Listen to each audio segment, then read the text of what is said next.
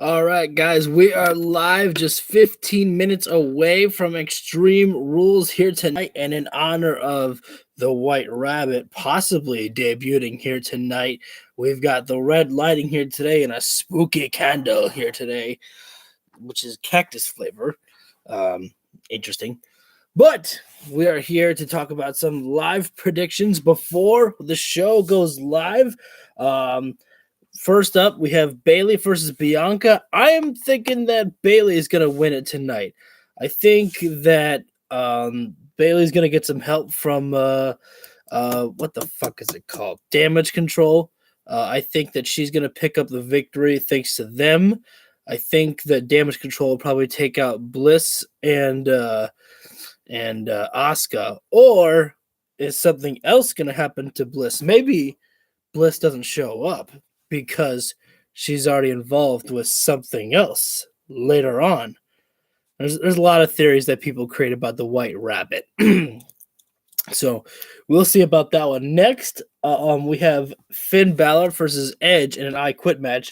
I should have said that Bayley versus Bianca is in a ladder match. I forgot to mention that.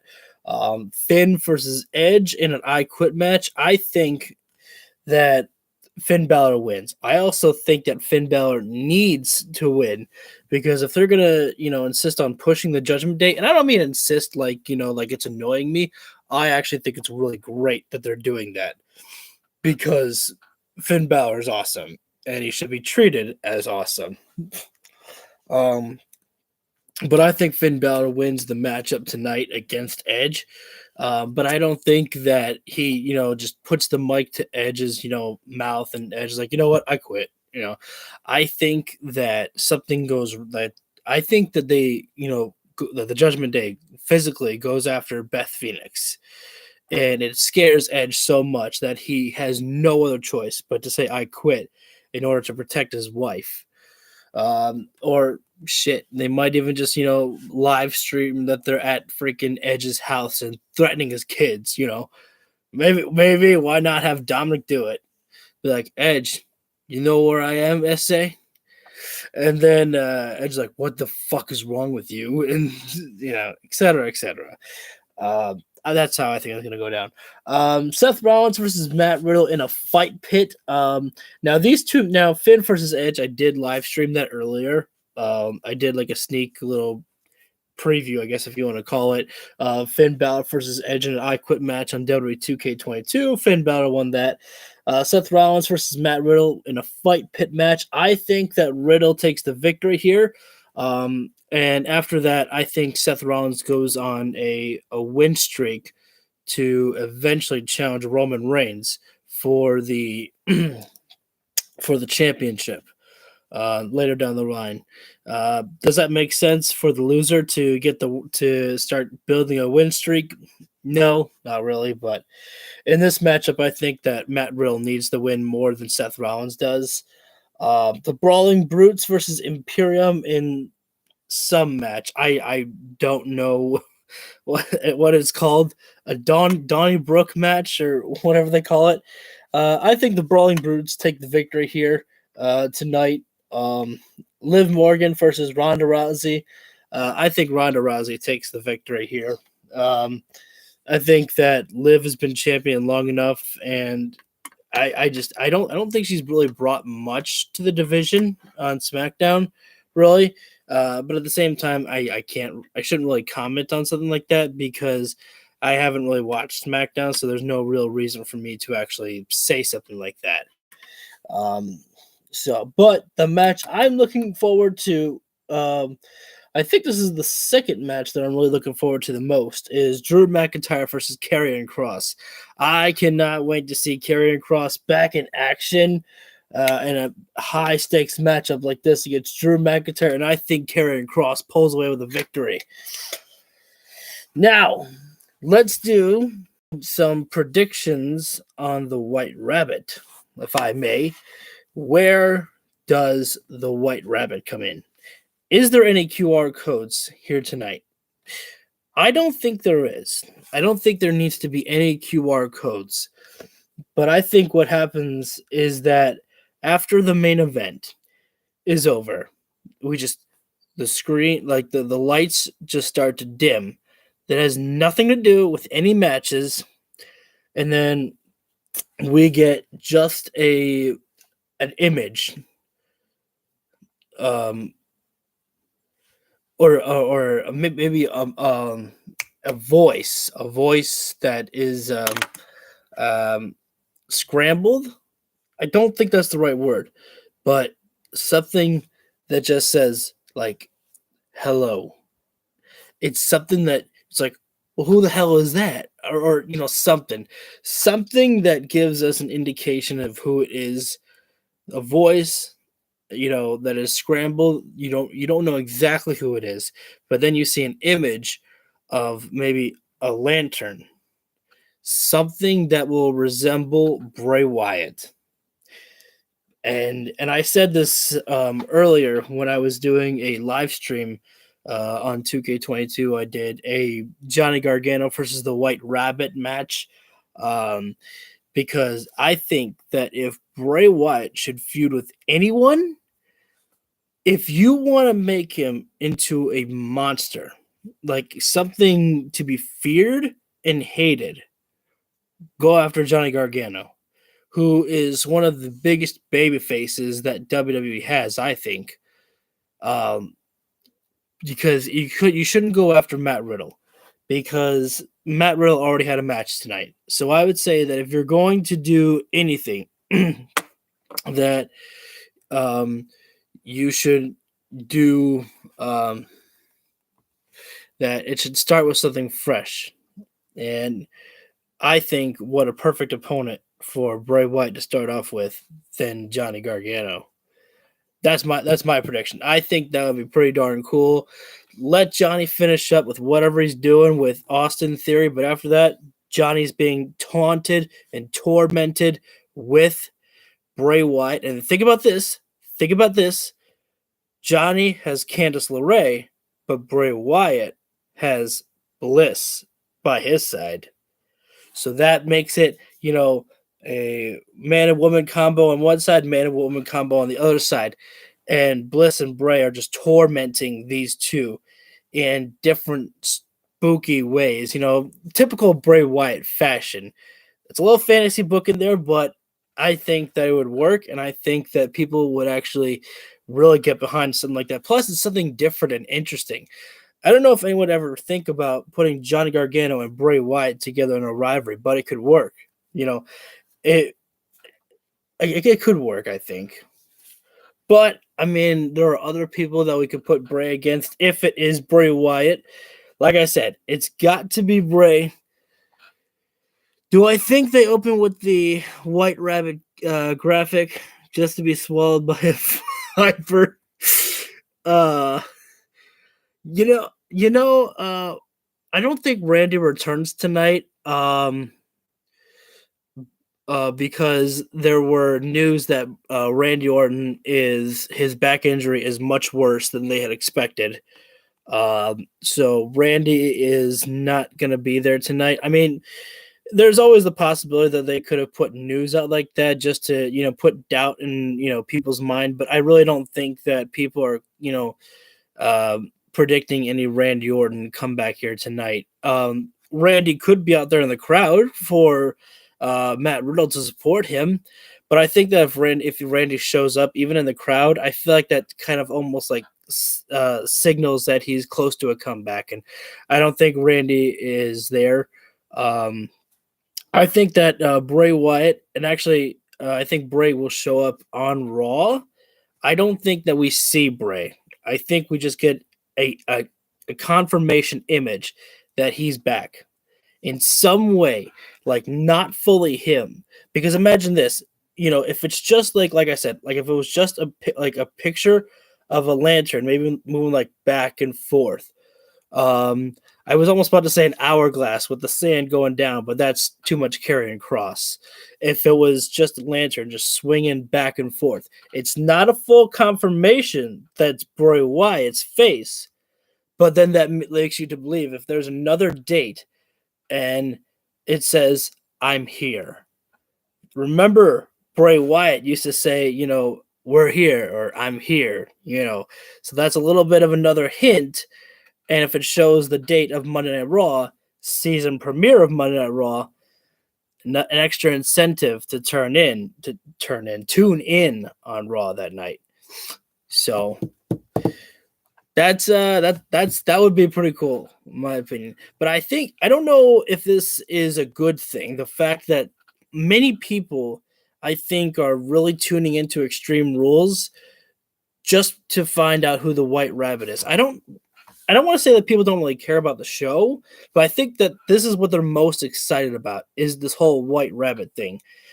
And that's a good thing, but at the same time, it makes me worry that maybe people aren't paying so much attention to the stories that are out there. Although I guess I shouldn't say that. Everyone's loving the story with the Bloodline, Sami Zayn, and Jey Uso. And the weird thing is, I don't think there's anything that's happening with the Bloodline tonight. There's no tag team title match. There's no, who the hell is the United States champion on Raw? Oh, that's Bobby Lashley. Bobby Lashley doesn't have a match tonight. Why don't but I guess, Bobby's been, wrestling with title matches, weeks on Raw. But I mean, this is a good card, but it's just a little bit weird that just the fact that none of the world championships are being defended. It almost feels like it's the Brock Lesnar state again. Sure, Roman Reigns is showing up a little bit more often as of late, but it just it's weird. No championships being defended. No tag team titles are being defended tonight. But then again, when you're the Usos and you've beaten everybody, how do you give anyone title matches? It's just weird. How do you It's weird to build up a new team. Because we could always go back to the New Day because I don't think they've challenged for the titles in a while, but it feels like been there, done that. So I just wonder who the next people to really challenge the Usos for the tag team titles would be. Let's see, could it be the Imperium? That's new to the game. I was just reading my notes here just to make sure that I covered all of my predictions from my matches, but Imperium is new. I don't think we've seen them challenge the Usos for the tag titles. Should turn my fan on. It's getting a little bit hot here. It doesn't help the fact that I have a candle that's lit here, but it adds to the spookiness. The red lighting for White Rabbit and a little candle here too for the extra Halloween spooky. Is it the horror show? Are they still calling it the horror show tonight? Oops. I went to the WWE app. I got to remember, no network there. I got to do the Peacock. Oh, thankfully, it's called the Extreme Rules. No more horror show like they had. What was it last year? I can't really remember. Seth Rollins, Rey Mysterio, pop my eyeball out match. Ugh.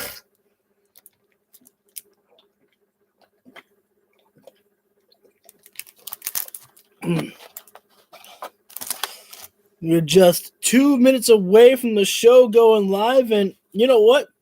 What I would start with, if they're gonna have the White Rabbit, if they're really gonna have him target someone, like if they're gonna make it be like that he attacks Seth Rollins after the match or something like that, then Rollins versus Riddle should be the main event. But I think if it's just gonna be the fight, just them, I think we should see Seth Rollins and Riddle open the show, because I'm curious to see the fight pit between Rollins and Riddle. But we are just 1 minute away, so I'm gonna get this. I'm gonna get the Peacock opened up.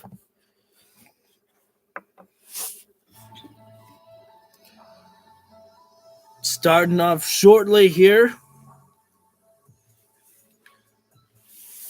Other than that, or one hell of a way to start the show would be the Brawling Brutes versus Imperium. For the record, I probably will. I probably will turn the commentary off for the Seth Rollins matchup, just because I cannot stand how often they have to call him Seth freaking Rollins. It annoys me. Triple H, please change that. Give Seth Rollins just his name of Seth Rollins. It's pretty easy. The volume up a little bit higher. Ready to rock and roll. This is the first pay-per-view I have watched the first WWE pay-per-view I've watched in quite a while. I think the last WWE pay-per-view that I watched was actually WrestleMania.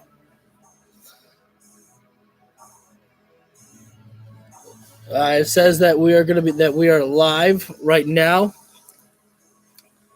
I'm hoping that we're not going live to just some panel. Otherwise, I feel like that I would have wasted my time here.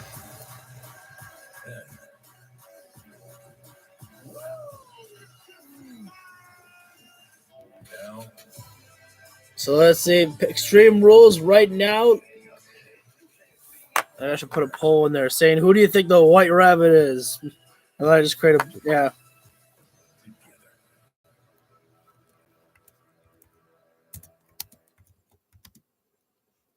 And now, WWE presents Extreme Rules Kickoff.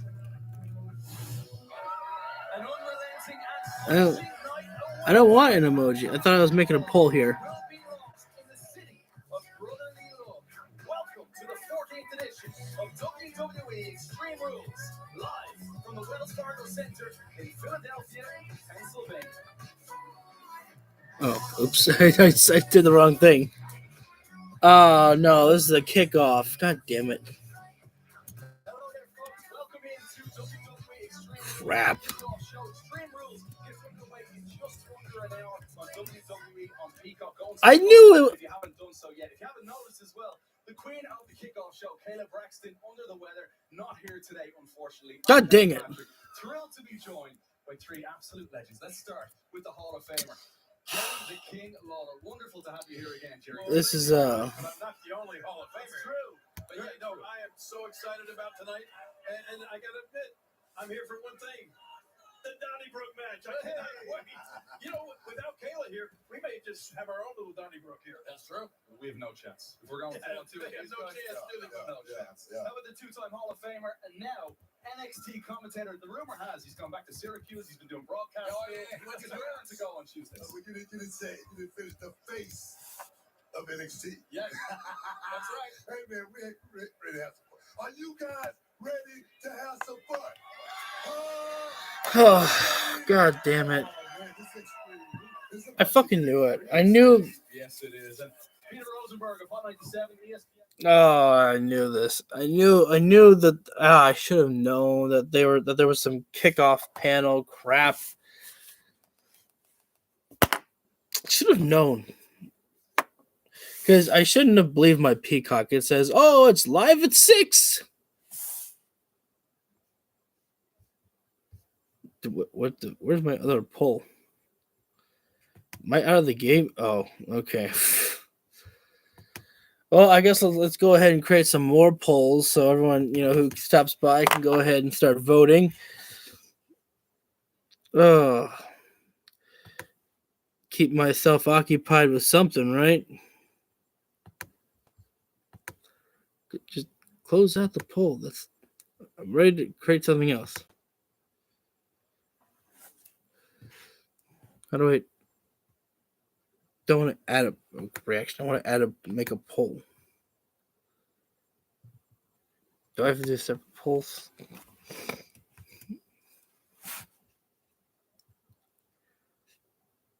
Can I only make one poll? I don't think I've ever tried making two polls.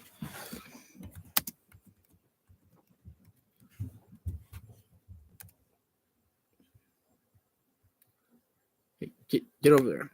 Not finished. I guess I can only make one poll per stream. That is fucking lame as hell. I have to end the poll before I can probably make another poll. Ay. What a way to start. I cannot believe this. Hopefully there's a match. But god damn it. I jumped the gun when I saw that they were gonna go ahead and when it said they were gonna go live at 6, I was like, well, that seems a little bit early. Oh, like for a pay-per-view. And then I was like, I don't see anything about like a freaking what do they call it? pre-show match. I didn't see anything about a pre-show match. It's just like, so why would you go live at 6? I didn't think about that.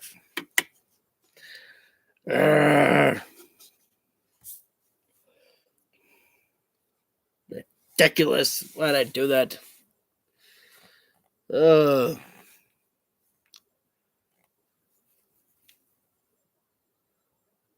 This is a pretty cool moment, seeing Dakota Kai and Io Shirai just being brought up to the main roster, and Dakota being brought back. That was something pretty cool. Here's something we didn't think about. Becky Lynch could come back tonight too.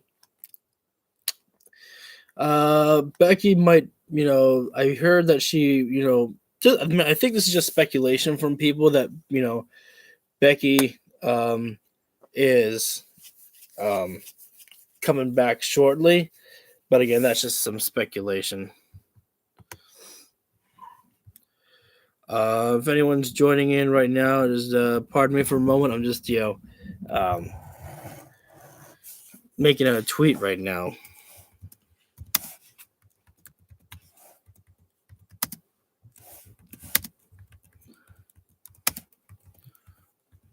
I could probably do this on my phone, which I should, because it's not like I'm watching the pre-show really. I've pretty much been keeping up to date with everything that's been going on, with the Raw and SmackDown. So it's not like I don't know what's happening.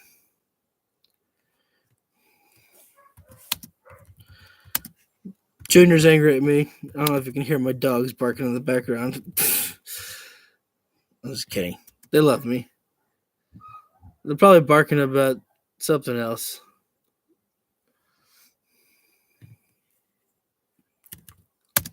I'm very upset that I forgot about the freaking pre-show.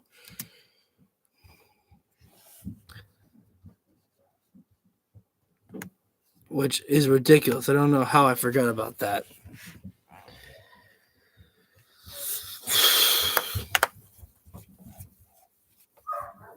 Jesus Christ, guys. Going crazy upstairs.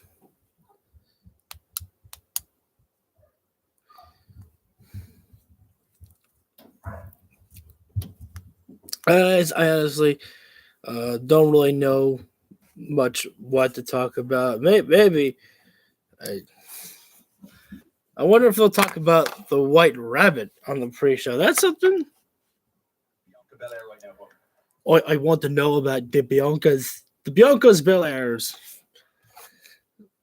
That'd be something interesting. Oh, what if there's a QR code on the panel?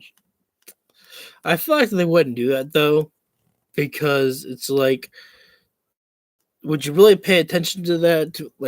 I don't know how often people actually watch the panel, like the pre-shows. Booker T looks like he got a little bit of mustache there. You may have to tune into NXT just to hear some of that good old-fashioned Booker T match calling. Oh, yeah. Oh, some of that Black Snow. Oh, man.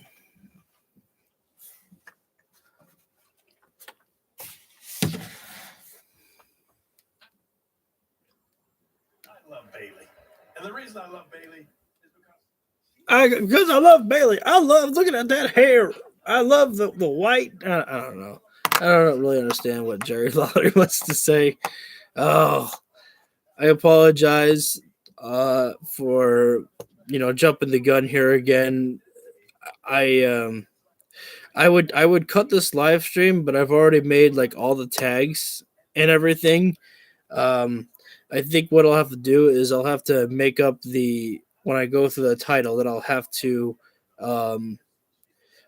put down in the timeline about when the pay-per-view actually starts, because I put in the title, I put in the thumbnail, I put in the tags, I did the whole 9 yards of everything. So I wouldn't want to actually, just cut through all that and redo it. Would it take me a long time? Probably not, but I don't know. I'll figure something out to keep us entertained here.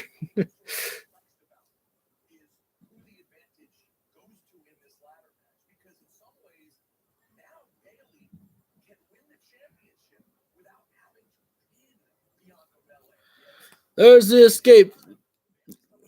Wait. Why are Bliss and Asuka in the background with Bianca? So I guess, are they supposed to be a ringside for this matchup here? I don't know. I don't think they need them, or unless they're just get there to cause some more chaos in the background with the ladder match.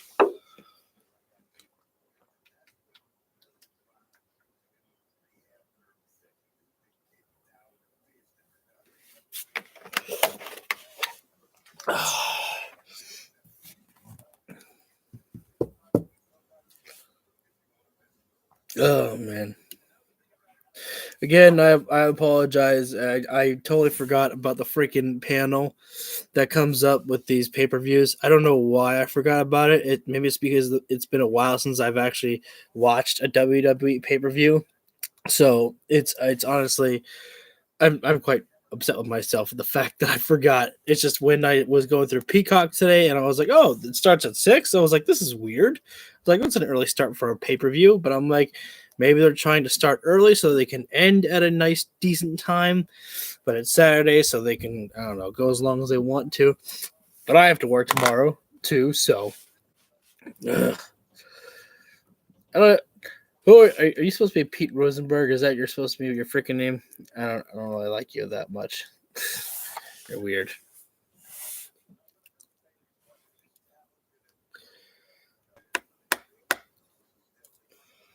Ugh. If you'd like to, if anyone who joins in, feel free. You can go ahead and watch my live stream that I did with Seth Rollins versus Matt Riddle on my channel. About 3 minutes into the video, you'll see a WWE 2K22 glitch. I somehow got out of the cage. See for yourself; it's very strange. So, if you want to entertain yourself by that, cheap plug, I know, but hey, what can you do? Try and promote myself to get higher here. How high you want to get, bro? Let's see. Should I play tic-tac-toe with myself? Oh, I'm out of ink. Here's the lesson. Always go for the corners first when you're playing tic-tac-toe. That way you can never lose. Something my dad taught me.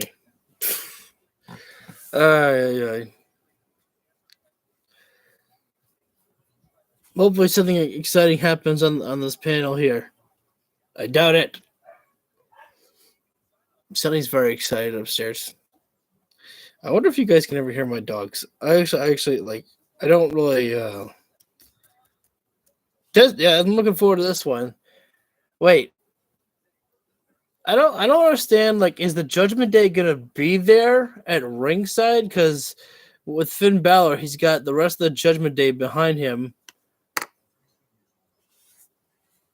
I want to watch this promo actually, though.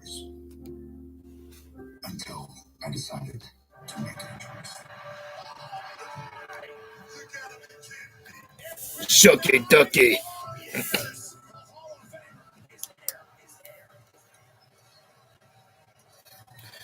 So right now, by the time that choice became a reality, I was 46, and it was difficult. But it brings me to Judgment Day, and they've made it more difficult. No matter how many times I've beat them, they always. Can you guys hear the audio? Knock them down, and it's harder and harder to put the pieces back together to come back. But I do. Just want to make sure of that. And it's my fault the Judgment Day even exists. So I know what I have to do when my back's against the wall.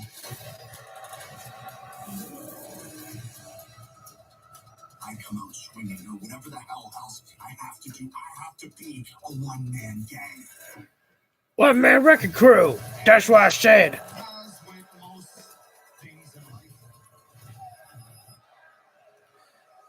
you can only have one face for so long. I actually like the fact that Finn Balor's, member of the Judgment Day. And I love the fact that Dominic turned heel.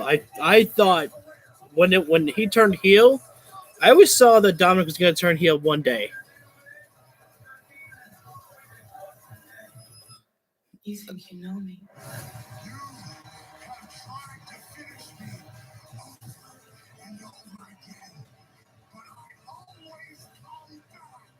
Vengeance on the menu for the winner superstar. Even if it takes me 9 years, I come back. You see, I don't quit. So then, at Extreme Rules, for the first time ever, Edge versus Finn Balor. And I quit match. It seems we should hear him. The Judgment Day. Fears of Extreme Rules, I am gonna act as a true Hall of Fame that reminds Edge that he doesn't belong anywhere near a ring that I'm standing in. And I'm gonna force him to utter the words, I quit. Finn, you are facing something that someone that you have never faced before, and you cannot fool me, you cannot take her, you cannot see me, you cannot score, you cannot physically hurt me enough to make me say I quit. I hope you're all ready for a war. Because I damn sure am. what does Taker and John Cena have to do with that, though? You never faced them in I Quit match. The moment Finn Balor joined the Judgment Day. But I'm personally a fan of Finn Balor leading the Judgment Day, and like the moment never made sense to me. That when they turned on Edge, it never made sense, and to this day, I still don't think that the turn itself really made sense. But when you move past it and see what the Judgment Day they've done with it so far, especially in Triple H's era, because I think that's what we'll call this, is Triple H's era, of the main roster. He has really turned things around for the Judgment Day and made them, I think, the second best stable in WWE. The first, obviously, being the Bloodline, but the second most powerful, I think, is the Judgment Day. It's just about the impact they've made here. And think about this. Actually, we haven't talked about this. What about AJ Styles for tonight with Finn versus Edge? Could that be a factor? Could AJ Styles play a factor in this? With Finn Balor versus Edge, I don't really know if AJ's turn comes tonight. But we'll see.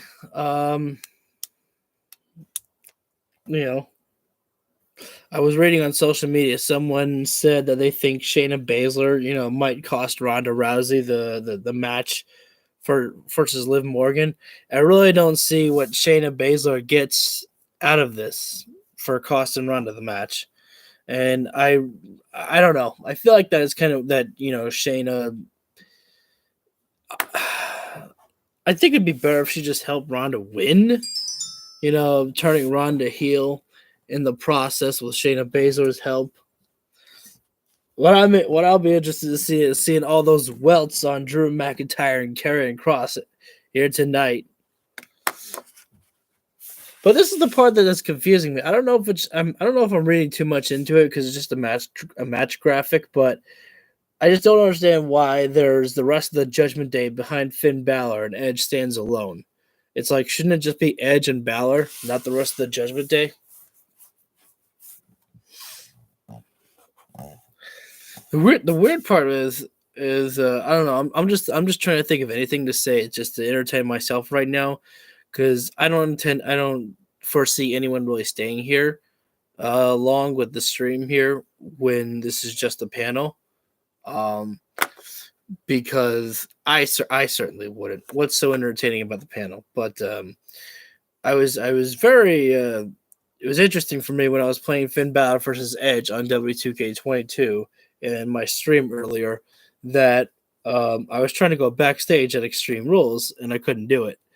It was a submission match, because there's no I Quit matches. WWE 2K22. Where's my I Quit matches?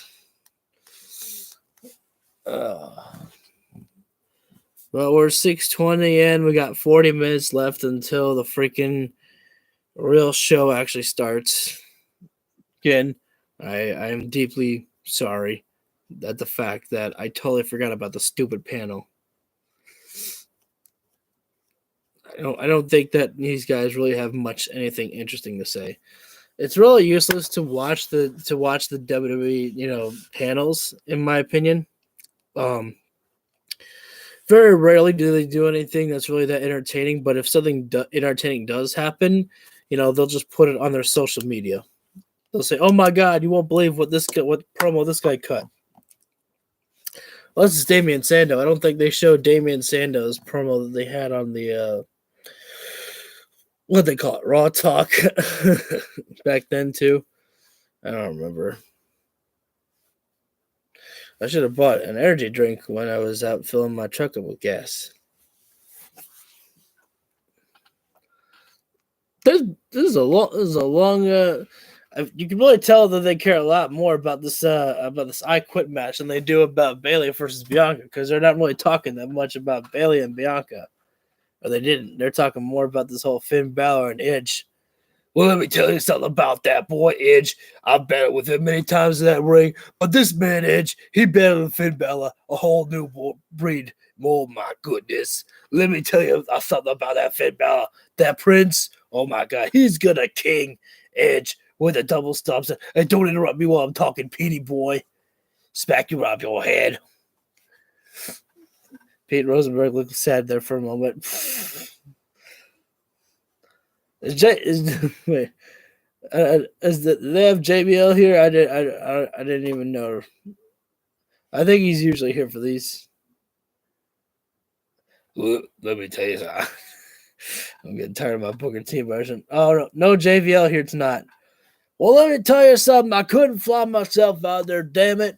I just had to do it. I couldn't make it. I'm so sorry. We got about 38 minutes left until the show actually begins. Long 38 minutes. And I do have the free version of Peacock, thanks to having freaking Xfinity. So I will be dealing with ads, unfortunately. So, but that's okay. If we have to deal with ads when we're watching AEW Dynamite, we'll do the same thing here.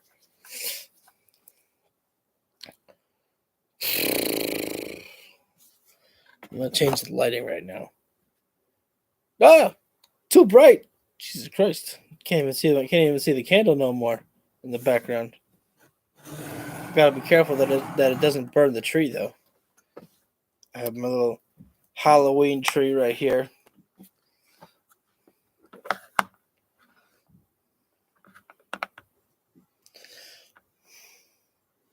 Sorry that I don't have anything interesting to say right now.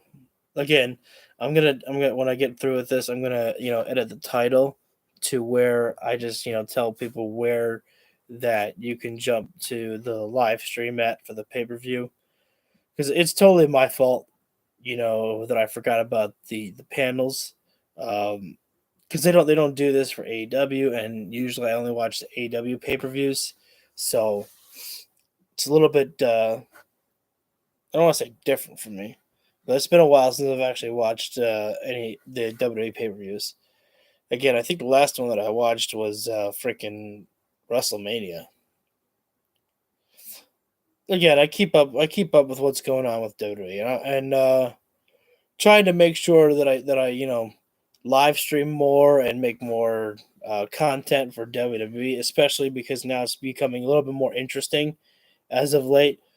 Thanks to Triple H. So I'm very excited about that, because I've always wanted to be watching AEW and WWE at the same time. I'm going to get the tree out of the way now. So I already showed my Halloween tree, but I've always wanted to watch AEW and WWE at the same time, so I can entertain myself for both.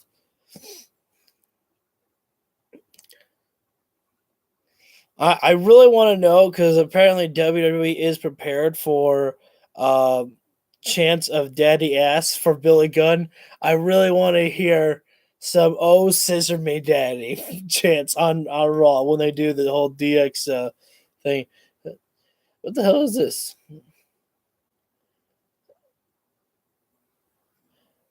What is this one now? Some type of commercial for WWE weddings? What are they making a playlist on the This is awesome, most awesome weddings? That's an interesting one, I guess. I really don't understand the story between Ronda Rousey and Liv Morgan. This is something that really pissed me off, though, was seeing Liv Morgan cash in her Money in the Bank contract on Ronda Rousey. Because, like, Liv tapped out before the ref counted to 3. Oh, man. Wow. Wow. You know what? Now that I see that, I was gonna say they should turn Liv Morgan heel, but you can't really turn someone heel in an Extreme Rules match. There's no real way to cheat in an Extreme Rules match.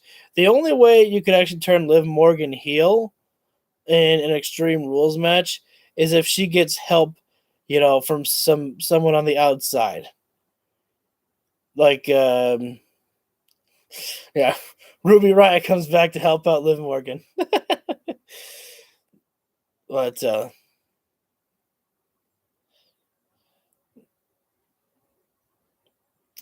yeah, but I'm never a fan of, like, if you're a babyface when you're cashing in your Money in the Bank briefcase, you never cash in, after a match. I think that is just it's so cowardly, and that works if you're a heel. That's why I think Solid Monster said before that, the Money in the Bank contract works perfectly for a heel, not really a baby face. And that's correct because, it's easier to cash in your Money in the Bank contract after the matchup, and I think that only works for heels. When you're a baby face, you should do it how Rob Van Dam or John Cena did. You announce what you're going to do, that you're going to cash in on this day. So,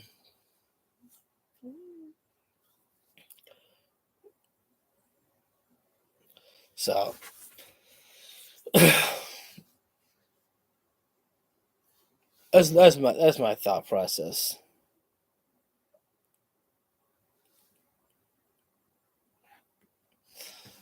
I don't understand the story of Liv Morgan. Is she trying to prove something to Ronda Rousey? Is she trying to look how extreme I am or something? I don't really. But then again, I haven't really watched SmackDown that much. I should live stream that one too, but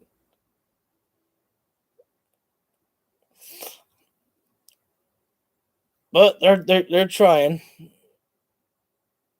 I want to see Ronda Rousey tear Liv Morgan apart. That's what I want to see.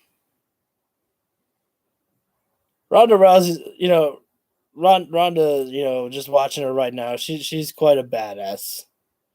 She's still got that badassery about her, in my opinion.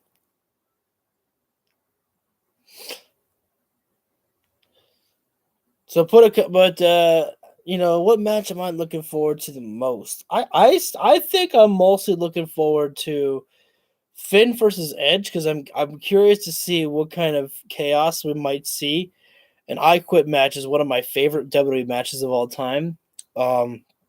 Just because it's embarrassing to utter the words "I quit," and so you have to deliver a lot of punishment to said individual to actually get them to utter those two words. I think the match I'm least looking forward to is, and no offense, but I think I'm not really I'll be interested to see how it goes, but I don't really know how I feel about Bayley versus Bianca too much. I don't think I've really been engaged in the story that they've been telling, really. It's a simple one, but I don't think there's much to it, if I'm being honest. Oh, just turned my Wi-Fi on. I'm not sure if that will help anything at all, but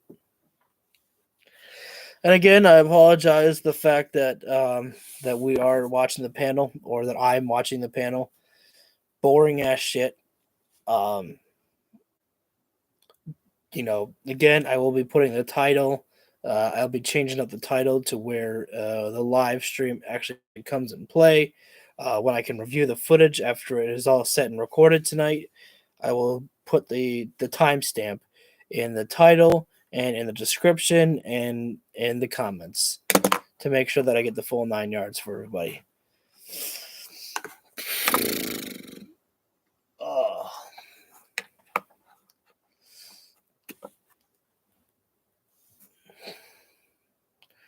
Let me tell you something about this Liv Morgan character. What is she trying to prove to us? Is she trying to prove that she's extreme? She bringing out some baseball bat like she's freaking Chris Jericho. Oh, come on, Chris Jericho. This is not Chris Jericho. This is Liv Morgan. And you know what I can tell you about Liv Morgan? Whew, she looks fine. I like her. She's got a nice smile. Opposed to Ronda Rousey. Ronda Rousey, she doesn't have a smile. Oh, I'm scared of that woman. Woo-hoo. I don't know. It was weird. I don't know. Again, I'm just trying to keep myself entertained with a bunch of bullshit right now. I feel weird, like I shouldn't really talk anything about AEW. I prefer to keep my WWE and AEW streams kind of separate. Nothing really to talk about. I am going to do tomorrow. I'm going to be going through a few live streams. I will be doing a couple of videos. That's the plan, at least, because I got a really short day of work, so it gives me time to do a lot of different live streams for you guys. And Monday is my day off, so more live streams there. And next Saturday, we will be back with the AEW Universe mode if I'm able to record on Saturday. I'll be honest, it's been weird not being able to record AEW Universe mode, but I wanted to take a break so I can kind of take some focus off from that to kind of, focus on some other stuff. And what the hell is Booker T doing? Go on, let me stand up and talk to all my doggies out there. Oh, roo. Jesus Christ. Someone comes in and I'm doing a bark and they leave. Oh man, I scared him away. Anyone want to talk about my flowing hair? It's very nice and beautiful. Sexy. It'll take a long time for this Liv Morgan Ronda Rousey matchup here. Or talking about it, at least. Again, I don't think there's going to be any QR code coming up here, but I'm watching this. I'm watching the panel on my phone like I always do. My plan is to get an iPad to watch these streams on bigger screen. And what would be cool about that is that if I have the iPad here, I mean, by the time I have an iPad, there's going to be the QR codes will probably be all and done with, so I won't be able to scan anything. Because I want a big screen iPad, so it's gonna cost a pretty penny. Oh, there we go. Last night's SmackDown stuff. And look for a moment in his life where he gets to provide all of his YouTube audience with his experiential moment of getting smashed by Roman Reigns in Riyadh. YouTube. You really are a wise man. Yeah. I do have one question for you, if you don't mind. When you say that I'm going to get smashed by the tribal chief, do you mean the tribal chief Roman Reigns or the tribal chief Jey Uso?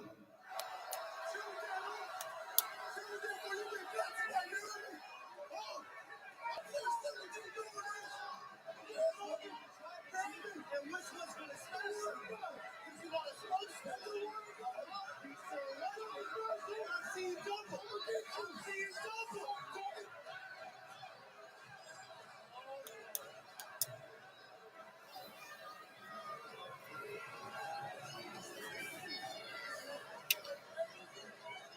Okay, hang on a second. Okay.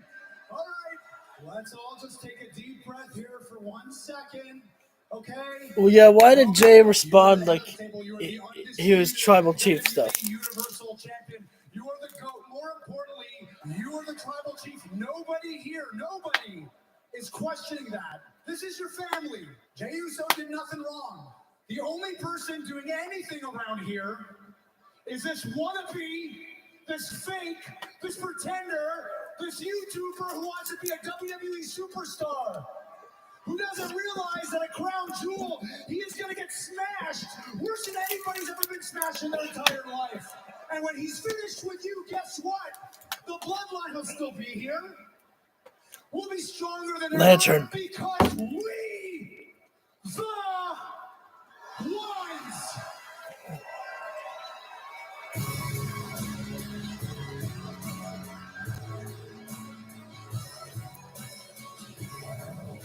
I cannot wait for November 5th when Roman Reigns. I'll tell you this: I will not be live streaming freaking Crown Jewel. Not because I have anything against. That's on Saturday. I mean, maybe I might be able to do it depending on my work schedule, but I think because just like when they go to Crown Jewel, they're like going live at my time here at like 2-3 o'clock at times, and sometimes I'm at work. And I was like, you guys are going live right now? I'm working, man. I ain't got time for that. So, and I don't think people want to watch. I mean, maybe I'd go back and live stream. I don't know. But we are just about 23 minutes away from going live for Extreme Rules. So thankfully the time is passing by pretty quickly, you know. So if you want to sit back and grab some Coke and enjoy, talking, we can talk. It's okay with me, but we got 22 minutes left until the show actually begins. Again, I'm sorry the fact that, I got to remember to turn off my my ringtone there. Can't be, what the fuck do they call it? Demonetized or whatever by YouTube. But again, I forgot there was the stupid panel.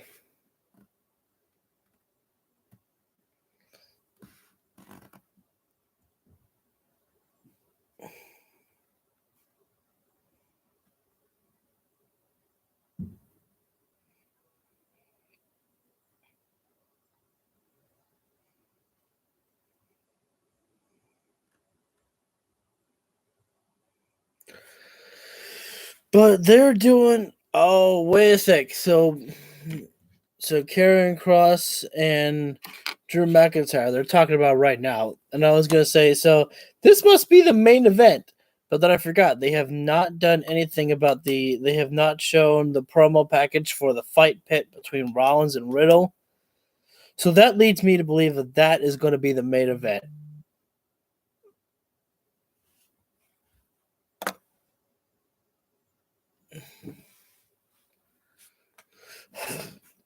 So, Rollins and Riddle main event is confirmed. If my Ruthless Aggression era memory is correct there.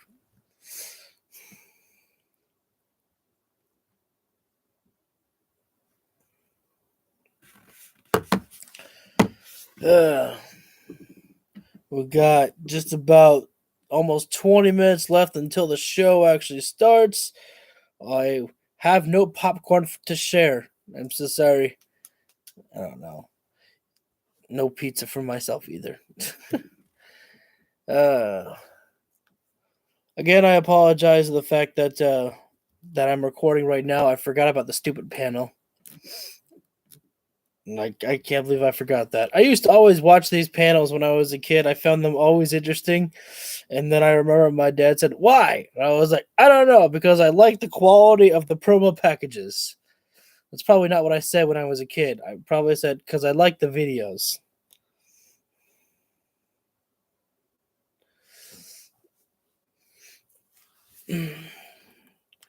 But, let's see. what matches are you looking forward to tonight? What's the number one matchup you're looking forward to? I know what everyone else is looking forward to. White Rabbit City. I'm curious to see what they do with it. I'm going to be very mad if it's just a QR code, because I don't scan the QR codes because I watch this on my phone.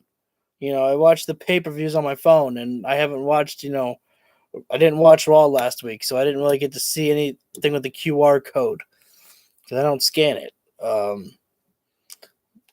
But I would be mad if it's a QR code. I don't think that's what they're gonna do. I think that the reveal comes tonight, and I don't think that Bray is gonna be there in person. I really think that it should just be an image, just of something that resembles of Bray Wyatt. I think a lantern. That's honestly what I think it should be. Like, I don't want the Fiend back. I don't want that. I want something different for Bray. I don't want to revert back to, it's the Firefly Funhouse and it's the Fiend again. I don't want a repeat. I want something new, because they have got the fans hook, line, and sinkered for something new here with Bray. If it is Bray, I'm really sure it's Bray Wyatt, but at the same time, I also don't want to have my expectations set so high in case they get in case I get let down. But you can't help it with all the teases that have been out there, especially on SmackDown when they had "Let Me In," on the QR code multiple times being told. And there was an image of Huskus, the pig boy, in there too. Come on. It's like, recently in wrestling, it's like they've been doing the worst kept secrets as of late. There was the CM Punk return, Bray Wyatt tonight. What was the other one? Oh, goddamn. Not Edge. What else was it? Shoot, I can't remember. There was something else that people were excited about, some return that was the worst. Someone said it was the worst kept secret. I can't remember what it was for the life of me. Damn it!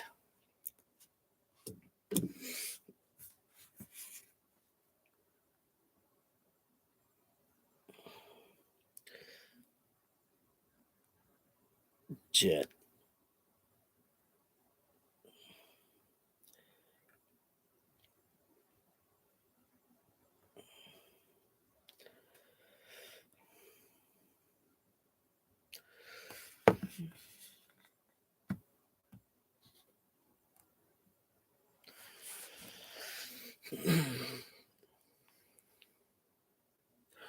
Just got about close to 15 minutes away from Extreme Rules going live.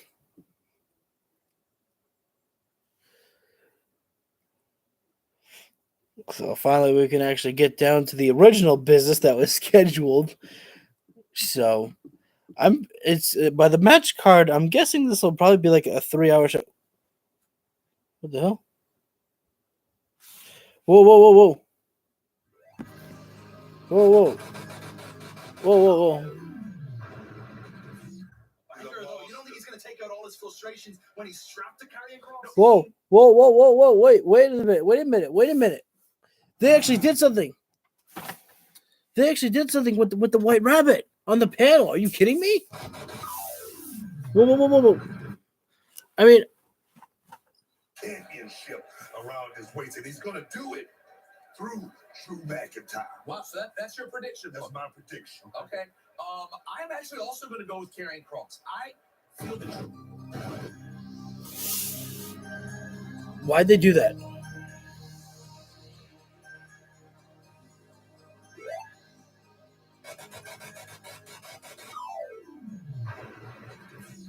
You don't think he's going to take out all his frustrations when he's strapped to Carrion Cross? No, he might.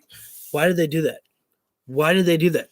They just showed They just showed like the White Rabbit doing his hop, and I think they showed a video of like this on Raw or SmackDown.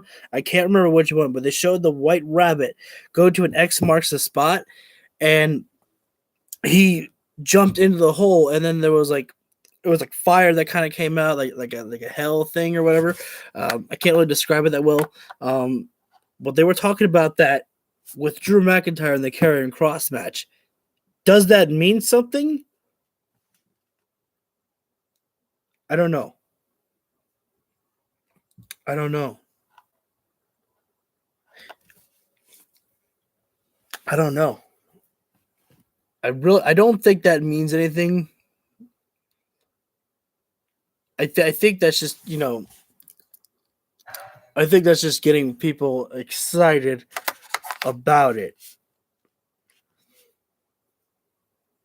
But I just don't see like what would come of that. Like if Bray Wyatt is like if the White Rabbit, slash potentially Bray Wyatt has anything to do with the whole Drew McIntyre and Karrion Kross match, like what is he gonna do? Or does he do anything? I don't think that he does anything. I don't think Bray's gonna be there. I think it's just going to be an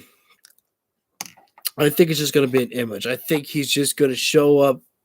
I think an image is just gonna show up. Yeah, I understand that some people are saying that it's that there's a what do they call a submission with Walter when he tapped out twice. Something about this, not a German. I don't know if it's a German tap out and not an American tap out, but it's just like, wait, when has that ever been a thing though? So that's just kind of where, to me, it's like don't start changing the rules here. It's like, how's that been a thing?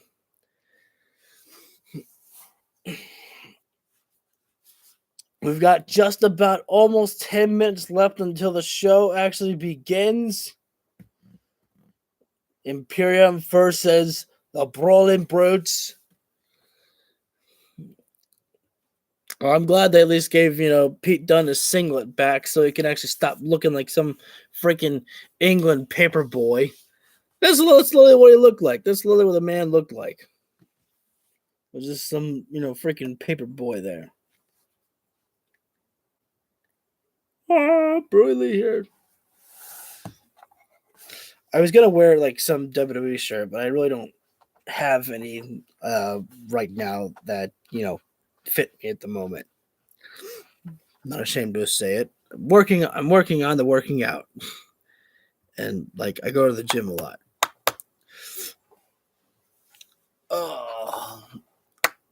But sometimes with a busy schedule, sometimes you just my schedule is not just work, it's YouTube and working out now, so it's a lot of stuff. So much so I've had to put my story writing on hold. I gotta find ways to schedule my life a little bit better at times.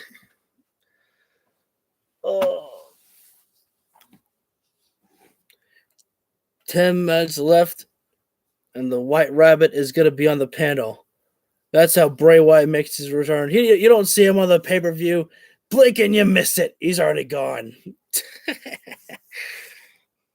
I put out a GIF earlier today. I was just messing around with my on Twitter, and I searched up on the GIF section. I typed in White Rabbit. And it was the White Rabbit from Alice in Wonderland that said, I'm late for a very important date. And I said, Bray Wyatt will not return because he's going to be too late to show up to the show. And then I said, trust me, I have reliable sources, something like that. I was curious if people were going to actually respond to that, just to have some fun with them. Because what the hell, what kind of sources do I have? No sources. No sources at hell. Got the DX reunion coming up on Monday. Is there a small reason for the DX reunion, though? Is it like a 25-year? Is it like an anniversary or something? I haven't been paying that. I guess I haven't been paying attention to that.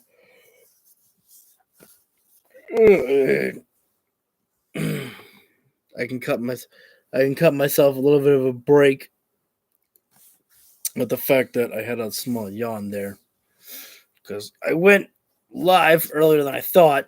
But we have 10 minutes left until Extreme Rules is on.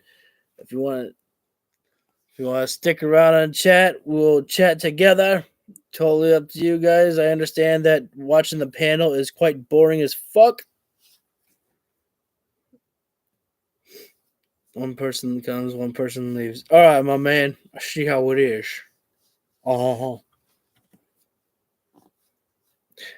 So, going to the matches, what? I guess they're doing a promo package for Rollins and Riddle next or something. I don't know. Put down in the comment section down below. How should the White Rabbit debut tonight? Should he attack someone? Should he just appear and just stare down somebody? Or should it just be an image like I'm thinking that it's gonna be?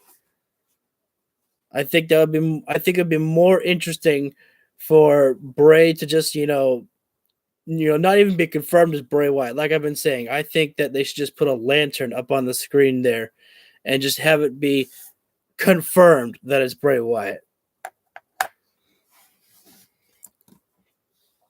If you want to put that in the comments, if you want to write down.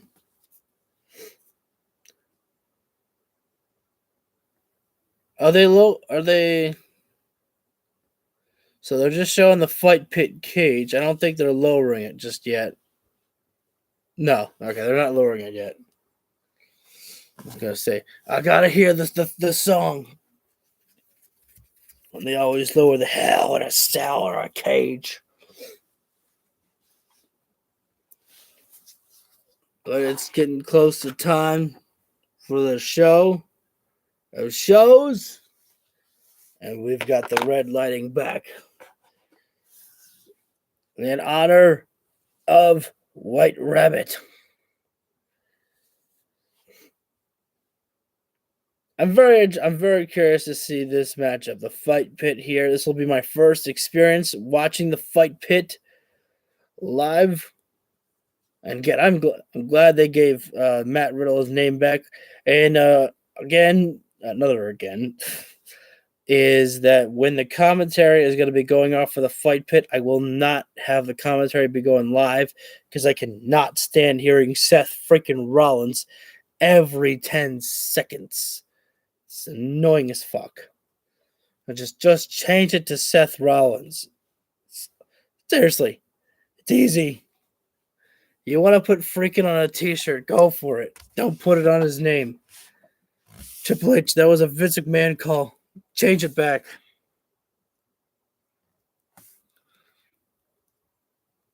Hell, I won't even have the panel going off because I feel like that they'll just be going like, that they're probably saying, Seth freaking Rollins so many times.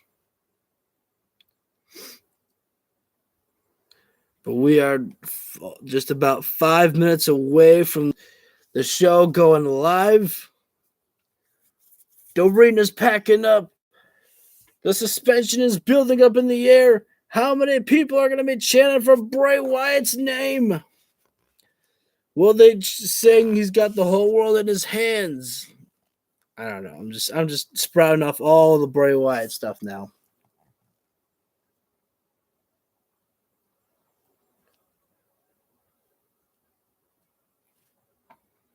Damn.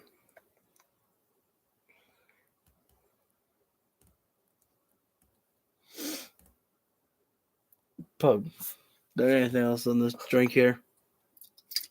Oh, I got a little something left in this. Something new. Minute Maid strawberry juice beverage. Something I've been finding at the gas station now. Not a lot left in there, but at this point, you kind of need a little bit of sugar inside you. Something to give that pep in the step. You know what I mean?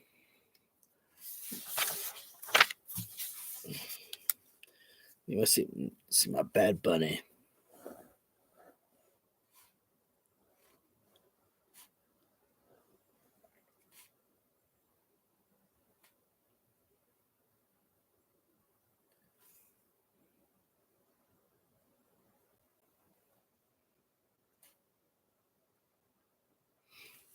There. That's my Bad Bunny. Angry Bunny. You got angry eyebrows. I don't know. Gotta keep yourself entertained when you're dealing with the panels. And just random drawing. It's a stick figure bunny. And we will give him now is Dr. Bunny Puss from Spider-Man. Spider-Man mixed with a bunny. Or the Dr. Octopus mixed with a bunny. We can rebuild. Rebuild nothing. The bunny's on a phone call. Now he's got an ear around his head. Now he's just random drawing. This is stupid entertainment for myself here. One of my favorite things to make that I learned how to draw when I was in high school was a pyramid. Make 2 angles, a third one, and just draw the line across. And there's the pyramid. Multiple fights back. I wonder if they showed the fight backs. I wonder if they showed the fight in the parking lot brawl. If they're going to show that here. No, I must have missed it. Fight pit, bro. Telling you, bro. Fight pits. This fight pit's going to be smelled so bad, you're going to smell my pits. What the hell does that mean? I don't know, dude.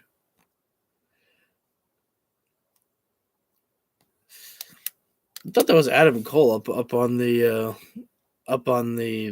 top there. I don't think Adam Cole's been in a fight pit before. Although my recollection, I don't really know much of the fight pit. I know that Timothy Thatcher and Matt Riddle. Oh, Ciampa and Thatcher, I guess. They've been in the fight pit. Oh, here we go. We got the Extreme Rules logo up there, and now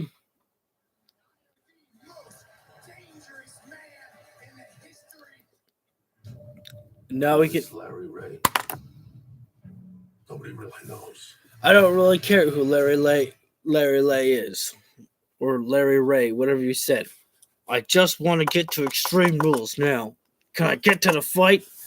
No, I have to watch some ads. Curse you!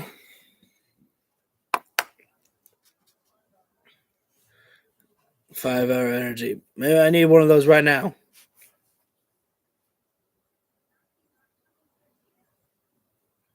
The hell?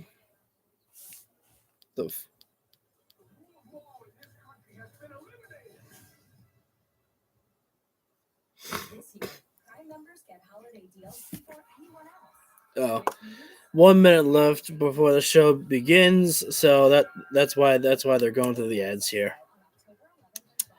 Do they do ads during the pay-per-views? I think they don't do that. I think they just do like WWE ads, but I could be mistaken. Again, it's been my first pay-per-view, my first WWE pay-per-view in quite some time. Does anyone want to see my Bad Bunny again? And now he has loopy ears. He's very weird bunny. What the hell kind of creature is that? It's a monstrosity is what it is. I'm so sorry, I don't really care about the footballs. Just give me some wrestling here. We are live with Extreme Rules coming up in just a few seconds. I believe this is going to be our final ad before they get to the actual show itself.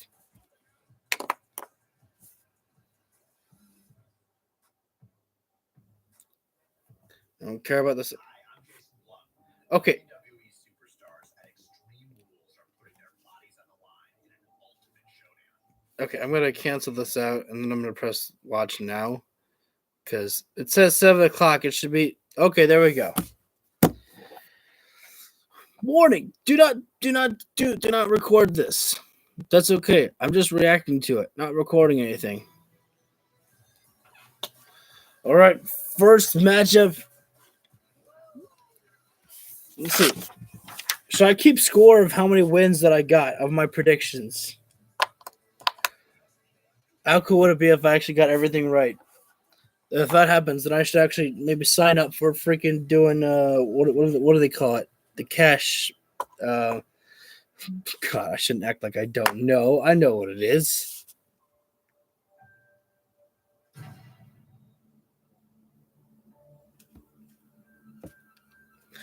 rules for this are simple, kid.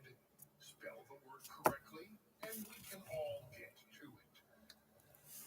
Your word is extreme. Extreme. So right now we are live with Extreme Rules. They're just doing a whole intro video right now. One measure taken to I think it's actually really cool that they're using Paul Heyman's voiceover, even though he's not on the show. extreme. You know, it's pretty cool that they thought about using him for this. Can you use it in a sentence, please? The unbridled passion, the fearlessness to just go Especially because Extreme, Paul Heyman, ECW. create something from nothing that allows you to innovate, that allows you to take things to the extreme. Extreme. Can I have the words place of origin, please? Philadelphia.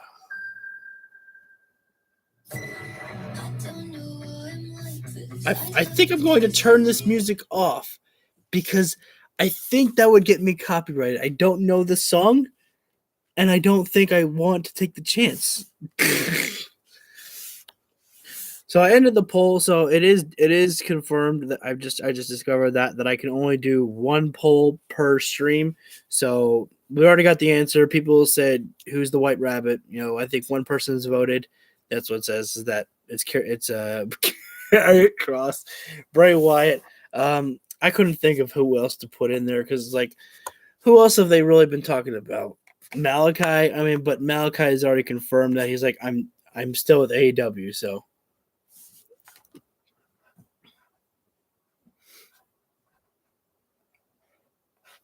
I'd listen to the rest of what Paul Heyman's saying, but I'm a little bit worried that this video, that the song is still playing in the background of whatever was playing beforehand. And I'm not willing to take the risk that I'm going to get copyrighted by it.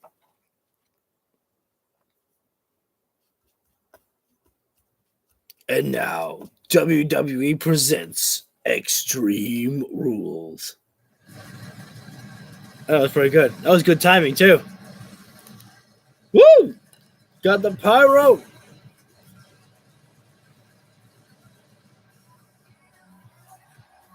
No. Turn that down a little bit. Don't want again. Can't take any risks there.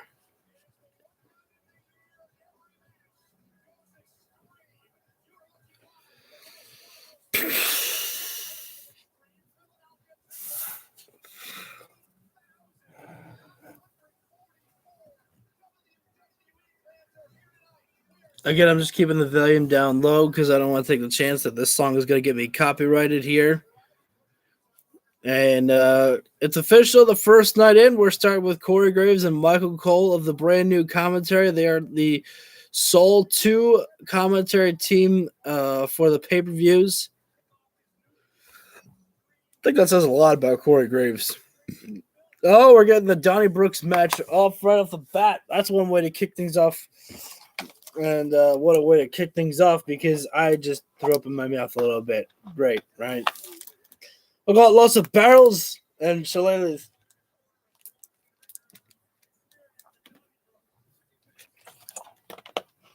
When will they give Sheamus back his old theme song? It's fight night!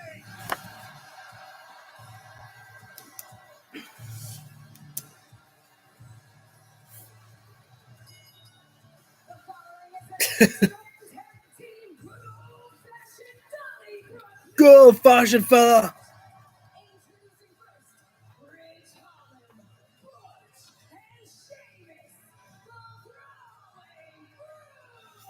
I feel like that, Pete Dunne's got to be a little bit happier at the fact that he's got. Whoa!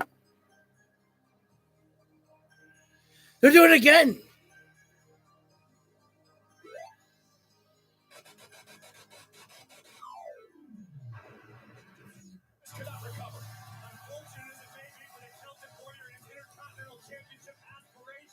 They did the same video of the White Rabbit where he went right to the X and fire shot up or whatever. Oh, they're smart. So smart. They're like, you don't know if it makes you feel like you think that you know when it's coming, but you don't know. I mean, actually, nobody knows.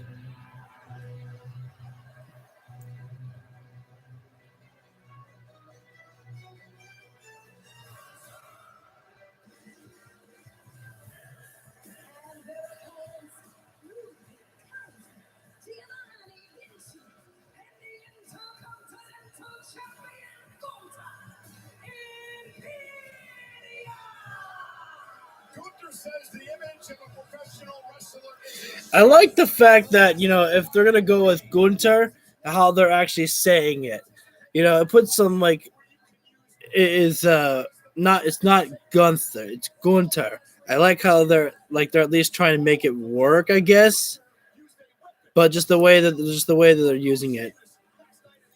But what a transformation for, Walter. I call him Walter. At that point, you have to know who I'm talking about. I can't wait to see some of these barrels get used, though, man. You can't put those out there and tease me that you're not going to use them.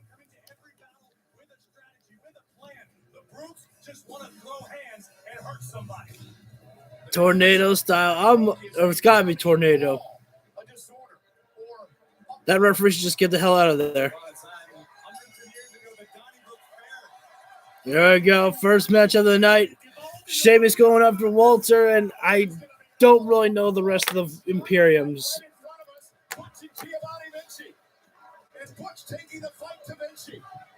Oh, we're already on the table with Pete Dunne.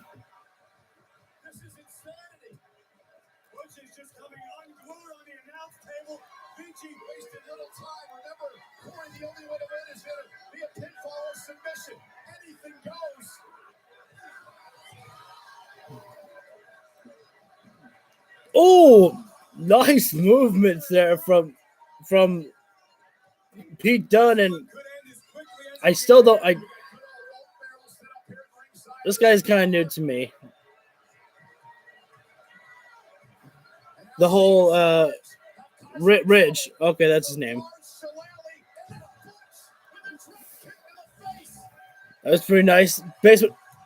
Oh, the first chop from Walter.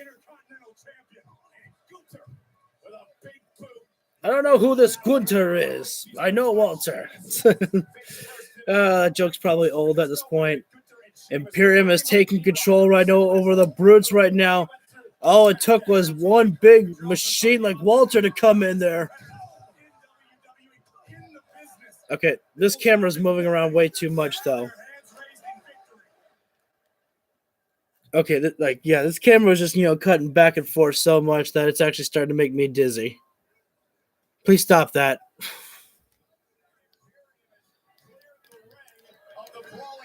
Notice Gunther directing traffic, stepping in the center of the Kaiser's out here. I think he just threw a bucket of nuts at me. A bucket of nuts at me?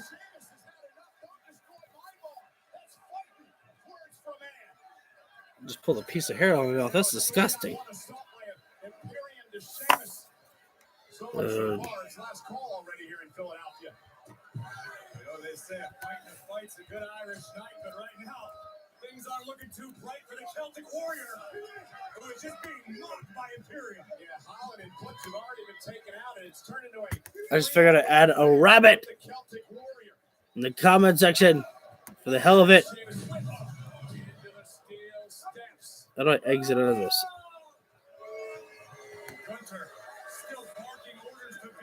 I don't. Oh, the keyboard. Okay, there we go.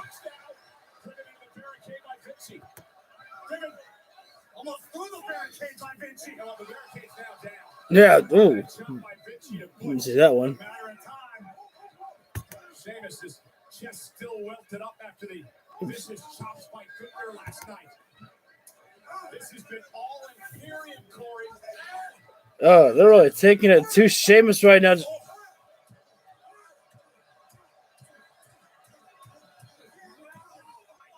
Sheamus's chest is already beat red after those barrage of chops from Walter. Somehow about to get worse for the Celtic Warrior.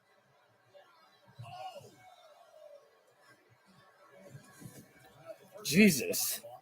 I mean, like, those shots weren't, like, you know, they weren't loud, but, man, you could feel like they were getting hit with cannon. Like, I think the worst part is about, you know, like, Walter probably knows that people absolutely love his chops, and they just want to hear how loud they can actually get.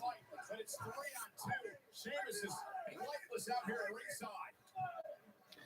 Now, you would think that this was supposed to be Sheamus's matchup here. That you would think this was supposed to be the Brawling Brutes' match here. But Imperium has absolutely destroyed the Brutes right now. The ring general Gunther, the equalizer, Vinci, and Ludwig Kaiser, the enforcer. Imperium. Just completely destroyed Pete Dunne and Donnybrook match. Think about how sad Ridge. not only for Gunther, but all of Imperium. Write that down. The Brawling Brutes at their own game. Just so I remember his name. Pete Dunne trying to fire back, but just immediately got dropped down by Imperium. Beat down the Brawling Brutes, who haven't really had any opportunity to get into this match. Oh, Ridge catches the leg. May have spoken too soon. Intercepting Kaiser. Kaiser. Look at this. I'll have to try to remember his name. Kaiser.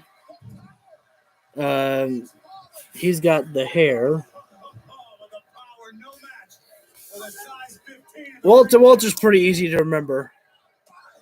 Sorry, it's like I'm completely new to it's like I'm completely new to these guys. I've seen them before, but I just haven't watched them enough to really to know their name. Imperial bomb on the outside. You can count Ridge Holland out of this. And right now, Butch has got to feel like the loneliest man in the world. Take a look at the impact. Kaiser with the flying. So good to see, you know, Pete Dunne actually is Pete Dunne. Just all they need to do is just change the name. Butch realizes that. Like if they're just gonna ditch, you know, freaking if they're just gonna ditch, you know, freaking Max Dupree with LA Knight, they can certainly just, you know, ditch out, you know, Butch and just change it back to Pete Dunne. It's like nothing changed. It's that easy. Really any opportunity, Corey, to go Sheamus still out after the beating from, you know, Imperium. Oh God. and the current Intercontinental Champion. Hell of a, what the fuck is Gunther doing? Can do this all night long because there are no disqualifications and a double team by Imperium. Jesus, solid drop kicks. Just Holding the ring. no. Okay, the way that McCall said Imperium holding the ring, they made it sound like they were going to a commercial break. I was like, are you kidding me? Things looking bleak for the Brawling Brutes. Hard hitting, precise, proficient. Sheamus still down and out. When Imperium arrived on the scene once again at Clash of the Castle last month, and the danger that this Walter getting chance of you tapped out by the fans. anyone in WWE. Pete Dunne is just being singled out here throughout most of the matchup here.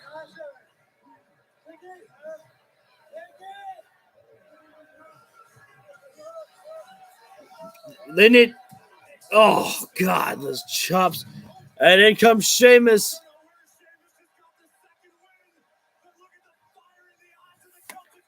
Sheamus is getting ready to explode. Lariat takes down Kaiser.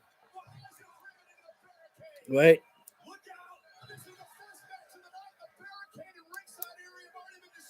That's Ludwig, I think his name is. I'm writing that down just so I can kind of try to remember these guys' names for future references.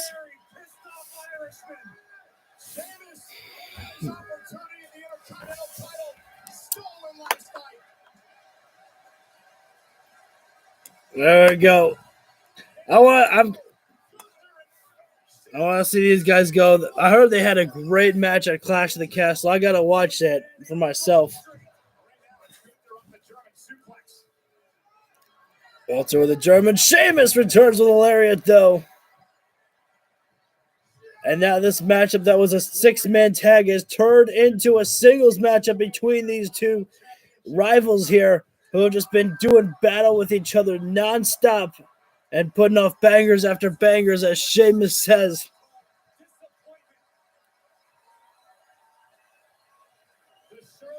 Uh-oh.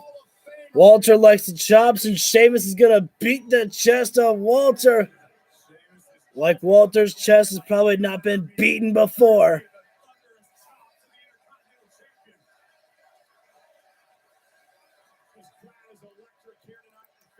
Sheamus attacks the back and traps Walter in his grasp. Those big arms of Sheamus have the ring general trapped.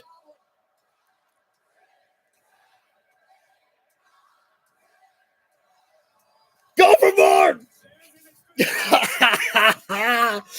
Punishing Walter. All the brutes with stomps and beats to the chest. They have been beating down the brutes all night long, but now Sheamus has got Walter in his sights for a white noise. Sheamus laser focused right now. Just taking his time. He's watching the ring, making sure that Imperium is down because Sheamus is setting himself in the corner, looking for the brogue.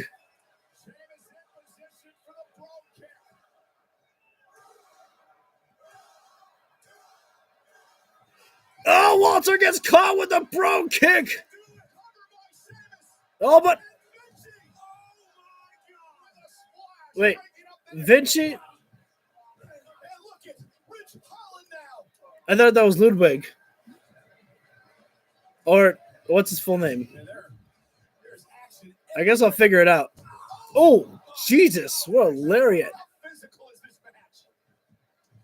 Oh, they're looking for the Imperium bomb or Imperial bomb. Oh, nice elbow there from I almost called him Butch.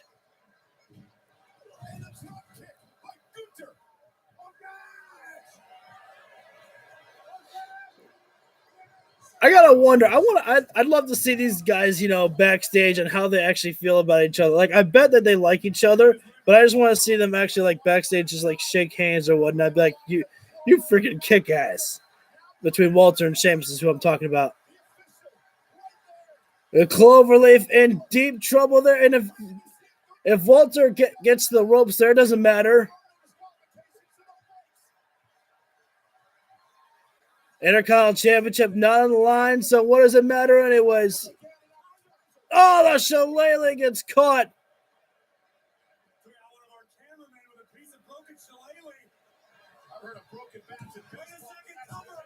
And the brutes managed to stop the count from being made on Sheamus. This is boom, solid wood across the spine of the Celtic Warrior. Yeah, this is one hard-hitting matchup here. These guys not slowing down at all. The brute, everyone trying to pull each other back. You can feel like it's going to get explosive here because Pete Dunne and Ridge are about to pull Sheamus to their own corner.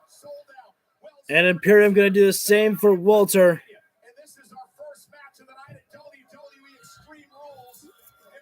These guys just waiting to explode right now. And Pete Dunne and Ridge just laying in shots on Imperium. And Walter and Sheamus still down and out. They're just staring daggers into each other. It's so hard to get up at this moment when you're beat to hell, but they're doing it somehow, some way. Sheamus and Walter again gonna go and explode. Trade the forearms. We're going New Japan style. Oh, the chop.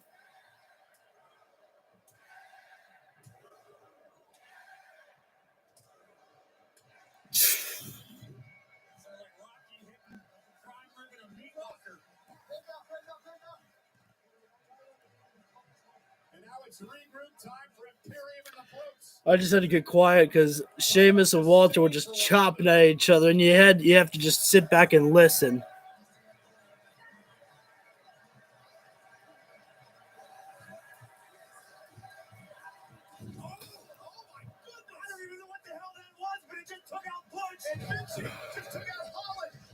Oh, Sheamus all alone, rising knee strike there.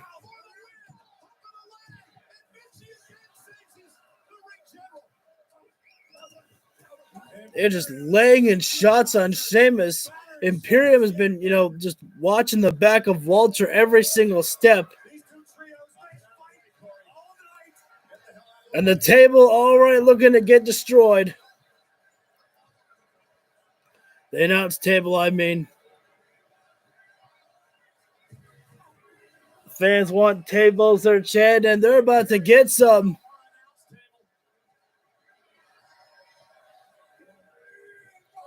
Out comes Ridge. Oh, wait a sec. Right to the apron. And now Imperium tracking down shots on Pete Dunne with a moonsault off the barrels. Oh my God.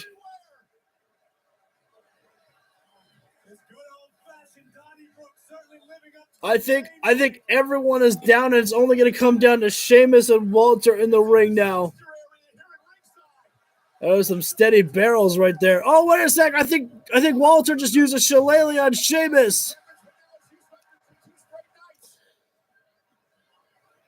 It's a long-ass shillelagh, much bigger than Finlay had.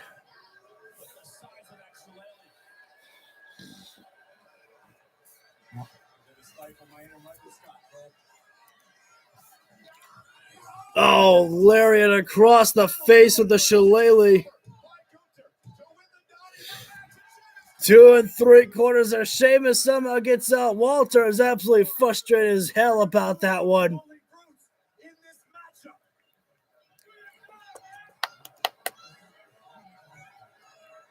It has been unbridled chaos since the opening. Yeah, what a heck of an opening. You knew this match was going to be good. You knew it was going to be physical, too. I mean, this is my first, what do they call it, Donnybrook match. And I'm enjoying it. It's just absolutely physical. Walter now. Time for the power bombs. Oh, wait a sec. The Brawling Brutes. Oh, the finger snap from Pete Dunne. The headbutt from Ridge. And they're holding Walter in place as Sheamus has got the shillelagh. Justice is about to be served. Whacked right across the face there. And they're not done. Everyone's going to the outside of the floor. The Brutes using the shillelaghs on Imperium right now.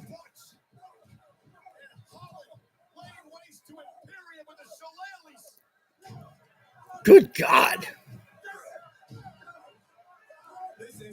Oh, wait a second. Sheamus has got Walter for the high cross. Walter's going for a ride. Through the table. Oh, my goodness. Something just went flying off the table, I think.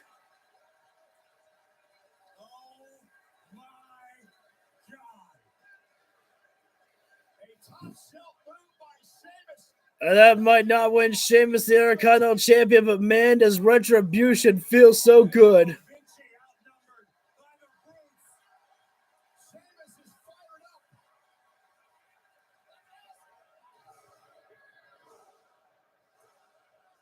Nowhere to go is Vinci.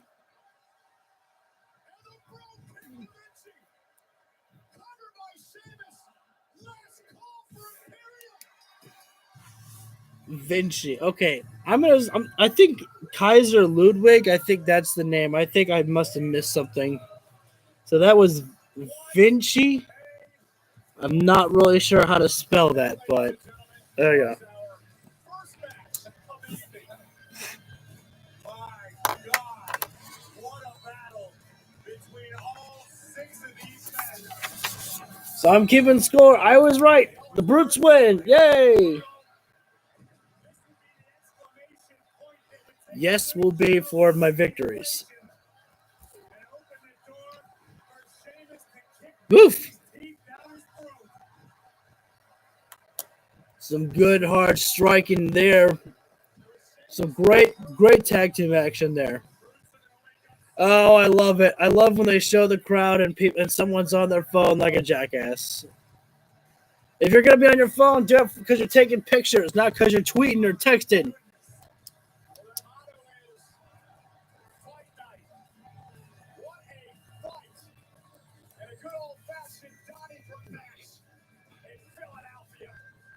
Woo!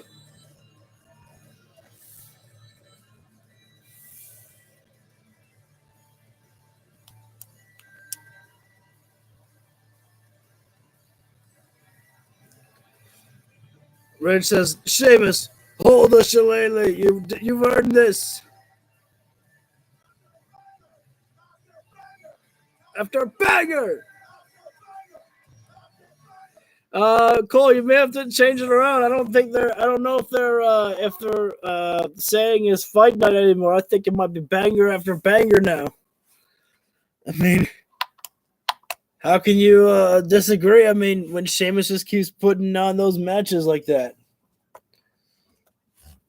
And, nothing to take away from Pete Dunne or Ridge Holland either, too. I forgot I was supposed to put in the poll there about who do you think is going to win who do you think is going to win the match of Imperium or the Brawling Brutes? I'll remember for the next matchup. Right now, I am on an ad break. I forgot the fact that I didn't think we had ad breaks for pay-per-views. I thought they took those away. Unfortunately, I have to deal with watching a Taco Bell commercial now. No, I'm not hungry for it. But if you show me what the hell is that? What is that? Is that a waffle? A waffle burrito? Waffle burrito?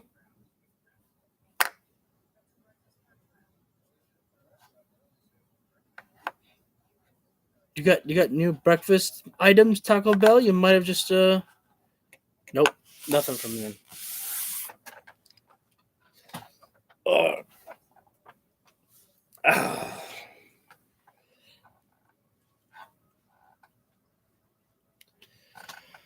Hey.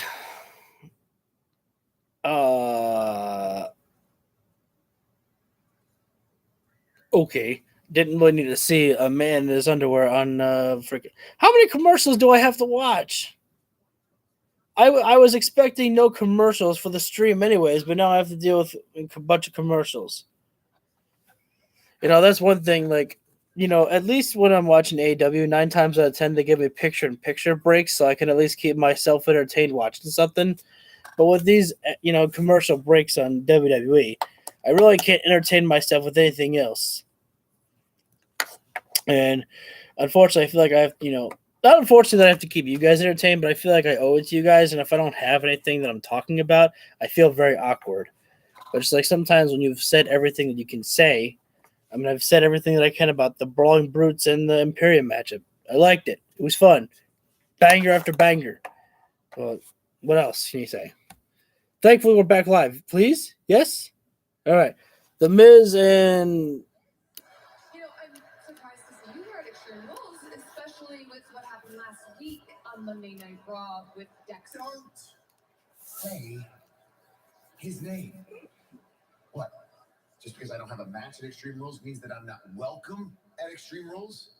I am the most important, most in-demand, most must-see WWE superstar that WWE has. And the reason I am here is because of last Monday. He who shall not be named made it perfectly clear that he's going to try to ruin my birthday celebration that my beautiful, gorgeous, sexy wife is going to put on this Monday on Raw. So, Since I saw Triple H at the season premiere of SmackDown yesterday, I decided that I'm going to talk to him about that lunatic. What the hell is that?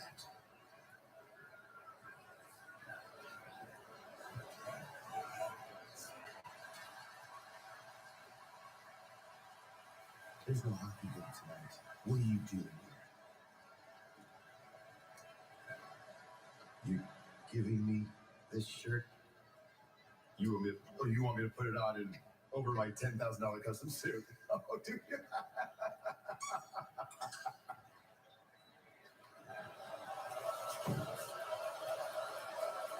That's what I think about you, your shirt, and your city.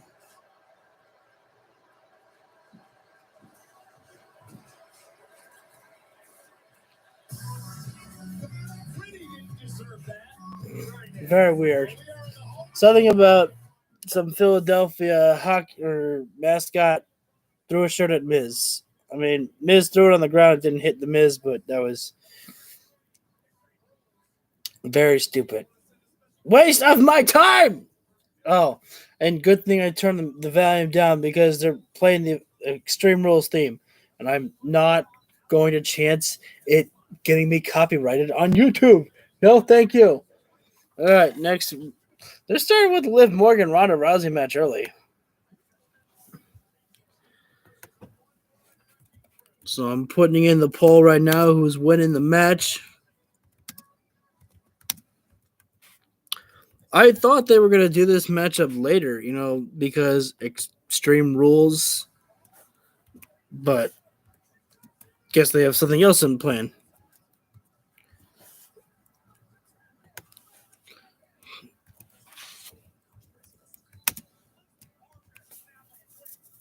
There's not going to be any controversy this time. Well, maybe you should have. How do I spell Rousey?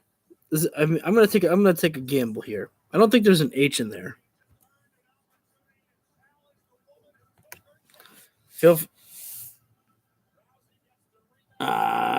Crap.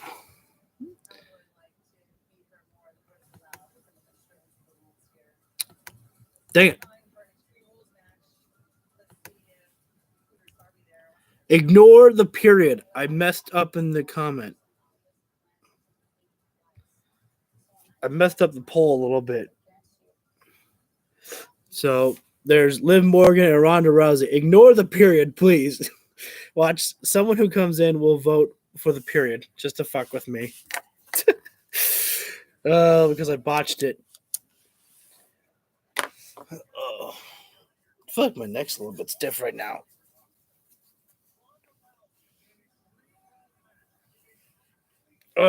So we got Ronda Rousey and Liv Morgan. Extreme Rules match. I am predicting Ronda Rousey. I think we are seeing the end of Liv Morgan as champion tonight. Or maybe Liv, calls in some type of backup. I don't know. I feel like that Liv Morgan's having a breakdown that's going to cause her to go heel or something. I don't know. Again, I can't really make much comment on this because I haven't really been paying much attention to Liv Morgan and the whole Ronda Rousey feud.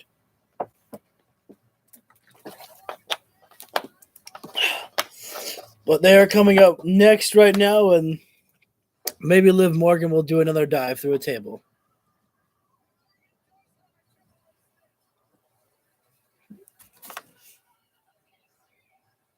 Let's get extreme.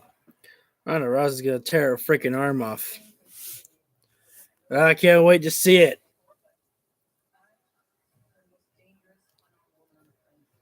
I mean, if Liv Morgan wants to grab for a rope, doesn't matter. Ronda Rousey will just tear her freaking arm off.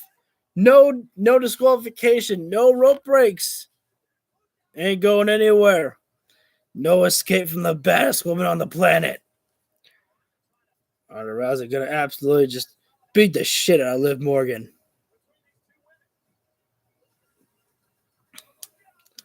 Hopefully.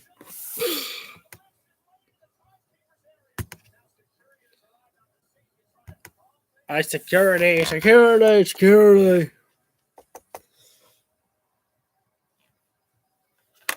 I guess I can turn the volume up a little bit so you guys can hear the audio of the promo package.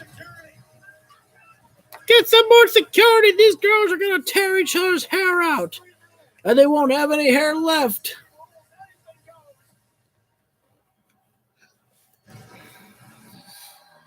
Oh, shit. Although I have to turn down Ronda Rousey's music. Because, again, copyrights. And I don't want any of that. Wyatt Rabbit. Someone had a sign that said Wyatt Rabbit. Yeah. So we're all waiting on for Bray Wyatt. That better be Ronda Rousey coming out. Yep. All right. Because the challenger should always come out first, not the champion. And you do it like that, you do it wrong, WWE. Ronda Rousey just walking down with a purpose. All business here tonight. No smile, no wave, no nothing. She is just coming in to kick some absolute ass right now all over Liv Morgan. She's got her gi on right now, black belt tied around the waist. Rousey is lousy. Some fan has a sign. I don't know why. I've never really liked Liv Morgan that much. I think she was likable when she was facing off against Becky Lynch. I think just what really turned me off is how WWE booked her to win the championship by cashing it in like she did. It's just, again, I am not with baby faces cashing in on people after the match. I think that's totally cowardly. And that's just not how it's supposed to be. You know, when you're a babyface, you just don't do that. You're supposed to, you know, I just like it better because I grew up where it was Rob Van Dam who said, "I'm gonna face you at Extreme Rules, John," and it was a one-on-one matchup. Fair. John Cena told CM Punk, "I'm gonna cash in on the 1000th episode of Raw." Fair. A babyface cashing in on someone after a matchup, not fair. I don't like it. You're not a babyface, in my opinion. You're taking advantage of a situation. So I think that's just why I don't enjoy this Liv Morgan run that she's on. I'm happy that she's she's a champion. I'm glad she's enjoying it, but I just don't think that she's a true champion until she actually gets past Ronda Rousey tonight. If she does, we'll see. It's a big test here.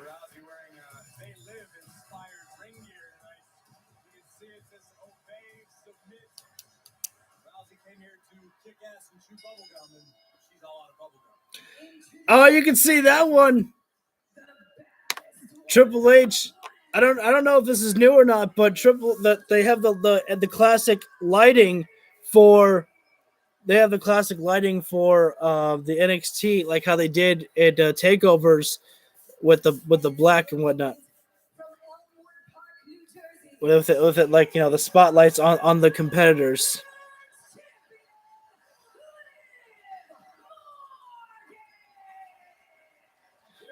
I honestly don't know why fans. I mean, I can understand why.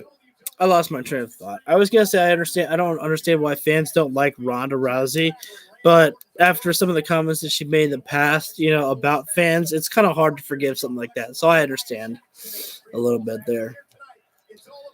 But I still want to see Ronda kick some freaking ass right now.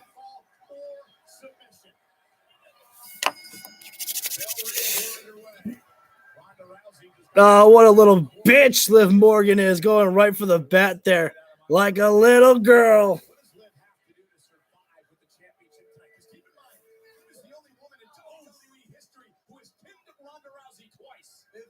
She didn't pin Ronda.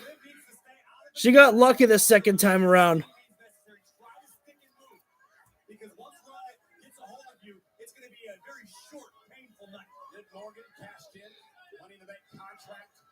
Yep.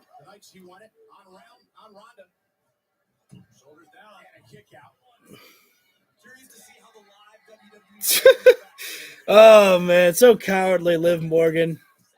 Go right for the bat. I mean, it's Extreme Rules, but, I mean, just come on. That's the only thing that she's got. Look at Ronda. She's like, okay, you want this bat? Fuck this bat. Yeah, throw it away, Ronda. You don't need that.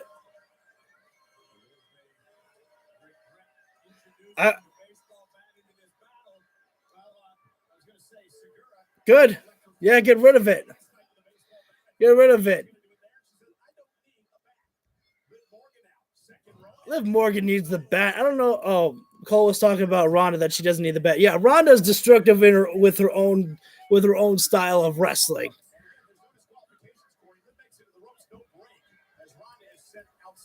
And Liv. Oh, rising knee strike there to Ronda Rousey. Got her right in the arm there. Liv looking for a tope suicida. Nope. Gets trapped right into the... Gets trapped right between the ring apron there.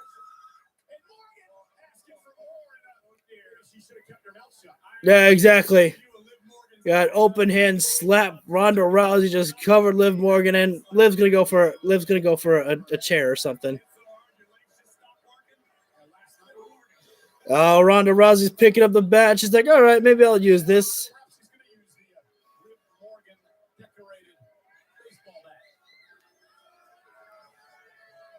Fire. What's she got there though? Yep, fire extinguisher.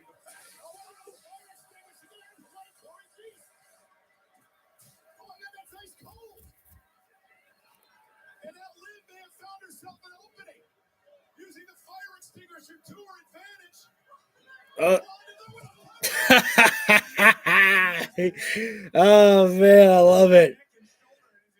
No matter what Liv Morgan does, Ronda Rousey's got the counter still.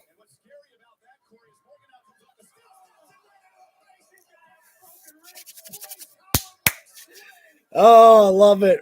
Ronda Rousey just taking her time and kicking some ass.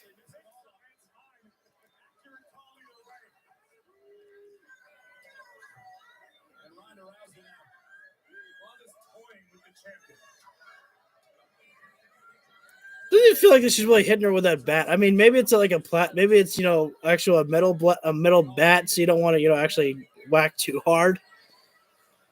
Maybe it's not a gimmick bat or something. Oh, got the enziguri there. Liv Morgan's just taking so much punishment though, but she's able to make some type of separation there.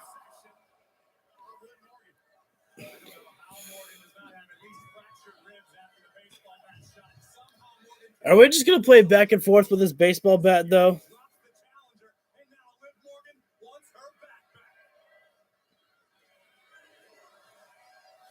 Crowd chanting, we want tables. Is that like an Extreme Rules thing to always want tables no matter what you do? Liv Morgan has the bat now over on Ronda Rousey there. What the fuck? Oh, Rousey using the gi for a distraction there. And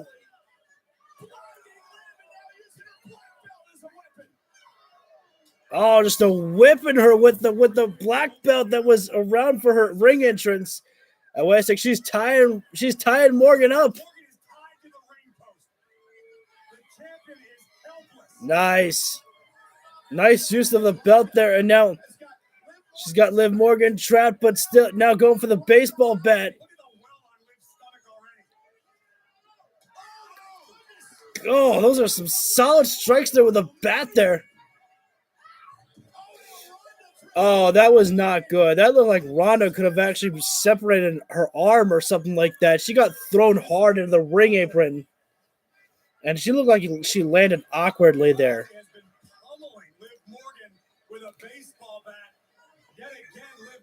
Okay, these camera cuts are kind of driving me a little bit crazy again. She was just nailing those shots of the bat right to the leg there, and Ronda just landed really hard against the ring apron. And it felt like it was a weird position that she landed in. But the fans wanted tables, and now Liv Morgan's going to oblige with a table. Ronda's back in the ring now, and Table leg says, "Don't use me." The table leg doesn't want to get in the ring. But now Liv is... I didn't know Ronda had a tattoo. Not that that's really important, but I think I saw a tattoo. It's kind of cool. Morgan now has the upper hand on Ronda Rousey after Ronda landed hard into the ring apron. And now Liv Morgan setting the table up in the corner. Oh, but Ronda Rousey is back and bouncing the head off of Liv Morgan's head, getting bounced off the table. Oh, rising knee strike there from Ronda Rousey. All it takes is one strike from Ronda Rousey. Nice movement there from Rousey. Again, no disqualification, so she can, like Cole said, she can choke out Liv Morgan and just hold that rope there for as long as she wants. Does not matter. Oh, into a triangle. Yeah, she's just playing with Liv Morgan as if she was like a wrestling doll. Just working her limbs all over the place, and Liv Morgan falls to the outside of the floor. And why Ronda Rousey had to sell that, not really sure why. It wasn't even that hard of a fall. Morgan's in more trouble than Rousey should be. Okay, there we go. Rousey's creating some movement. Thrust kick to the stomach there. Ronda put everything she had behind that and fell down for it. The one thing we've learned about Liv, Corey, over the years is she's a survivor. She digs down deep, won't give in easily. Ronda trying to make it back to her feet. Liv Morgan here outside our announce table uses a steel chair to her advantage. Come on, Ronda. We'll see Ronda get back into this. Morgan again with all the weapons that are there to save her.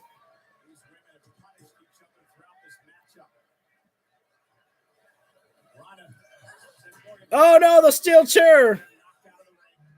Well, Ronda Rousey's...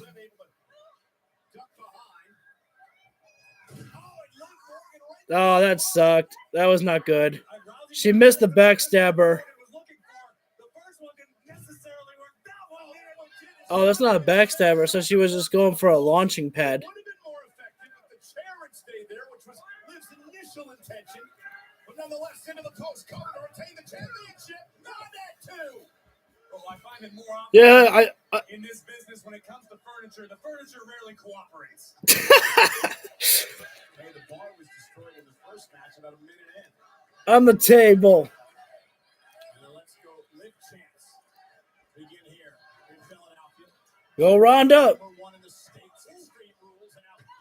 Ronda just says, come on, hit me, I'm taking it. Ronda Rousey is like Godzilla right now. I don't know.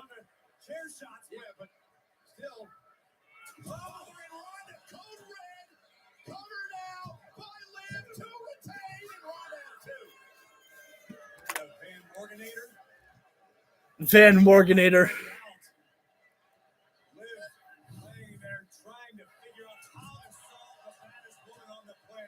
I feel like that if Jericho did a code breaker with a steel chair that he just tossed it and then just did it, I feel like that someone in the comment section on social media would be like, oh, why did you just hold it in place there? Where I bet someone probably on Twitter will just be like, oh, what a great move by Liv Morgan. Because unfortunately so many people on Twitter are biased.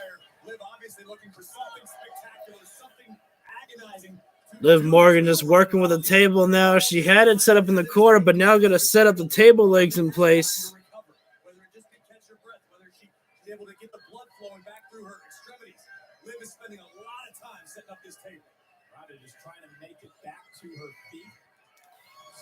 Morgan could be thinking about that senton that we saw her put Lacey Evans through. Open hand slap to the stomach there, and now that's exactly what Liv Morgan's going for.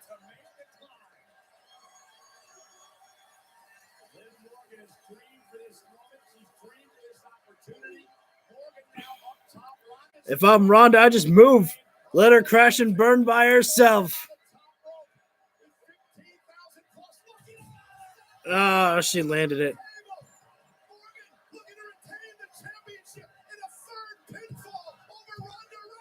Yeah! There I go, Ronda. Yeah, I got the arm!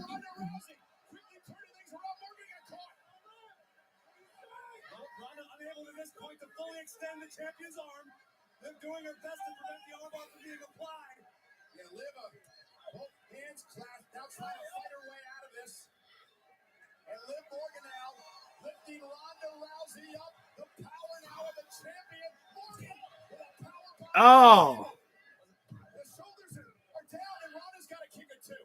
Ronda still has it. Ronda now. Ronda's switching things up. The armbar is not going to affect it. And now Rousey trying to turn things around here. I will say though that this is definitely kind of turning me around a little bit to, you know, actually start to like Liv Morgan here. I enjoy the fight that she's showing here. But man, look at Ronda Rousey, guys. Though I mean, this woman, what a transition that she made from MMA fighter to, you know, WWE wrestler, and just how she's bringing. Look at the control here. Rousey made the adjustment. Yeah, she's looking for a little biceps crusher. Is Morgan even? She got almost like a disarmer.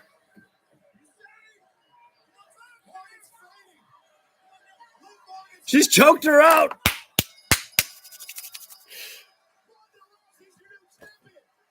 Called it.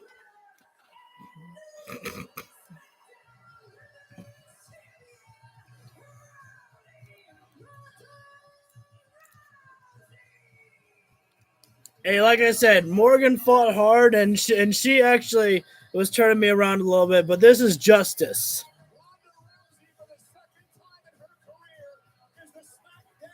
This is justice for what happened. Ronda Rousey deserves this moment.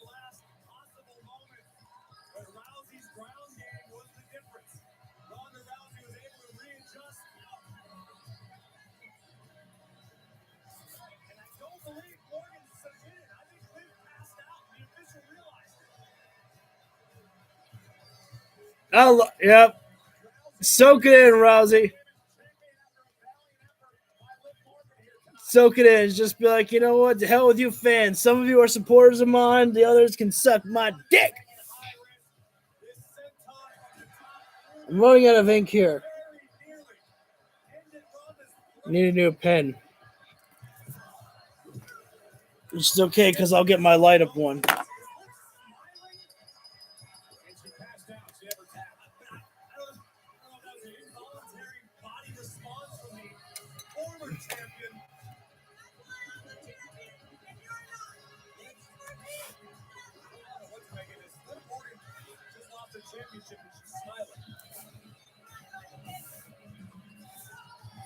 I missed that.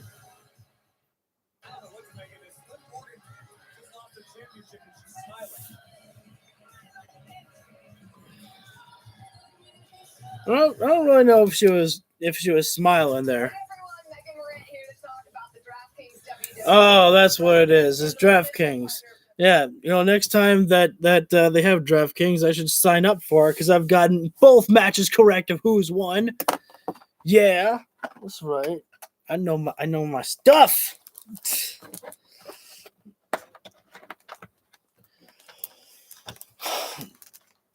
Who should be the next Raw Women's Champion? Well, I'm predicting Bayley. That's one of their questions they just asked me on this whole DraftKings commercial here.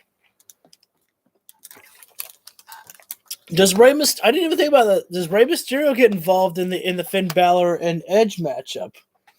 I don't really know if Rey has a place in there at the moment. I mean, I guess if Dominic's gonna show up somehow, Rey's gonna be like, "Oh my God, please don't do it."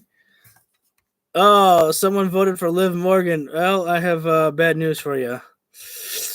No bueno. She lost, but that's okay. She's always got another opportunity. And you know what? She could always actually get a roll up on Ronda Rousey some other time. Now we go to a new poll. Whenever I get done with the stupid ads.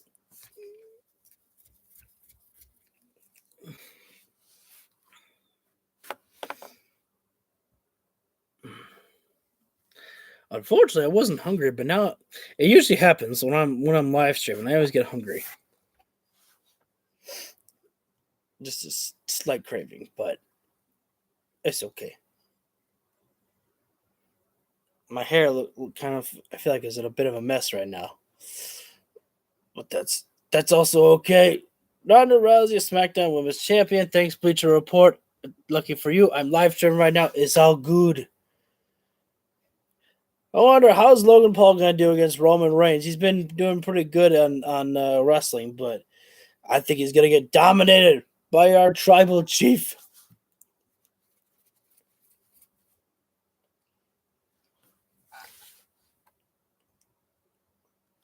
I want Daddy Ass to be there on the DX reunion. No, of course he can't be there. But when I watch Raw, I cannot. I hope that the crowd actually starts chanting "Daddy Ass" there, and then Triple H says, "Well, I tried to call him, but he couldn't come. Too busy playing with scissors, or whatever." Something funny. Oh man, we got the Carrion Cross and Drew McIntyre matchup, the strap match.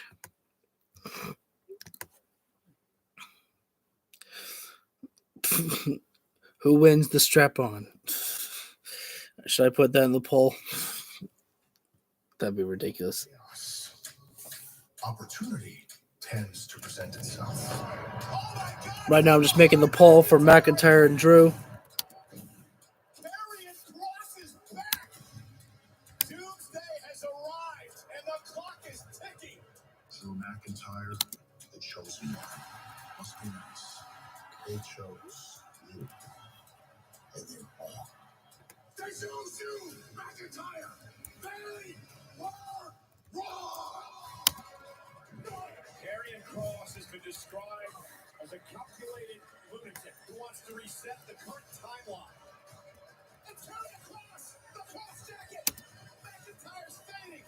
Doomsday has arrived for the Scottish Warrior. Actions, consequences. You're not gonna like the consequences of your actions. Carrion Cross, if you're not jumping me from behind, you don't have the balls to face me like a man.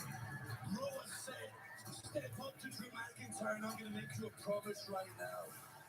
Time is running out for you, and the only countdown you need to worry about is 3, 2, 1, lights out.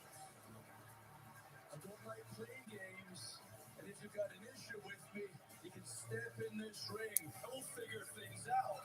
The Extreme Rules. You can't run away from me. It's McIntyre versus Cross in a strap match. Wait a minute. Oh, it's from behind. Cross trying to attack McIntyre. Drew is winning this time. Nowhere to run, nowhere to hide. Did you hear that? Oh, and again. Oh, that's sickening. A match designed to inflict maximum pain. You are going to remain on an endless loop of suffering. Scarlet went low. We are bound together through suffering. Chosen one. It's time to change the timelines. Extreme Rules, Mr. McIntyre. When they strap that leather to your wrist, know in your heart and your soul, I will drag you down to the deepest parts of hell. I feel like you've had enough. I'm gonna leave you there. To burn away forever. TikTok.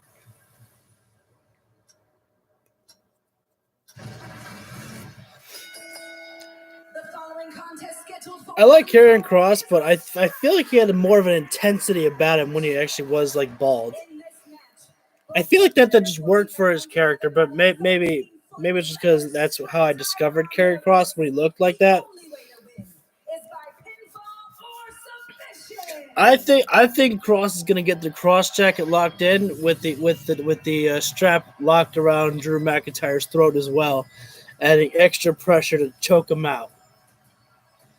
predicting Cross's victory.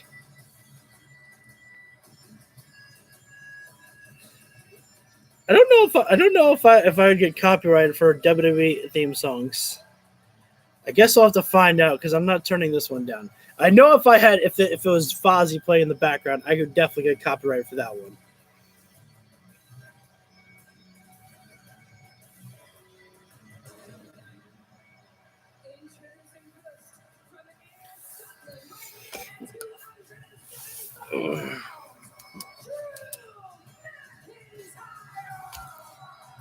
So this, I believe, is my second. Actually, this is the third match I was looking forward to the most. Finn and Edge is my first. Rollins and Riddle is my second. This is my third matchup I was looking forward to.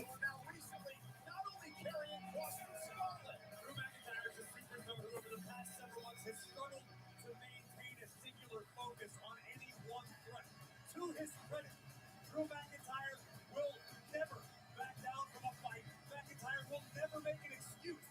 But Drew, no shortage of enemies these days.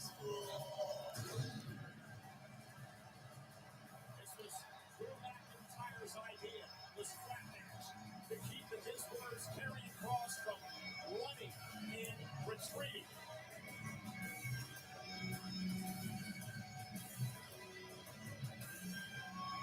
There was a cross distraction as well at Clash at the Castle that didn't help McIntyre's chances against Roman Reigns as well.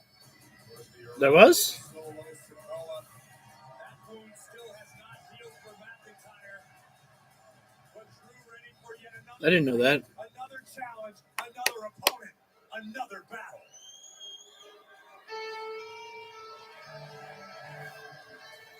God, turn it up.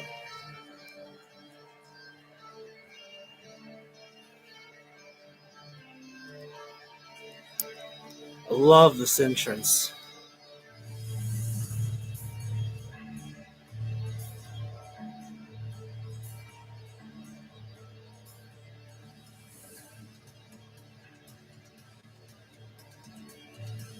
Oh, Scarlett wearing the death clock makeup. Oh, no, she's not.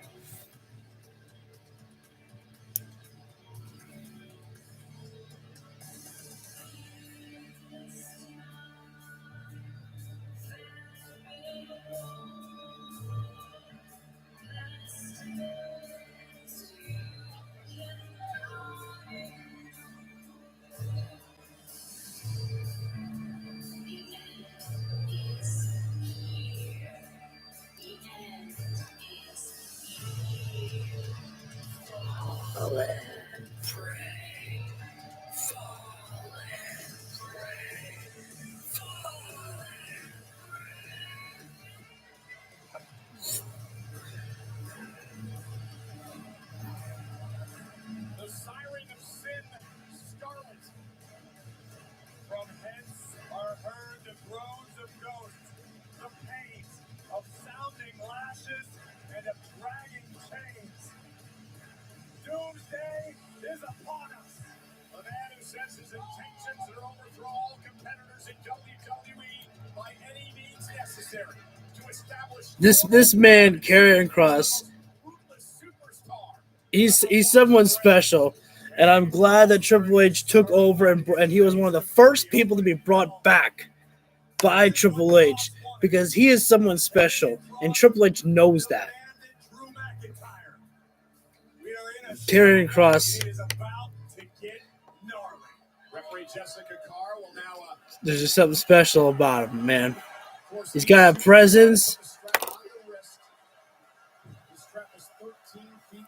And you can feel, listen to the energy of the crowd here. I mean, I know you might not be able to hear it that loudly. Matches that have been around forever. This is very different from a country whipping match, Cole. There's no bubble wrap involved in this one. And Cross has no interest in tying himself to this strap. The matchup can't begin until you put the strap on, you son of a bitch. Mind games. Karrion Kross knows exactly what he's doing right now.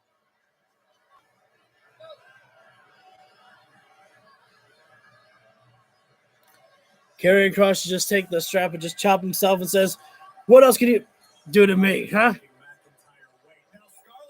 Oh, wait a minute. Oh, that's some bullshit there.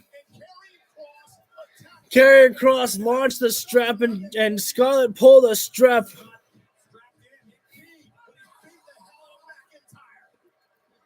There's no disqualification. This is actually a smart decision by Carrion Cross.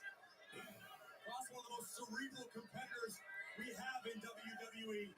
And Cross, we saw the damage. And Drew's gonna make him pay for it. He's gonna put, and Drew might as well just put the strap on himself. Cross, though, setting McIntyre face first off the ring post. Listen, for as long as Carrion Cross has been tormenting Drew McIntyre, would argue tonight is a must-win for Carrion Cross. Well, many argue tonight's a must-win for Drew McIntyre, who's had a rough time. Oh shit, they've gone into the crowd now. And again, I thought that was Paul Heyman for a second. I was like, what the hell are you doing over there?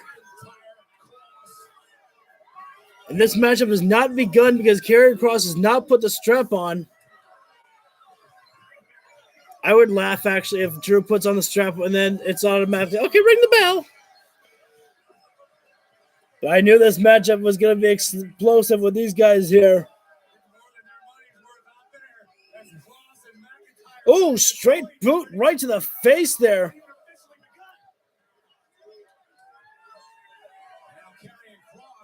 Cross sends McIntyre back into the ring now. And again, the strap has not been placed on Carrion Cross. The match cannot officially begin whatsoever right now. But that doesn't mean that Cross cannot use the strap for his own advantage right now. Cross game planning. What's he thinking about? Oh my God. And Cross looking to suplex McIntyre into the steps. McIntyre turns it around with a suplex of his own. Yeah, that was a solid thud there. McIntyre should just start whipping Cross. Man, these guys can't get, the announcers tonight can't catch a break with the announce table. They're getting slammed everywhere, broken with the tables. But he can. Everything but the designated strap to try to neutralize Carrion Cross.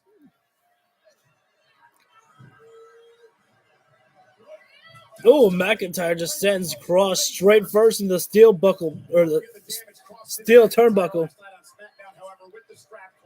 Oh, no, no, no. Wait a minute. And now McIntyre lifting Cross up on the steps.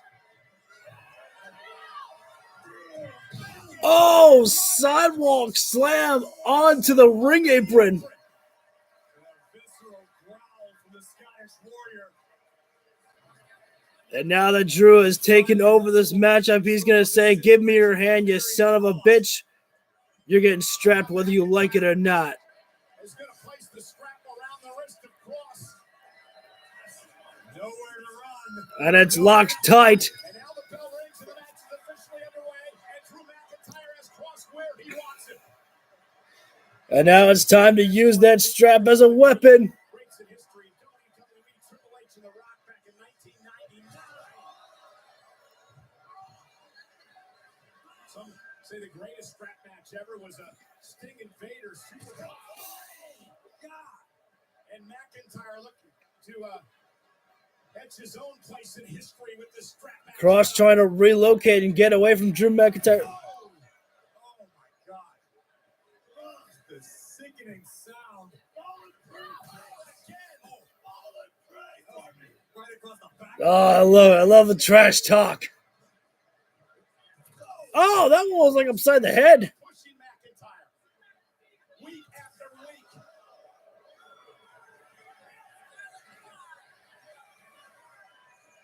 Just push his head, put his hand right in her face. Taking advantage again of the numbers game. Yet another distraction for McIntyre. And Cross taking advantage once again. Scarlett has proven to be an invaluable asset to Carrion Cross. No.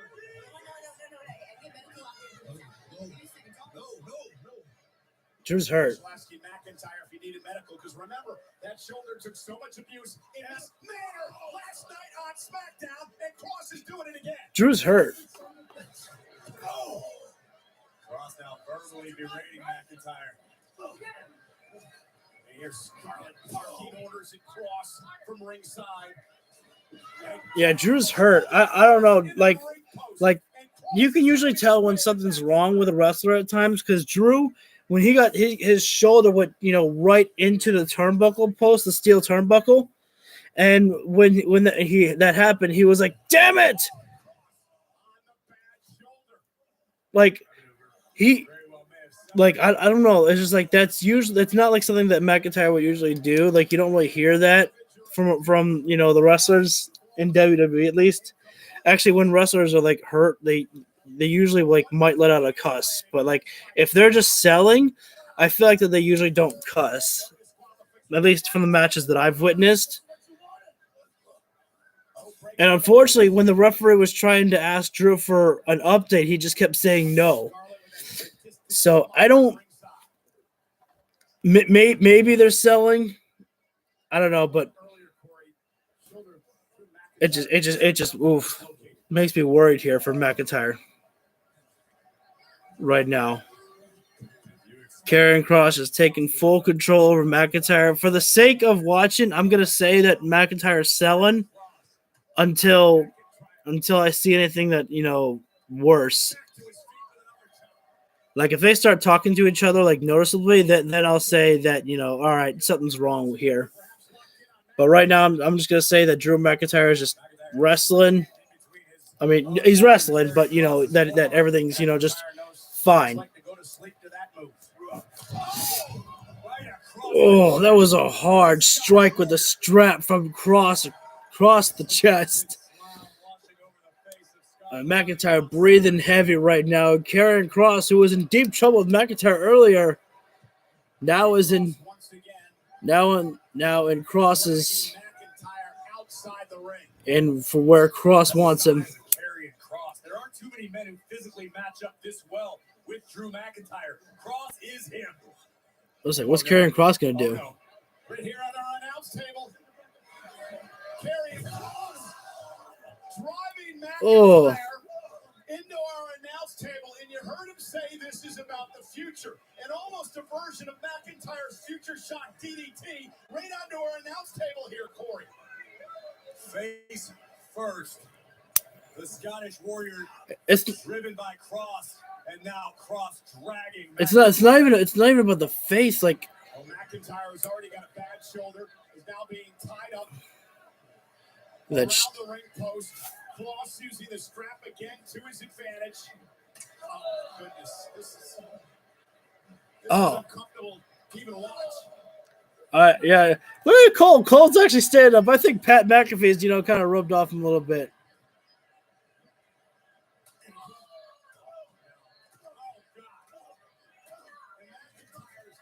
This is exactly what the WWE fans needed to see of Karrion Kross.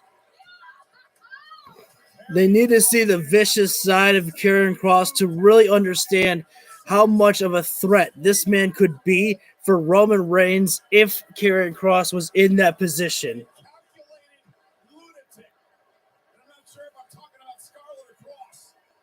Fall and pray are not options, Cole. They are demands. Drew McIntyre's body is lifeless. When is the last time you've seen McIntyre in this state? It has been quite some time. More noticeable is the WWE Universe here in Philadelphia has fallen silent. A hush has come over the Wells Fargo Center. Yeah, honestly, that's what it is. It's like it's hard to watch this beating. Saito suplex and the Doomsday Saito by Kross, and here's the cover on McIntyre and a kick out by 2. Damn,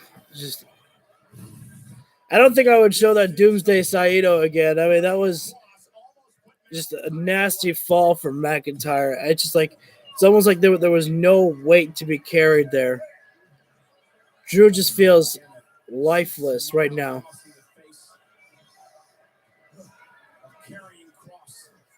I mean, Drew McIntyre.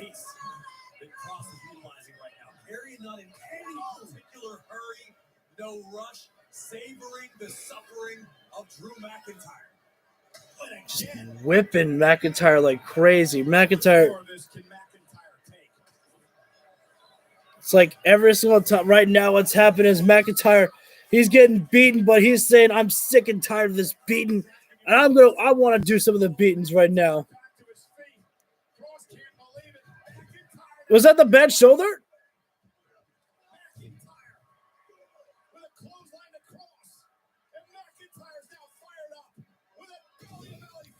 Was that the bad shoulder too there with McIntyre?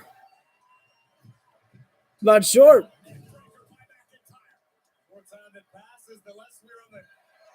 Somehow McIntyre has gotten back into this matchup, nailed the neck breaker, trapping Cross with the strap there, and then the kip up. Oh, they're looking for the future shock, but Fireman's carry position. Cross has McIntyre, but McIntyre.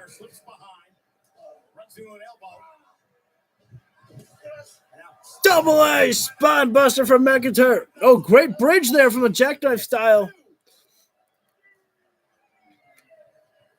But again, this is exactly the type of matchup that the fans who are not used to Karrion Kross needed to see of him.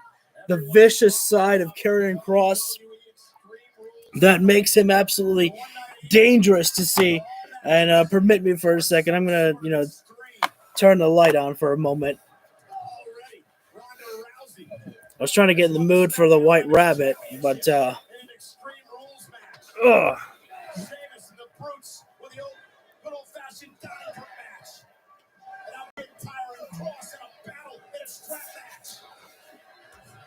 Jesus, these guys are slugging, and they've beaten each other so much that they're just at a stall. They were recently beating each other. Oh no, Kross has got the strap. He's got the longer side of it. Oh no, they've both got size of their straps. Oh God.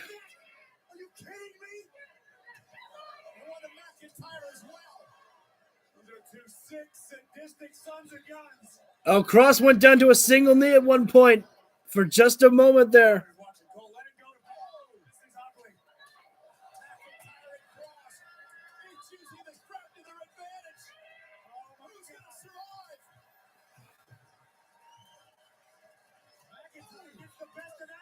I'm sorry. I'm sorry that I'm not really saying anything. I'm just really enjoying just watching this. Just watching two people just beat the holy shit out of each other. Drew nails the future shock, but hard to make the cover, and Drew opts not to cover.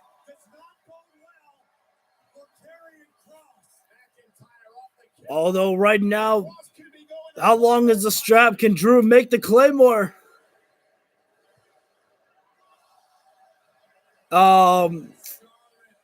Scarlett right there to stop McIntyre from hitting the Claymore.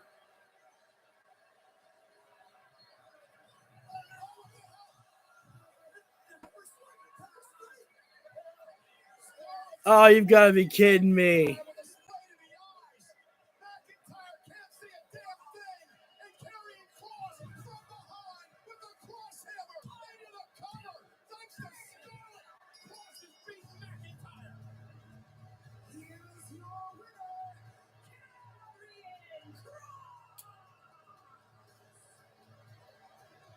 I think Kross got a little bit of that pepper spray.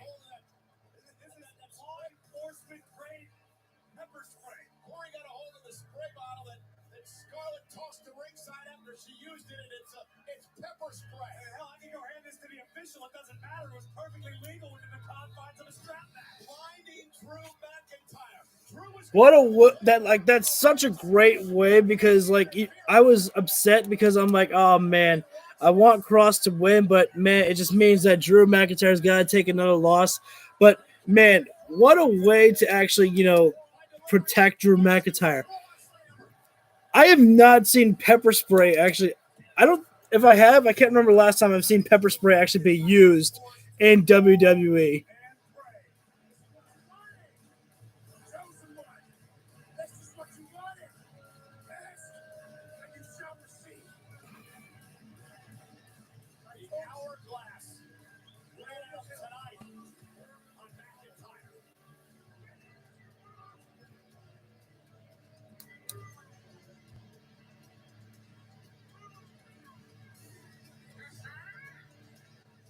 Was it Scarlett laughing or Cross? That was a weird laugh.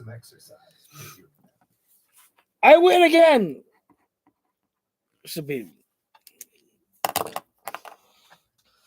next time. I should definitely play freaking DraftKings and actually be like, all right, I'll win some money. I should give it a shot one day. Why not, right? What have I got to lose? $5?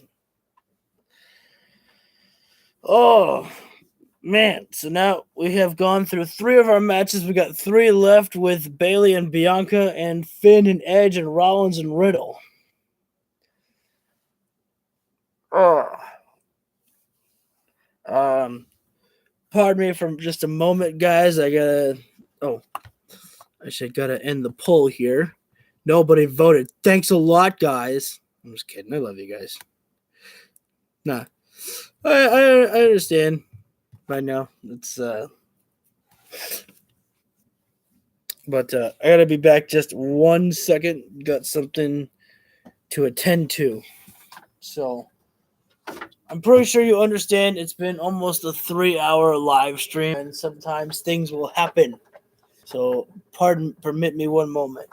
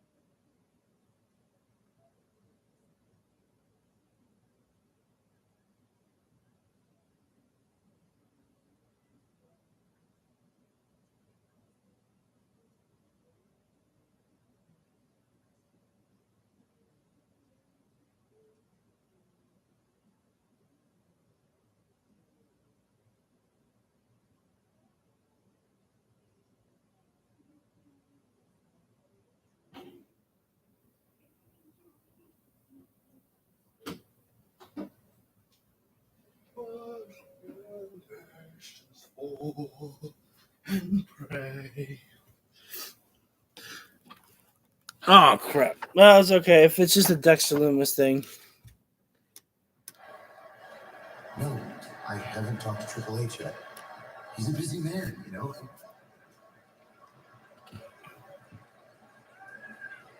I swear to God, if that's Karrion Kross.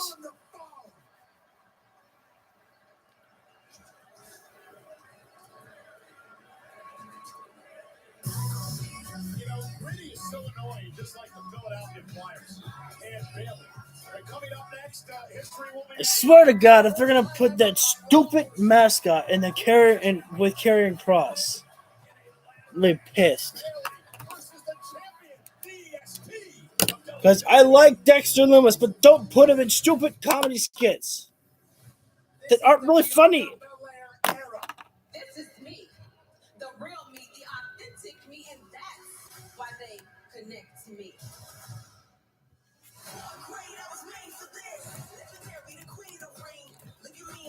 Oh, I should probably turn this down because I feel like that's probably going to be a copyright song. Ladder match time. Bayley and Bianca.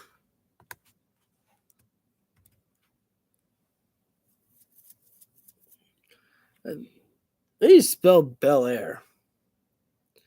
Shoot. Can I? Okay. All right. Crits. I'm just searching up because I want to make sure I get this right. All right. Bel Air. All right.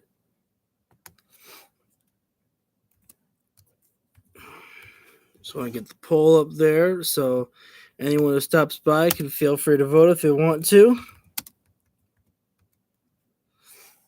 So you can take your pick of Bianca Belair or Bayley, or it's a ladder match. Does Bliss come away with a victory? Oh man.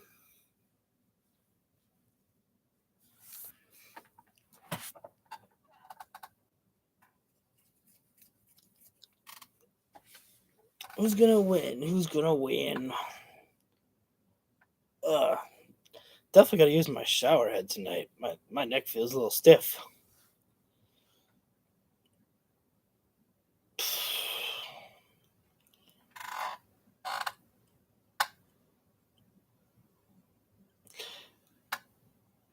It's been an interest. It's been a lot of fun action, but I feel like that I've just been doing a lot of watching in this stream here. I hope that's not boring at all. I'm trying to give my natural reactions to everything. I never, go up and be like, "Oh my god!" I never like jump up and down and whatnot. I've only done that like once, like jumped up and down recently that I could think of, and that was when John Moxley debuted for AEW. I remember I jumped up and down. I was like, "Holy shit, he's here! He's here! He's here!" Because I thought he was gonna be there, but I was like, it's like one of those moments where it's like it's coming, but at the same time, like you just still react, anyways. And right now, I think that's what Damage Control needs is to have Bayley win this one, in order for them to have all the gold Evolution style. And this match, the only way to win is to climb the ladder and retrieve the Raw Women's Championship. So the title has already been hung by an official. Bayley's music to me always reminds me of like something out of like Dragon Ball Z. The beginning part, at least. It's all about big time I don't know about anybody else there. making history. She was involved in the first ever 30-minute Iron Woman match. Sasha Banks. She was 380 days as the SmackDown Women's Champion. She was the first woman to defend the championship in Saudi Arabia. And tonight, for the first time in the history of SmackDown and Monday Night Raw, Bayley will battle in a ladder match for the women's title. That is like it's so incredibly hard to believe that it's true that this is the first time a women's Raw or SmackDown Women's Championship has been defended in a ladder match. Like it feels so weird to actually believe that. And I'm not saying that it's not accurate.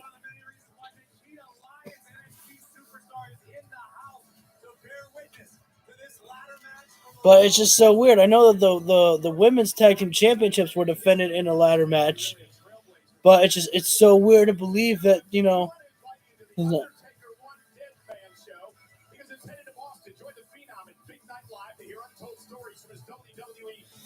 I think that's freaking awesome. Undertaker.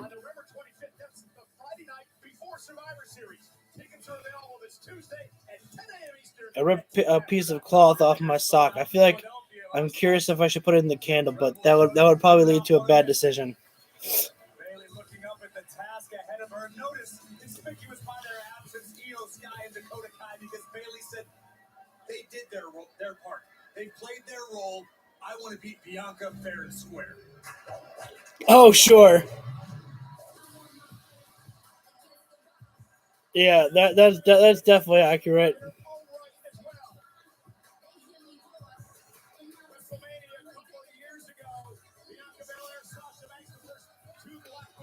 So first the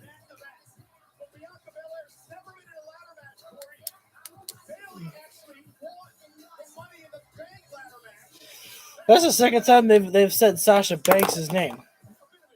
I'm not saying that means anything, but never know.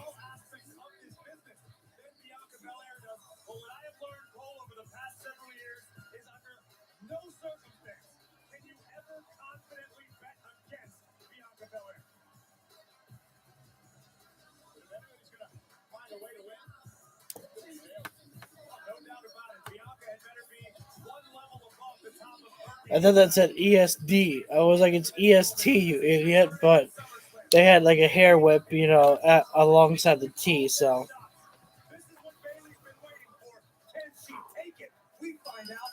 Crap. Sorry. I do like that. I do. This is actually the final title match. They only had 2 title matches on the show. Wow. I think that's pretty upsetting. The fact that they couldn't, that there's no United States Championship match here, but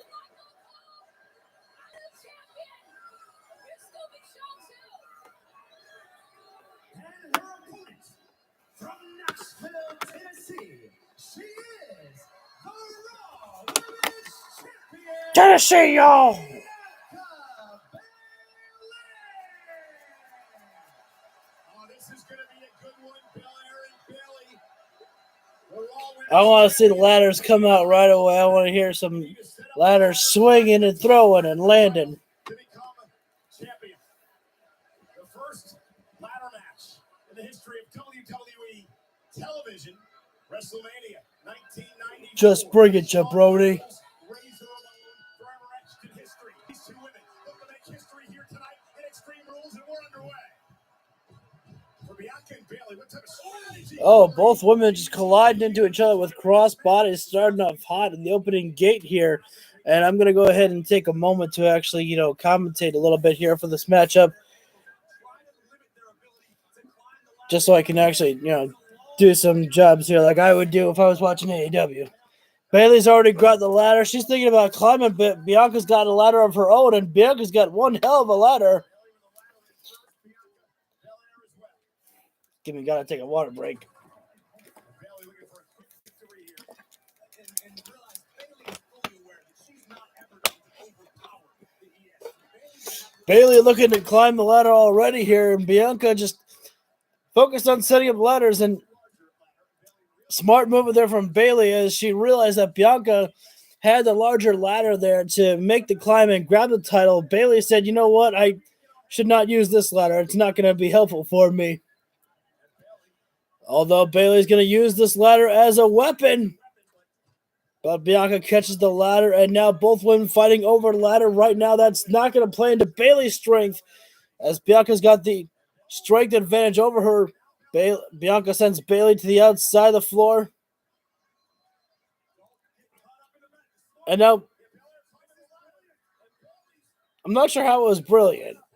Bayley was just on the outside of the floor momentarily.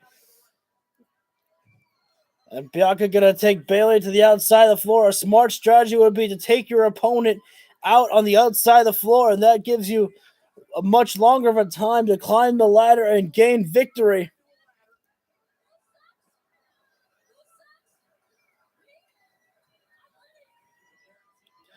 Bayley arguing with a fan, telling her, "I don't suck. I'm winning this title here."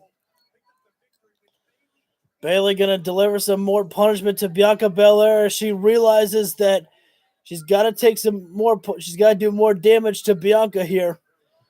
Going right after the legs, possibly. Oh no, she's just gonna look to launch Bianca right into the ladder. Bianca lands on the ladder, but she catches in a way to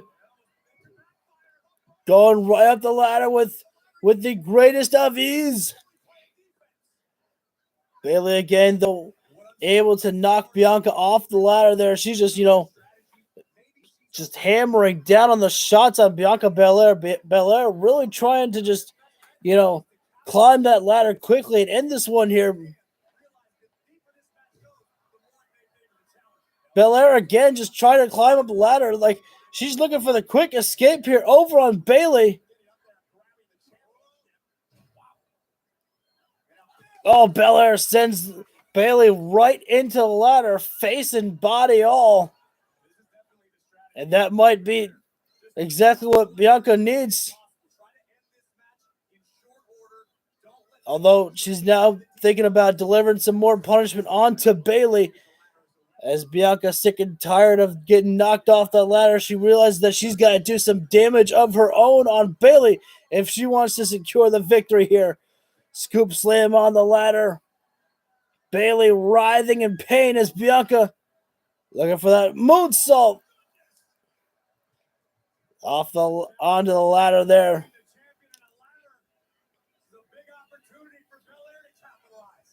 Now Bianca now grabbing the ladder from the outside of the floor there. Bianca, she may have a size advantage over on Bayley, and where a ladder like that might actually be something that she can utilize to climb the ladder. But Bayley now grabbing hold of the ladder to ensure Bianca not able to make any climb. Oh, backs Bianca up into the corner.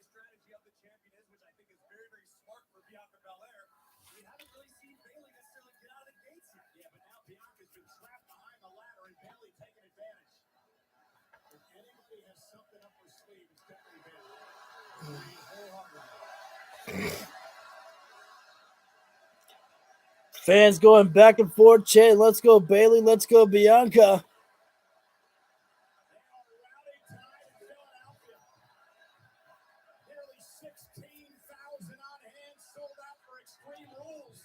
Oh, nice elbow there from Bayley, catching Bianca stiff there. Oh, nice sunset flip power bomb. Yep, exactly as Cole said, driving Bianca right into the ladder.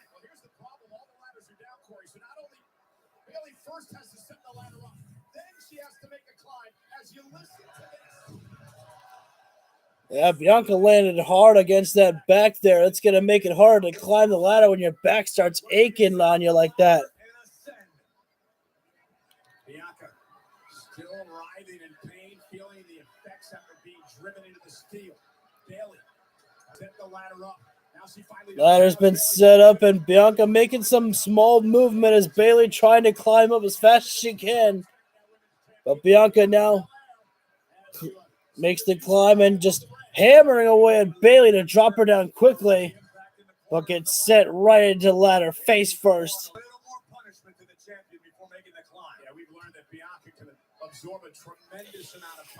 Bayley sends the ladder down. She's not going to make any climb. Bayley's doing here. As we've learned throughout WWE history, the furniture rarely cooperates, particularly ladders. Oh, Bayley sends the top of the ladder right into the gut of Bianca Belair. This great strategy by Bayley. Wear Bianca down. And now, what's Bayley going to do here? Driving Bianca out of the ring. Lucky she didn't get buried. And Bayley quickly on the attack. Veteran move by Bayley. Nice move from Bianca. She just rolled out of the ring there. She didn't get pushed out or anything.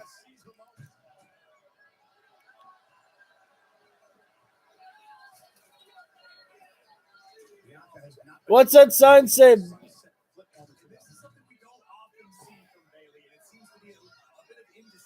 I don't know if that ladder is tall enough for the spot you're setting up, Bayley. Oh, okay.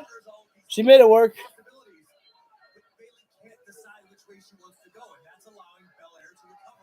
But I also like the strategy of Bayley continuing to attack Bianca Belair. We've got to put Bianca down. We know about her resilience, right? We know she can come back. She's got a tremendous amount of What does that sign say? And honestly, as I hate to call her out on it, I think Bayley's spending a lot of valuable time right now that she should be using pouring on punishment like that. Oh, shit.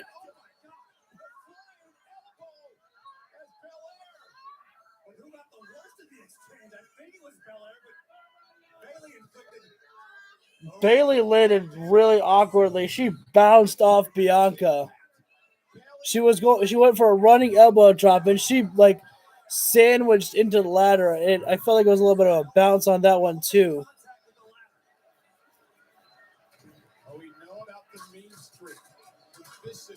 Now, Bayley breaking the ladder legs and.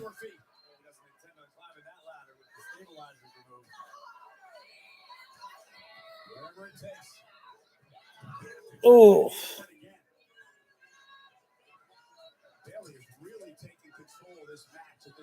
What? Is that a pun, Michael Cole? Control.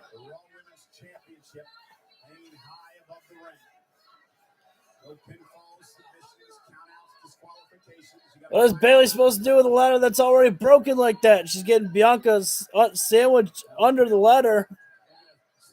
Oh, she was going to break that ladder in half with Bianca crushed under there.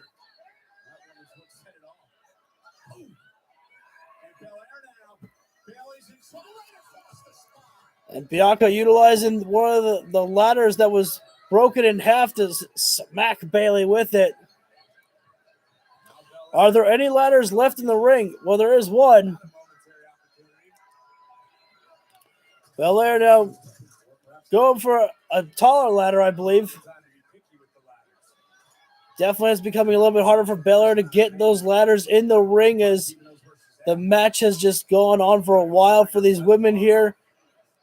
Taking it out of Belair. Trying to make the climb up the ladder, or even position the ladder in the first place.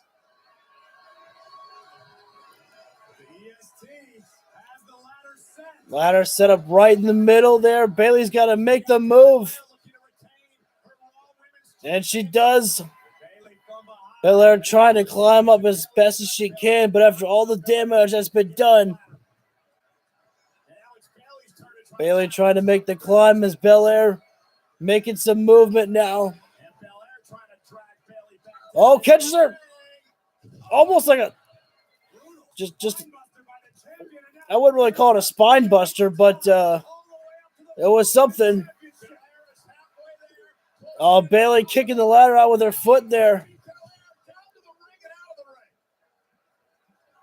Nasty landing for Belair, who realized there was a ladder below, and in an effort to avoid making contact with the ladder, instead Belair ended up on the outside of the ring. Pick your poison. Yeah. One thing I noticed, Corey, I don't know if you picked it up there, but Bayley seemed to be grabbing her knee. Remember the knee injury kept Bayley out of action for over a year? So you take another look. I sure do. We saw Bianca realizing that. What the hell was that? Bayley, is that a piece of Bayley's knee brace? I believe so. I thought that was a boomerang. I thought that was a boomerang. On Bayley's knee brace. Perfectly legal in this ladder match. I'm surprised Bayley didn't attempt to use the hinge and instead, And it could cost her. Belair with Bayley up on her shoulders. KOD. Belair's opportunity. And out comes damage control. Winning the championship. The ladder's set. Belair up to the top of the ladder. it is in her. It's time to control some damage. Damage control has hit the scene. Io and Dakota. Don't be Bianca Belair. Remember, Bianca has no allies. Asuka and Alexa both injured this past Monday night on Raw. At the hands of damage control. And this is exactly why. Candice LeRae? An ally in the world. And Dakota and Io can do whatever the hell they want to Bianca. The WWE Women's Tag Team Champions. The genius of style is going for the moonsault. Bianca Belair back to her feet. Dakota Kai misses with a kick. And now Bianca Belair. Belair's surviving. You gotta be kidding me. There's absolutely no way. What the fuck is she doing? No.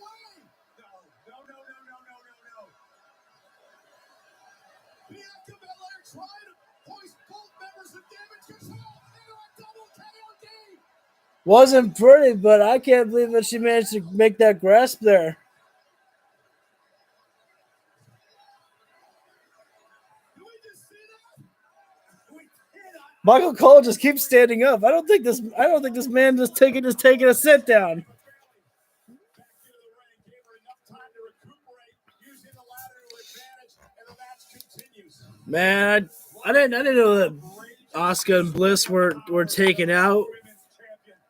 Hoisting up both Dakota and Io into a KOD. There are bodies and ladders strewn everywhere in Wells Fargo Center. Bayley trying to. I don't think that's how it works, Bayley. Oh, okay. Now she managed to sandwich to put the ladder between the top and middle rope there. Almost feel like all the momentum came out of the sails of Bianca Belair. With damage control preventing her from grabbing the championship. How could it not? Well, Bianca literally had her fingertips on the title. Yeah. Again, we said, and That's it. Bianca just got screwed out of this championship right now. She hit the headlock driver. closing in on yet another reign as SmackDown Women's Champion. And now Bayley positioning the ladder on top of Bianca.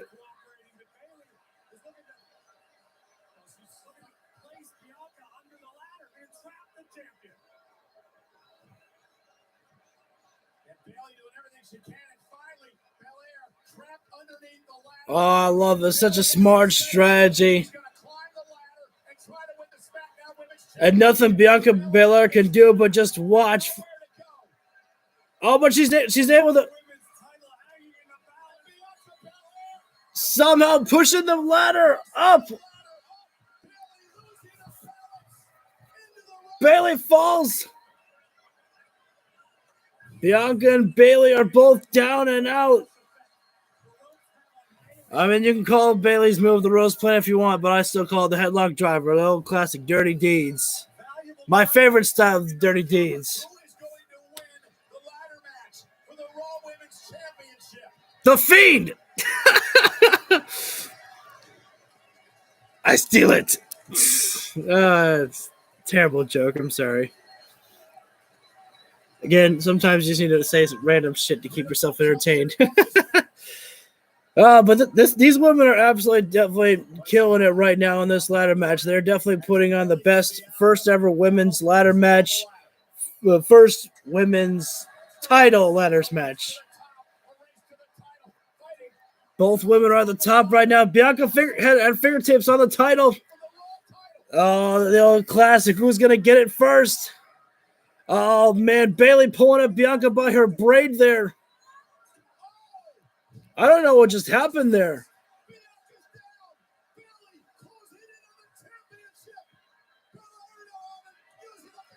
Yeah. Why the hell not? Everyone keeps pulling on Bianca's braid. Why not use it to your advantage and start whipping the shit out of people with it? We saw the strap match, and now we're seeing Bianca using her own hair as a strap. Whip. And now Bianca's not finished. She's not going to go for the title just yet. She's going to inflict more punishment on Bayley before she goes to climb. Uh-oh, wait a second. Thinking KOD, but Bayley's got the part of the piece of the broken ladder. What's she going to do with that?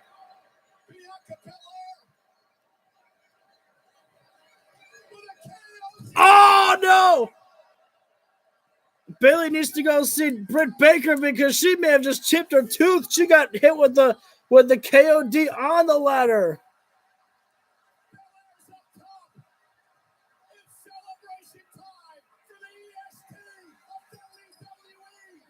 I got that one wrong.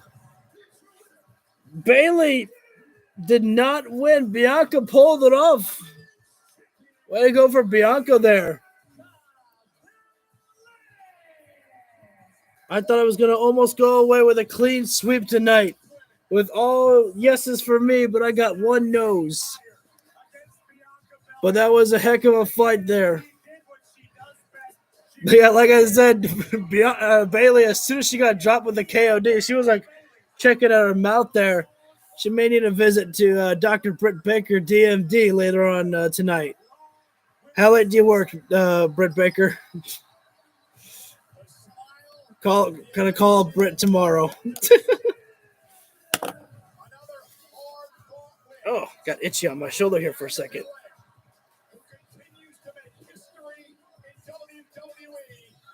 But that was impressive. I thought as soon as we saw damage control, I thought that Bayley was going to secure the victory, but no, Bianca was able to fight off 3-on-1 there.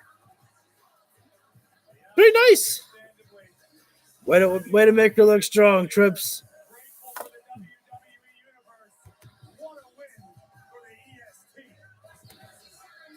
And now, what's going to be the probably commercial breaks? Yep. Commercial breaks now, and so next matchup, I'm curious. Is it gonna be Rollins and Riddle or Finn and Edge? Well, this has definitely been who should be the next WWE Universal Champion was one of the questions they asked. Well, I don't know. Gonna be hard to beat the Tribal Chief Roman Reigns. But I'd say we could always count on Seth Rollins to get the job done on Roman Reigns. But, I mean, good show tonight. Yeah. Lots of good action here tonight. Everyone's been absolutely killing it right now. I wish I didn't have to deal with these many ad breaks, but I wonder if people who pay for the full-time subscription of Peacock, if they have to deal with like the WWE ads, because I doubt they would just leave me with no video here. I don't know what I'm saying. I'm sorry. It's been a long stream, and it shouldn't have been because I went live too early. I was told that this was going to be at 6 o'clock, and I forgot about the stupid panels. And the only thing that happened was I saw a white rabbit. We haven't seen any more teases of the white rabbit since the beginning of the show. So I wonder, when is it going to happen? When is the white rabbit going to appear? I say it's got to be in the main event. And I say I'm right. I wonder if that's one of the questions that you get when you're playing on DraftKings. Who is the white rabbit? When does he appear? That's what they should be putting there.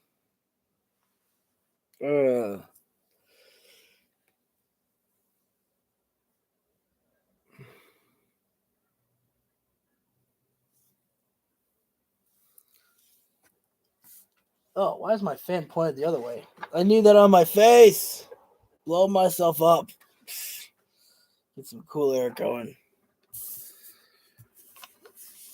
You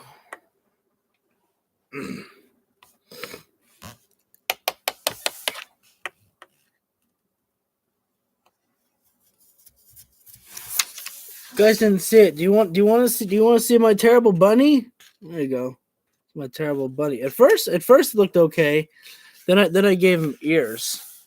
And not regular bunny ears.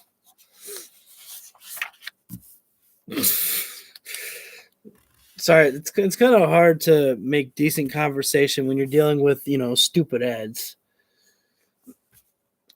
Time to play the game. Playing tic-tac-toe with myself.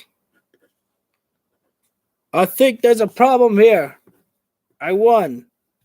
Although, how do you beat yourself in tic-tac-toe? But thankfully, we're coming back live for the stream.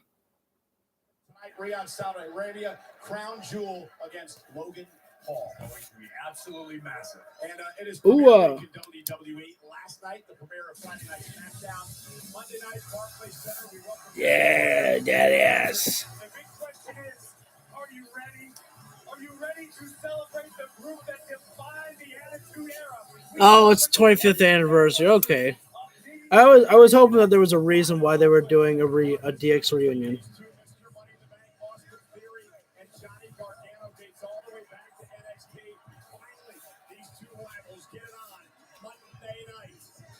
Talking about dominance, look no further than our United States champion, the almighty Bobby Lashley, will defend his title against. Oh yeah, okay.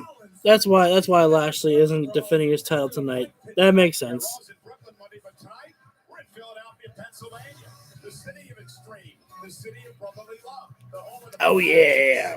This is Wells Fargo Center, across the street from the lake, and of course the Phillies in the playoffs as well. I got to shout out Kevin Hart. I got to see him right here at Wells Fargo last night. Unbelievable. Her favorite Philly. Great show. There's a white rabbit. It's been unbelievable as well here tonight in Philadelphia. But coming up next, it's the I Quit match. against WWE Hall of Famer Edge. Edge realizes he has a distinct disadvantage tonight in what is the I Quit match. There we go. This is the match I was looking forward to the most. Edge and Finn Balor. And I cannot wait to see the vicious side of Finn Balor come out tonight.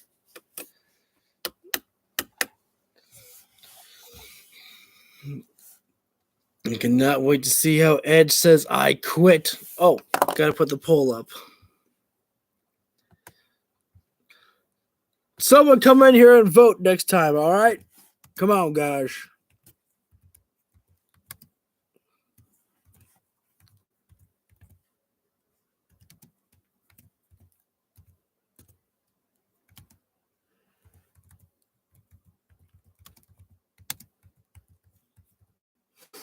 Who's uttering the words?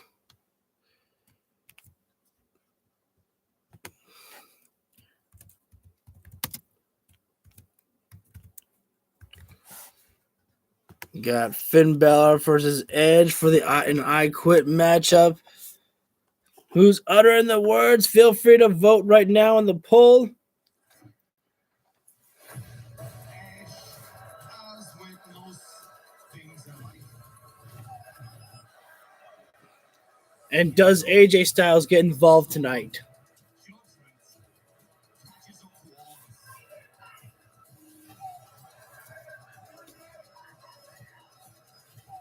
It's not good that he's gonna end Edge's damn career. Someone's gotta come out here and stop this. Don't do this.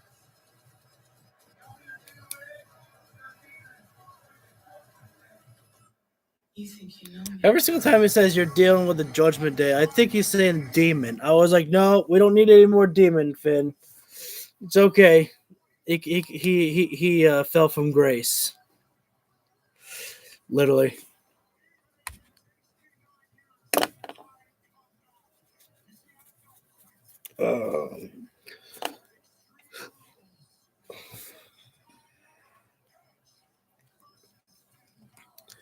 Who would you have? I don't think anyone would have ever thought of this as a dream match. I don't think Finn Balor versus Edge.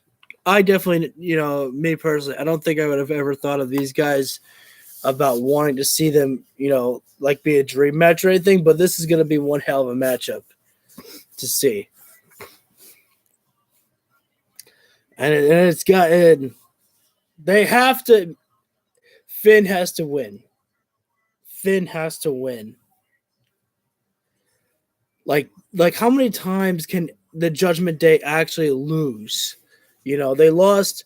They lost. Against the Mysterios. I think they lost to with Edge. It just feels like the Judgment Day has lost to Edge too many times, and now finally, they've got to put away Edge with a big victory in an I Quit matchup like this here tonight. The following is an I Quit match. In this match, The only way you can win is by saying I quit. and no disqualifications. Oh, you gotta tell me there's no disqualification and no countouts. I quit. He lost the I Quit match. That's it. He's eliminated. Oh, would I get copyrighted for this one for Edge's theme song? I don't like looking at Edge with short hair. I'm gonna turn the volume down on this one just because I'm worried I would get copyrighted for like Metalingus, for Metalingus. I just feel like that there's a possibility of that. If ever it's like band music, so this is Alter Bridge. I feel like that if there's any music by artists that are not WWE artists, I feel like that I have a stronger possibility of getting copyrighted. But it's so weird to see Edge wrestle with short hair, my man. It's just weird. So I don't know. I just like when he came back, he had long hair and everything. I was like, yep, that's Edge. And I'm like, it was okay to see Edge with short hair when he was retired, but now that he's back in the ring, it just feels weird to see him actually wrestle with short hair. Don't tell me it doesn't feel weird. If you tell me it doesn't feel weird, you're a liar. That's why I said you're a liar.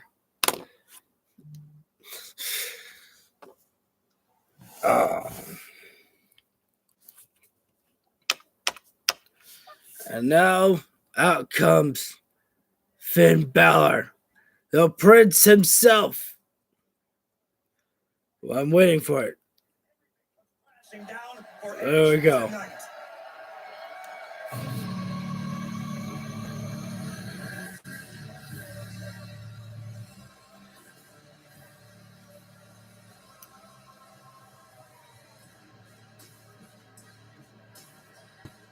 Yeah.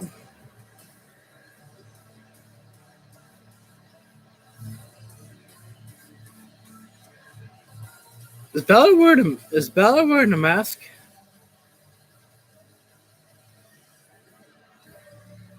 Oh wow, that was pretty cool. Finn looks like he's coming down from the heavens. Interesting. That is.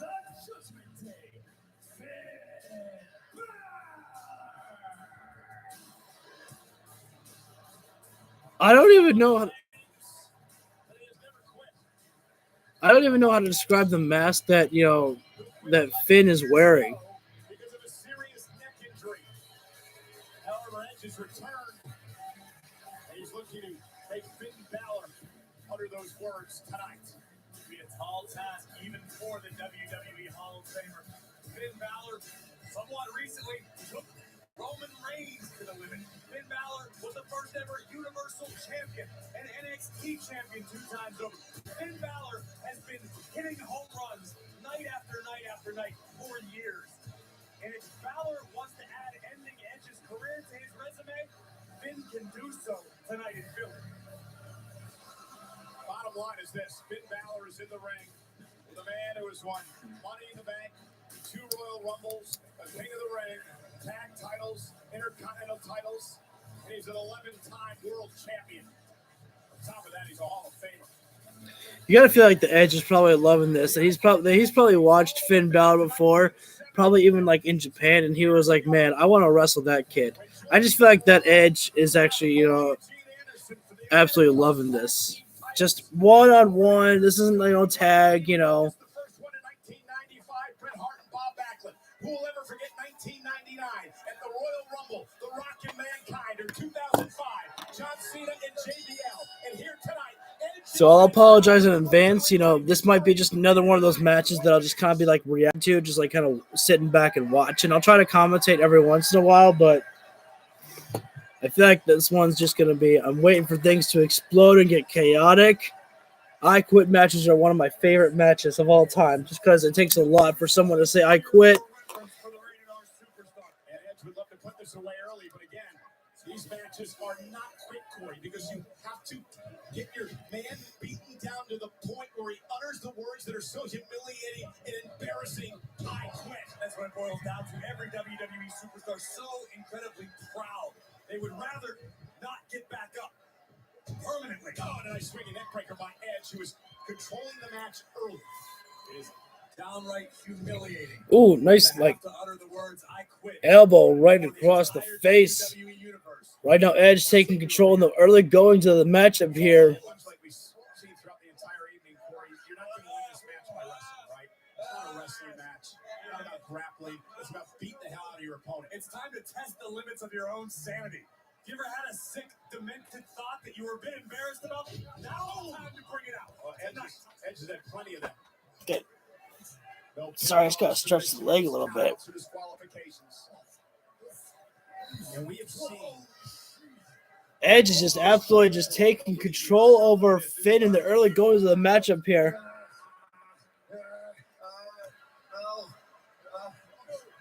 the unofficial Chad Patton. Really, that's his only job here, to hold the microphone so the world can hear you. Edge is just taking control over Finn in the early goings of this matchup. Finn has had like no offense pretty much whatsoever in this matchup here.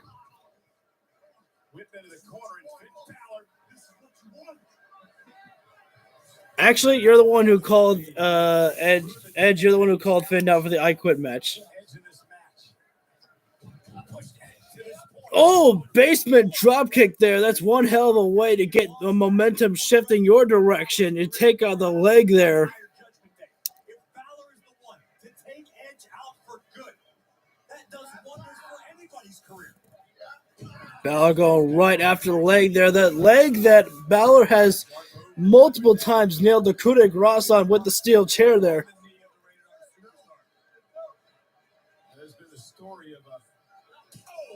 Oh, solid knife edge chop there. And it's a smart strategy for Finn. Take out the leg there. Makes it almost impossible to keep your balance. Makes it hard for you to be able to actually create any offense when your leg is just being shattered. Absolutely agree with you. Even as the first ever Universal Champion in WWE, Balor maybe didn't feel complete. Balor was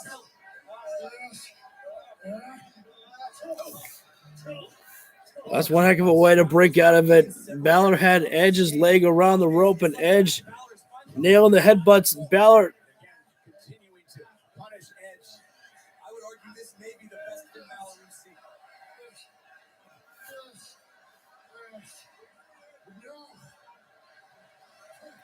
seen. Edge now attacking the back of Finn to try to get out of this leg lock there. Viciousness in this man. Something's changed.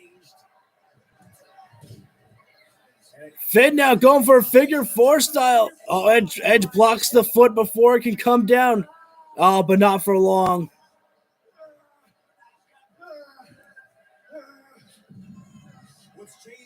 And Edge can keep his shoulders on the mat if he wants to.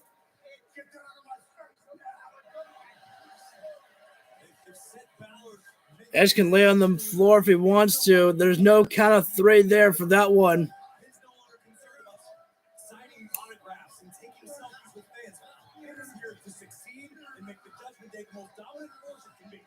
Trying to reverse the figure four. Roll onto his belly. That'll reverse the pressure to Finn Balor's limbs. And that's what Edge does here. And now will Yep. Balor say I quit.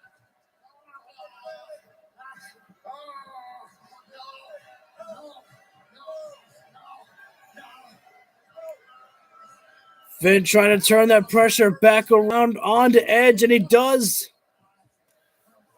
Figure four leg lock still in play here.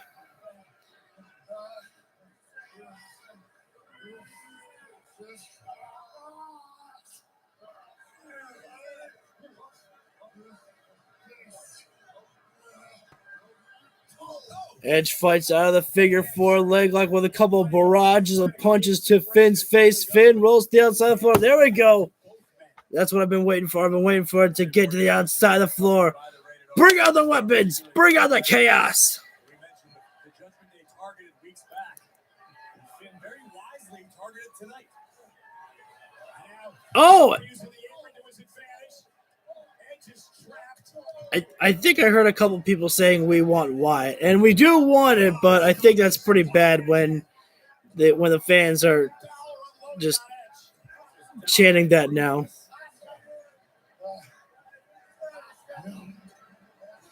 Edge now trapped under the ring now a little bit there. Edge is still trapped behind the ring apron, behind that, the apron there.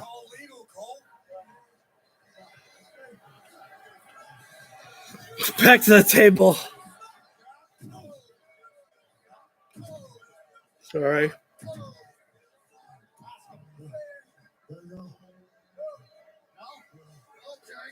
Okay.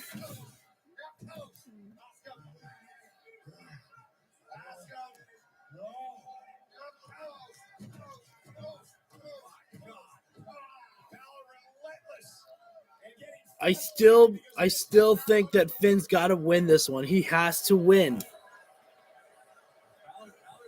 playing a dangerous game.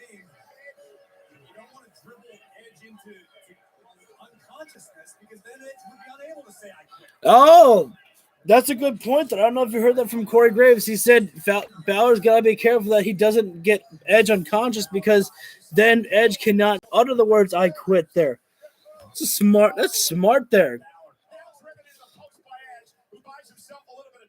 Edge able to make the escape by launching Balor into the post there, but Edge taking a long time to be able to recover right now. And right now, Edge now back in Finn Balor. Wait a sec, Balor sling blade on the outside of the floor there.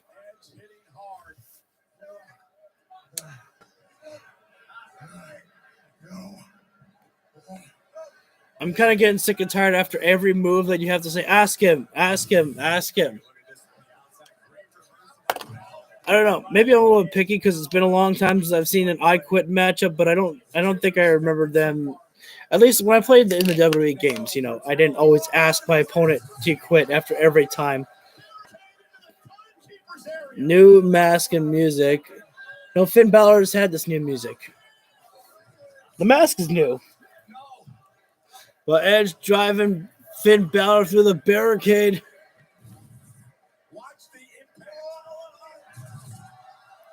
In a timekeeper's area they are, and now Balor. Balor sent into the crowd. And Edge on the attack. The second time tonight that these wrestlers have gone into the crowd here tonight.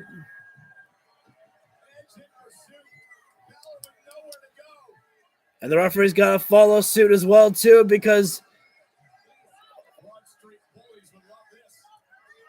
there's only one way to win this matchup, and that's saying I quit, and the referee's got to follow them to find out if they're going to have enough left in them.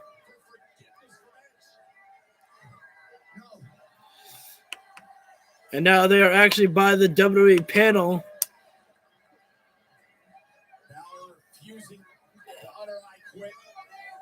Oh, wait a sec. Outside the floor. Oh, suplex on the concrete.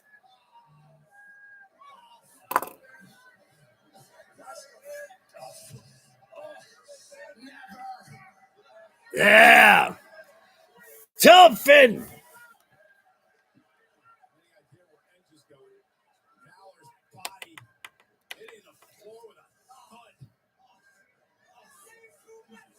It almost seems like Finn's trying to hold back from saying fuck.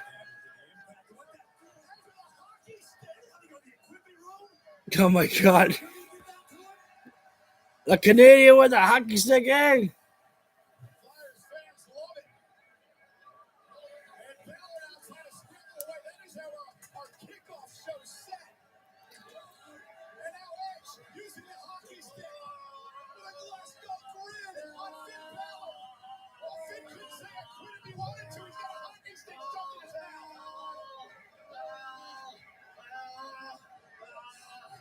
Yeah.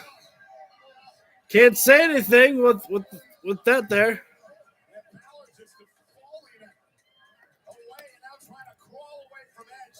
What did they call that?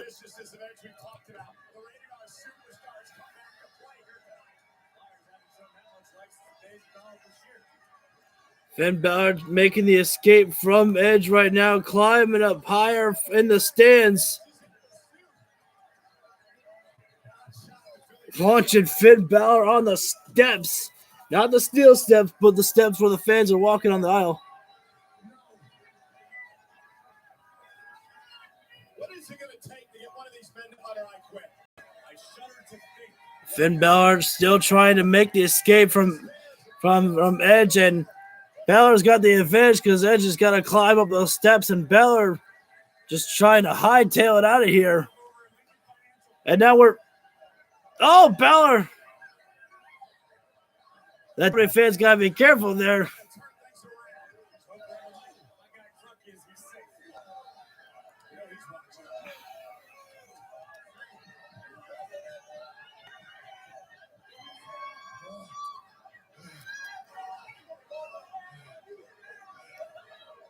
Edge was just launched back and forth between walls. I don't really know. I don't think Edge said anything. Oh, Balor gets launched right into an exit sign.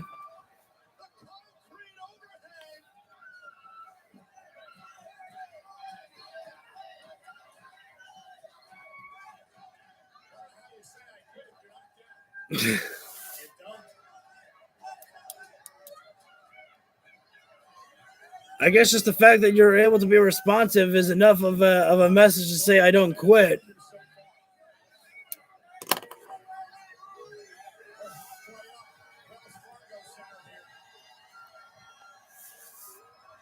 Edge right now is taking some time to.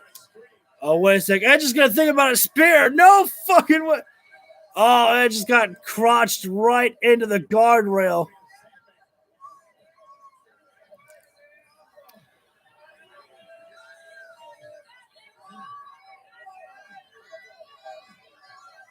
That'll take the win right out of you. Either, I guess maybe he got hit in the stomach there.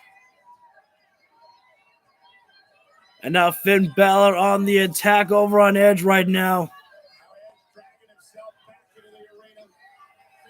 And after the abuse that Finn Balor has taken, you know he wants to exact some revenge on Edge. Got a camel clutch locked in on the railing.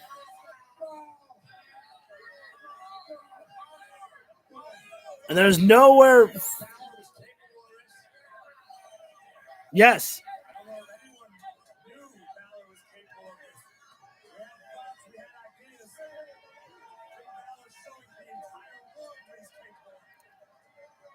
Oh, Finn Balor just shoving Edge right down the steps.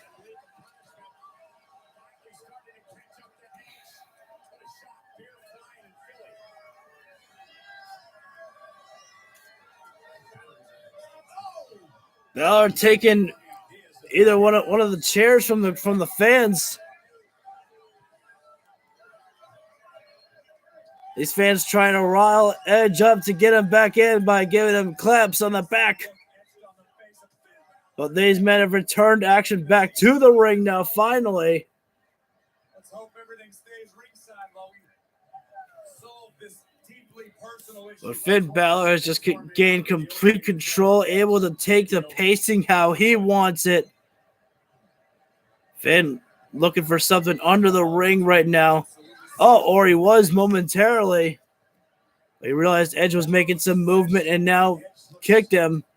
But Finn Balor, steel chair back in place. The thing that started the whole thing. Right to the rib cage. Edge launches himself back in the ring to try to make some escape from Finn Balor, but Finn just stalking Edge right now. They feel like Balor's taken complete control of this match.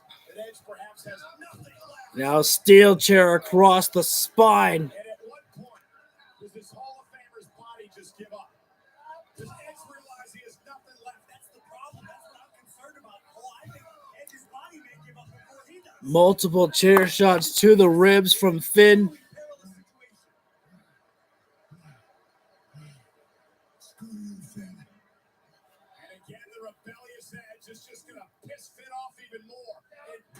Yeah! Fuck him up!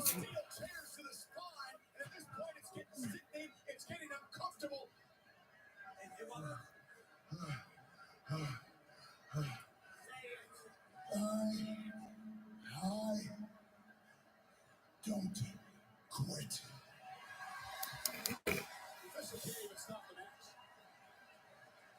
Honestly, I wouldn't disagree with Chad Pine if that were his decision.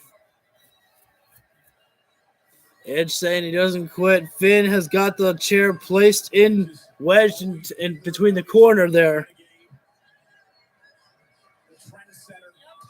Oh, another knife edge chop, man. This was his creation. Let's not forget that. Finn Balor just took it to another level. Dr. Frankenstein didn't intend on creating the monster. Finn was trying to launch Edge right into the steel chair that's, set up in the corner. Wait a sec. Nice. Almost like an octopus stretch on the floor there.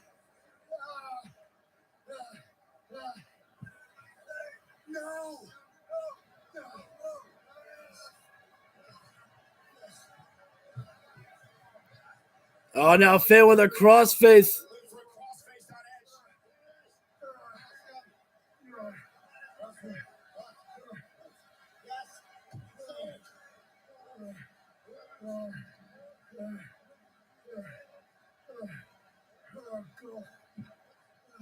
I mean, come on, at some point we got to start worrying about the well-being of Edge here.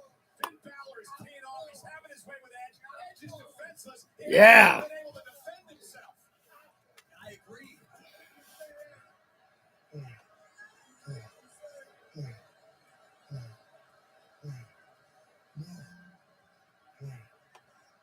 Edge admitted he's a proud man. He's a stubborn man. And that stubbornness is about to bring his own. And now Finn just picking up Edge, and now got to launch him into the steel chair, but Edge turns around, launches Finn head first into the steel chair. And Balor is dazed and confused. Let's be honest, that was a last instinctive gasp from the rated R superstar. And again, this is And Edge can't tell the rest. Ask him right now, as Edge has nothing left in him right now. He's gasping for breath. Edge now has the steel chair for himself. Sorry for the close-up.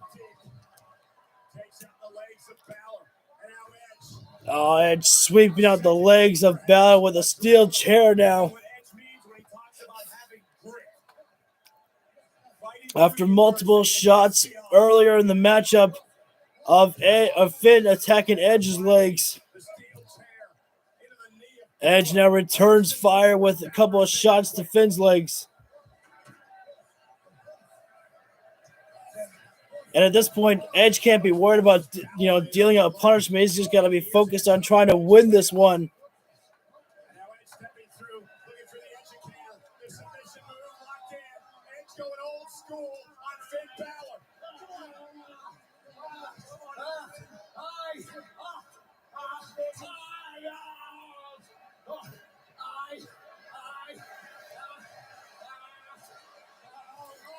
Yeah, Damian Priest coming in, trying to help out Finn Balor, and Edge takes out Priest before Finn could say the words. Oh, Dominic now. What the fuck, guys? You just held him in place for Edge to nail the spear. I mean, I get it, that was the spot, but come on, guys. What the hell are you doing? Edge taking a big risk there with a whole Big E dive with a spear there. Well, the Judgment Day able to hold Finn's legs there in place. Good thing for Edge.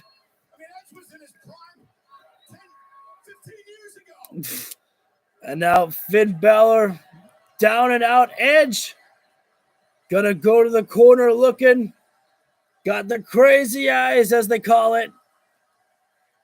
Looking for that one gigantic spear to put away Finn Balor. Edge sizing him up, and Rhea Ripley handcuffing Edge to the ropes there. Edge has only got one handcuff to the ring there, but it's enough now to make it absolutely impossible for Edge to fight back. All he's got is two limbs, one arm, one leg. And the Judgment Day have surrounded Edge completely. He is in a bad place right now. Dominic and Priest watching on. Edge is trying to slug it out. He's trying to fight back as much as he can over everyone here. But it's a 3-on-1 assault.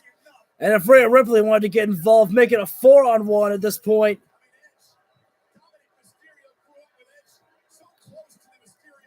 Edge just absolutely getting battered right now. Finn looking for something under the ring now. Bring out the light tubes. Nah, kendo sticks.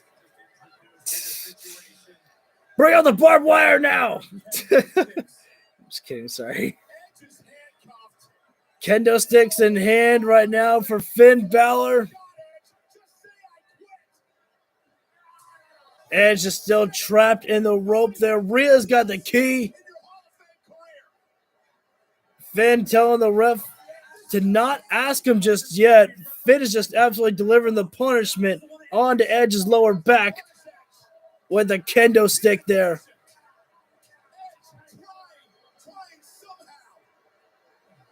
Can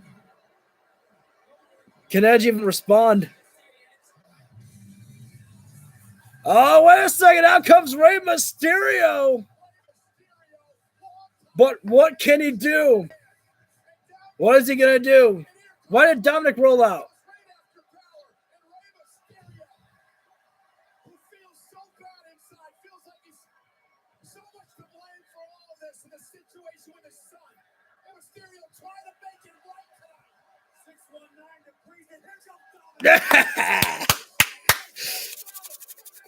Get him, Dominic!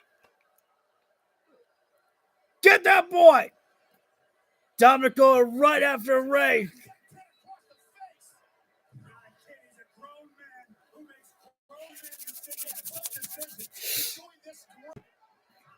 Dominic just taking out his old man. Oh, man, I love it. Oh! Dominic's doing the Blackpool combat stomps.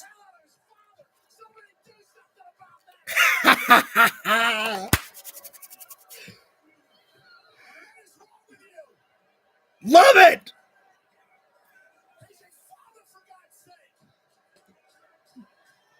Dominic should just go and try to unmask Rey Mysterio at this point. Fuck it, why not? Ultimate sign of disrespect.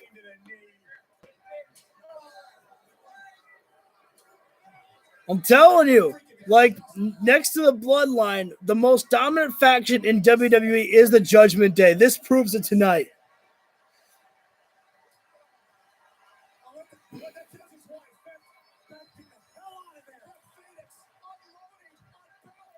Okay, this is some bullshit here. If Rhea Ripley doesn't hit, freaking Edge, then Beth Phoenix shouldn't be able to hit Finn Balor. I'm just saying.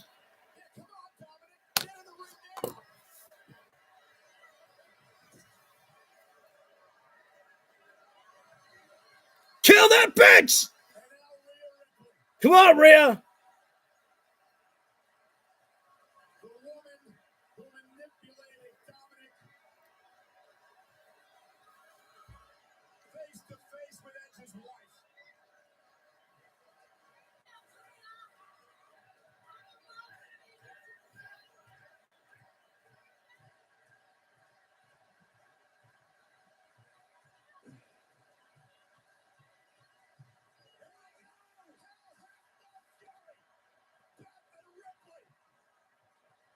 I want to see Dominic just hit a chop block.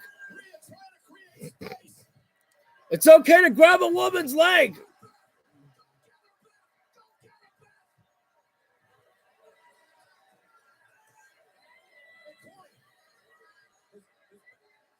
Oh, for fuck's sakes.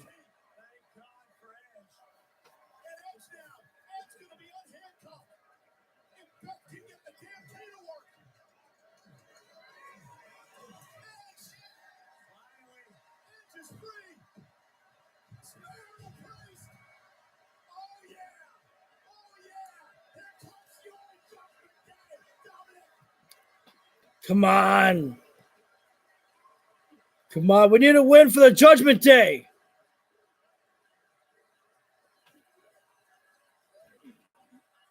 We need a win for the Judgment Day here. Come on.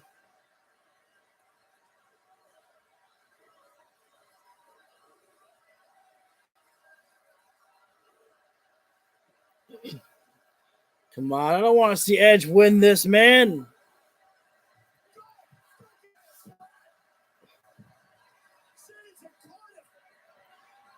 Kick that man in the fucking back, Finn. Slave blade. Thank you. Drop his ass, Finn. Come on.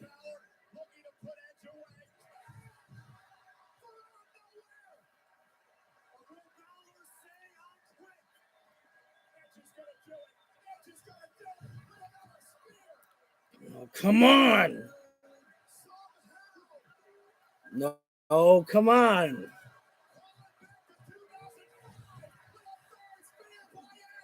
Don't fucking say it.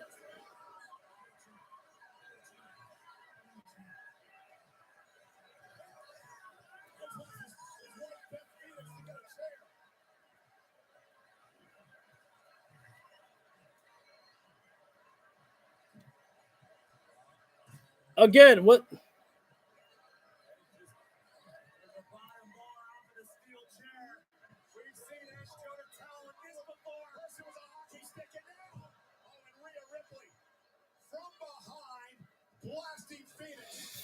Good!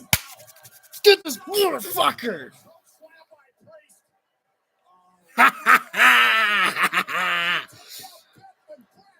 Yes!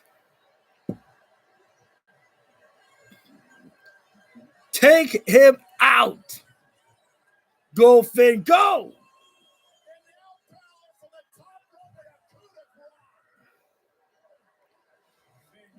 Oh, I love this. This is exactly the sadistic side of Finn Balor we've needed. He's going to go do it again and again, over and over. And Mysterio is still out.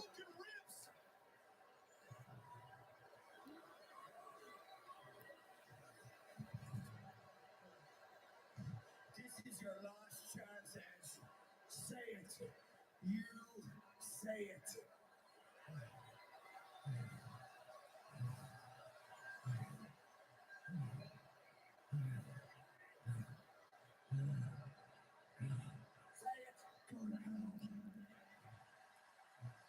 I cannot believe this. The courage of this man.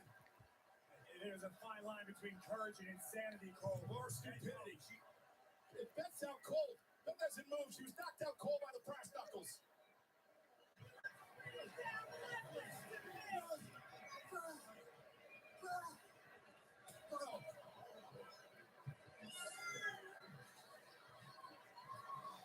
Concerto and Beth. Here we go.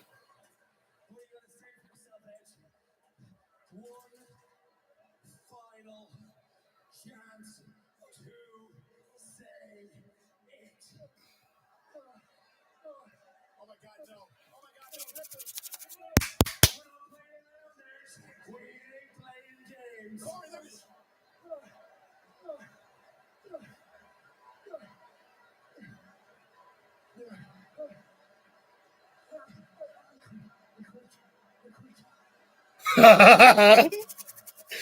Do it anyways.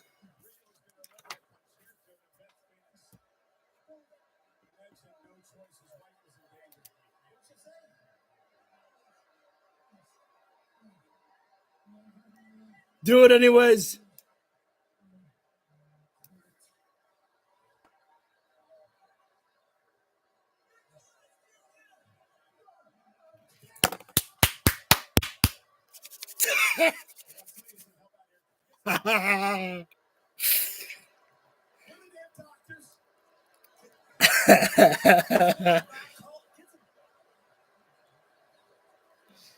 Oh!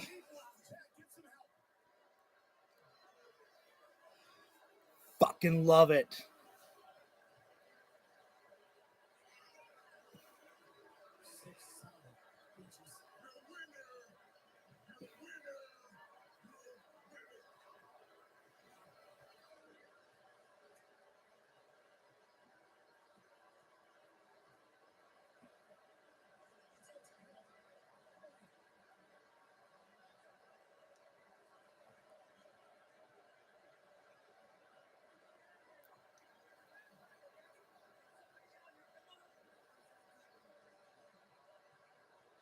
So, but no AJ Styles here tonight. Didn't need it. Can we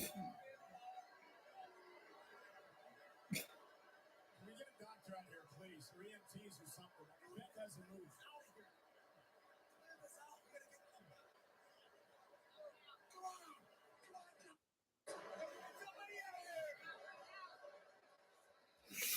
Poor's like, come on, we gotta get to the next segment. What the fuck, guys?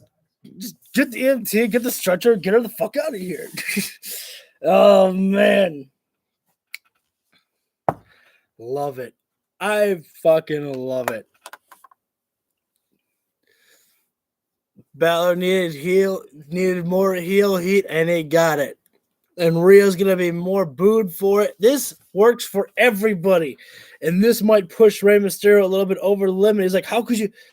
He's like, how? Because I'm more successful than you are right now, Dad, or whatever they'll say. But oh man, that was great. Fucking loved it. I knew they were gonna use Beth Phoenix. Or actually, I shouldn't say I knew it. I kind of, watched. I've listened to Solo Monster, and he said that might happen. That's what he was. That's what he was thinking. And I was like, no, that's a good idea. And then when I saw they were utilizing that, I was like, all right, great idea. And then when I saw Concertos coming, I was like, oh, fucking just do it anyways. Just do it anyways. Now we have the main event: Rollins versus Matt Riddle, though. Fight pit. And then there's the White Rabbit. Are we going to get it, though? We have to get it because there's been nothing that has happened of the White Rabbit except at the beginning of the show when they showed the White Rabbit, hop around in burrow underground where the X was.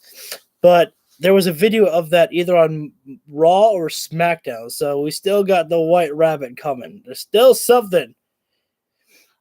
And I don't want to see it cost the match between... I mean, it can't cost the match between Rollins and Riddle because the fight pit can only end via submission, right?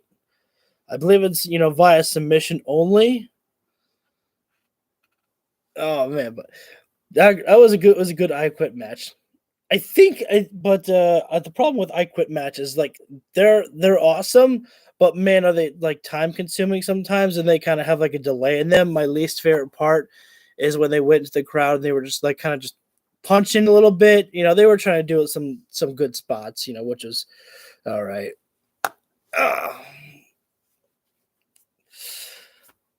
Oh man, can't believe it. It's almost been 4 hours on the stream here. Yes, we are at the last matches, Seth Rollins and Matt Riddle, but of course we have to see The Miz real quickly. And here comes Dexter Lumis being in the little chicken suit, or whatever the fuck this guy is.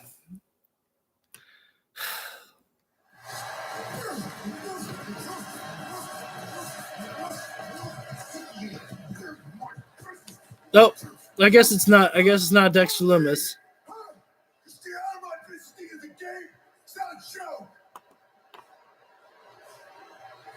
And now there's Dexter Lumis.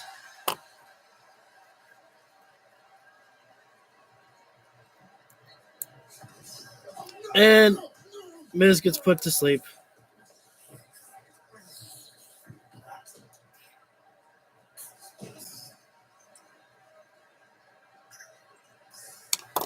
Oh, how do you think Wyatt's going to play in it all?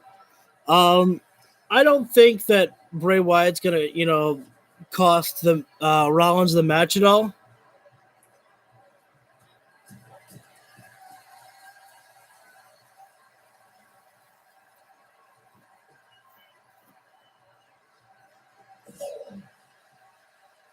Stupid comedy shit. That's not even funny. Happy birthday, Miss. But I don't think that I don't think Bray cost Rollins the match at all. I think the match just goes on. See, it's weird. Like this is Seth Rollins, and I just don't understand what Bray Wyatt has to do with Seth Rollins anymore. Yes, Rollins beat him in the Hell in a Cell matchup, but it just feels awkward if you just revert back to that. For what purpose? Bray's last opponent that he was dealing with was Randy Orton. It just feels that there's no need for that. Plus, I don't want to see Bray back as a babyface.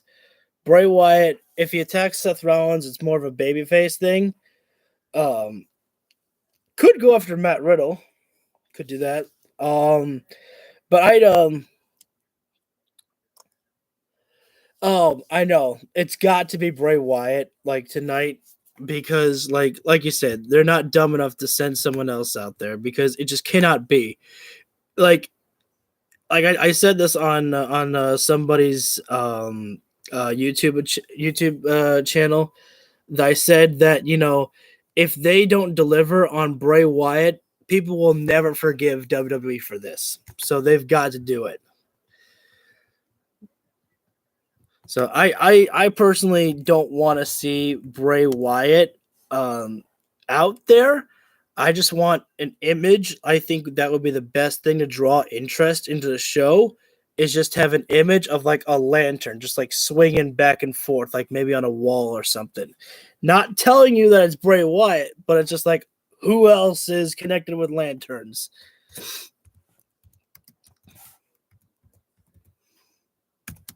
Just putting in the poll right now about, who's winning the matchup of the fight pit, Rollins or Riddle.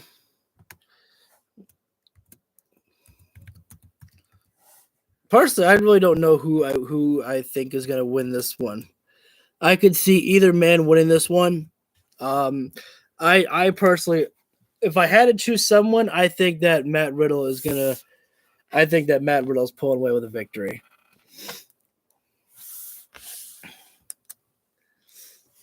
Hey, they need something to draw people in for Monday for the season premiere of Monday Night Raw, right?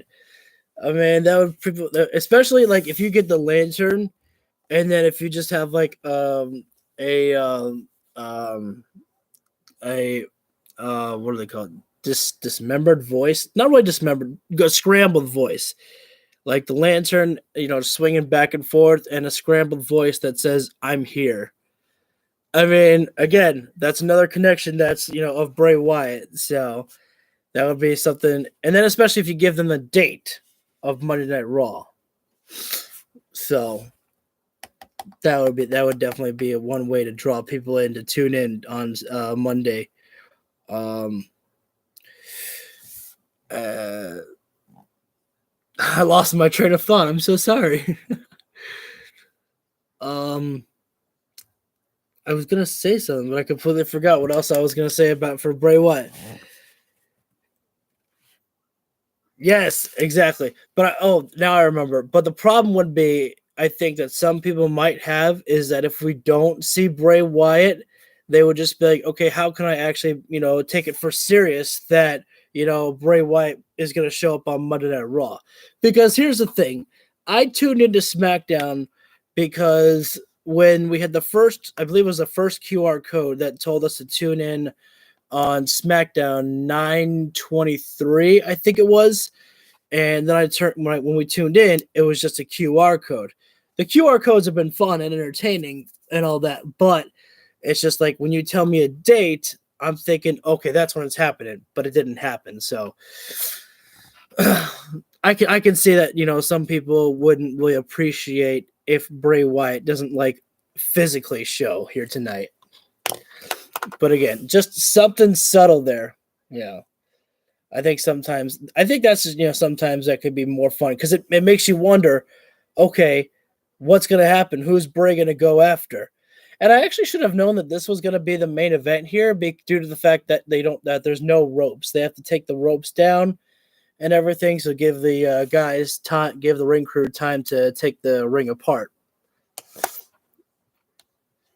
I hate the fact that we still have RK Bro right now, though, that Riddle is still using some Randy Orton stuff. I like it more if it's just Matt Riddle. I liked RK Bro, don't get me wrong. I definitely like them. I'm just, if it's Matt Riddle, I just want him to be focused on himself. I don't want him to be, having, a Viper on the skateboard thing. Just kind of throws me off a little bit. It just kind of gives me, oh, wait a sec, how's Riddle going to be supposed to kick the foot? Yeah. He's like, whatever, bro. Oh.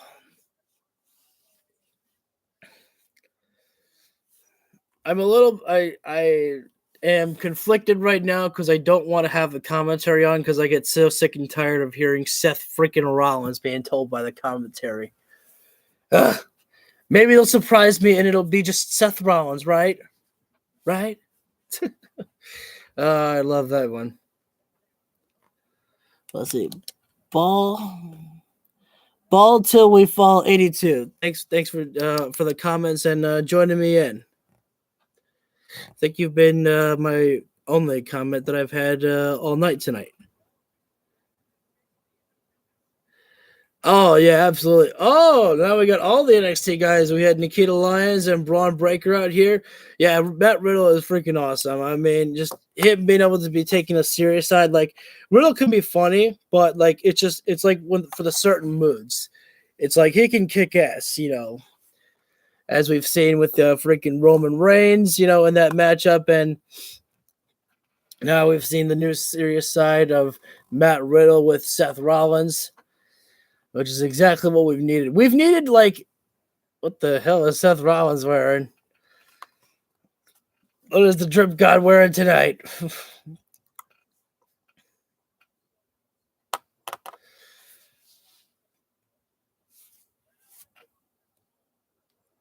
Oh, my God. Wait a second.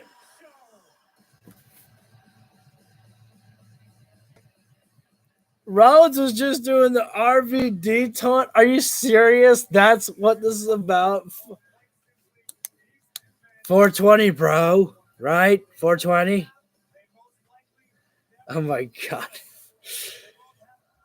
This guy's ridiculous and I love it. It's weird to say that some people are saying that this might be like Seth Rollins' greatest time of his career right now.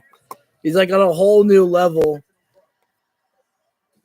And just knowing what the accomplishments that Seth Rollins has had, to see people say this about it.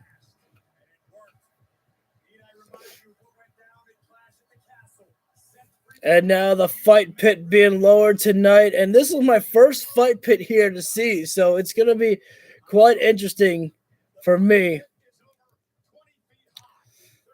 Matt Riddle, do not escape the cage. Funny story. If you didn't see my stream earlier, I did a stream of Seth Rollins and Matt Riddle in the fight pit on 2K22. Matt Riddle nailed the Phoenix Splash and he glitched outside the ring. Oh my god, it was freaking hilarious. And I was laughing but a little bit mad because I'm like, how the hell do I win the match now?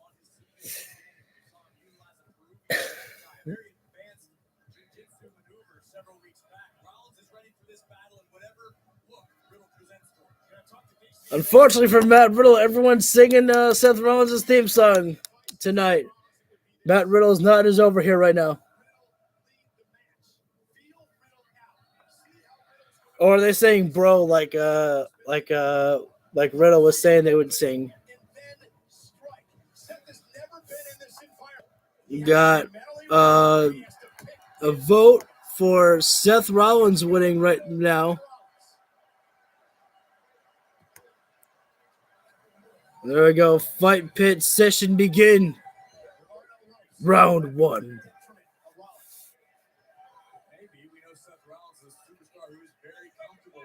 Round 1. Fight.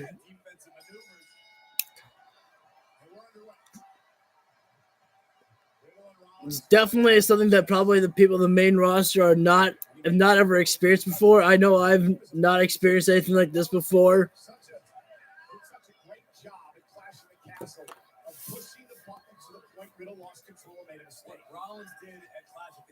So right now they're just kind of going toe to toe right now. Riddle starting off with a couple of roundhouse kicks to the side of the chest right now. And this might be a little bit weird for Seth Rollins as there's no ropes for him. So no ropes, no turnbuckle, no nothing. They could climb to the top of the fight pit area to, escape a little bit. Could always do that.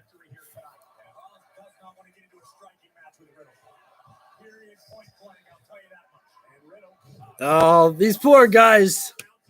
They're out there, beginning the fight right now, and the fans, they don't really give a shit. I mean, they kind of do, but they just started again chanting, "We want Wyatt." I understand the excitement, but I just feel bad for when people are, putting everything they've got, and then other people are just out there just, chanting something else for someone else. Nice springboard, or not even a springboard, but a roundhouse kick utilizing the cage there. And then, okay, commentators remind me. Oh, wait a second. Wait a minute. Riddle just struck the referee there by accidentally. He got a little bit carried away there by punching at Rollins, and I can't remember if this matchup is if it ends via submission or knockout. I know that submission is one of them, but is knockout something that you can win by?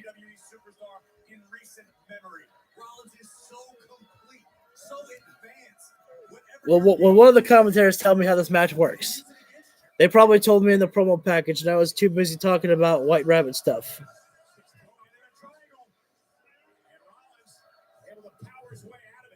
Oh, nice move there from Rollins. Oh, Riddle with a triangle choke on Rollins.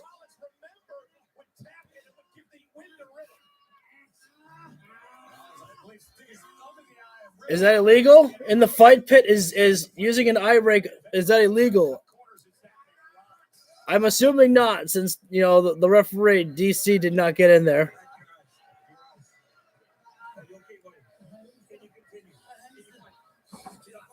Submit or surrender. Okay, that's what it's got to be. So it's kind of like an I Quit match, but with also tap outs.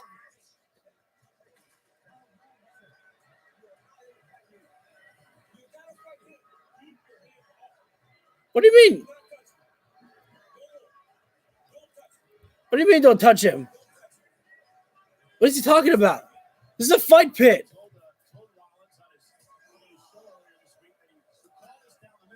What is he talking about? Why would you not touch him? You keep beating him down. It's like if you need to check on Riddle, go for it. But he wasn't doing that. Just keep fighting him. This guy doesn't know what the fuck he's talking about. Aren't you supposed to be some MMA fighter? For God's sakes. It made no sense right there. Well, Rollins, he said that I've competed in every single matchup, and anyone who thinks that, that I don't have the advantage here, I know what I'm doing. Rollins is proving people, wrong, that he can fight with Matt Riddle inside the cage right now. Yes, is this stage fighting? Yes.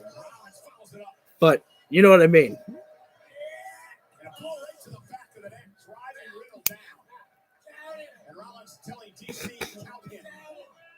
Okay, so what are the rules here?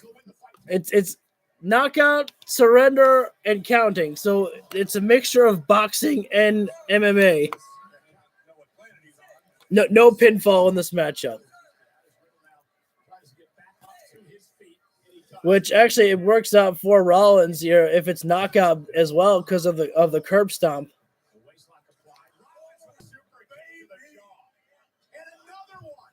Rollins. If Seth Rollins and Matt Riddle had a baby, it would be Rollins. My God. Oh, I meant to say that Riddle's just been getting dominated right now in this matchup. Oh, now it's 50-50 right now. Rollins and Riddle.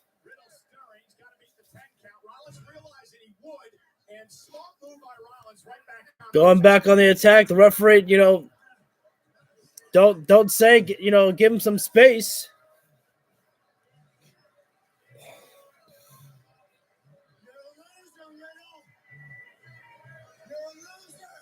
And then comes the trash talk from the Messiah.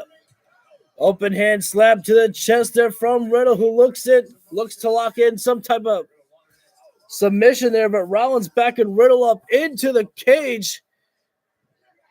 Oh, suplex right into the cage as well, though. Riddle folds up like in an accordion. Count him, right? Rollins is scaling the cage. And this is what the fans have been waiting for. Oh, a reverse frog splash there. Nice move there from Seth. And why is this ref not counting?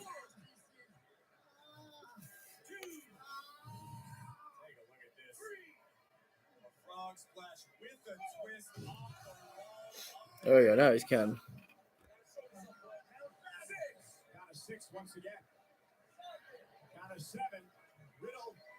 Why is the ref not looking at Riddle while he's counting? These guys pissing me off right now. It was looking at Seth Rollins as he's counting. I was like, dude, how are you supposed to know if Matt Riddle got to his feet then?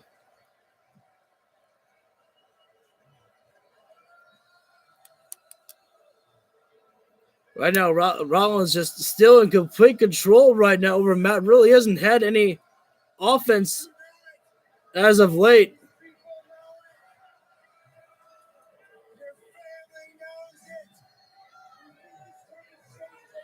Why do they make it seem like that Matt Riddle is almost like fighting for his family when the story is that he doesn't really have any?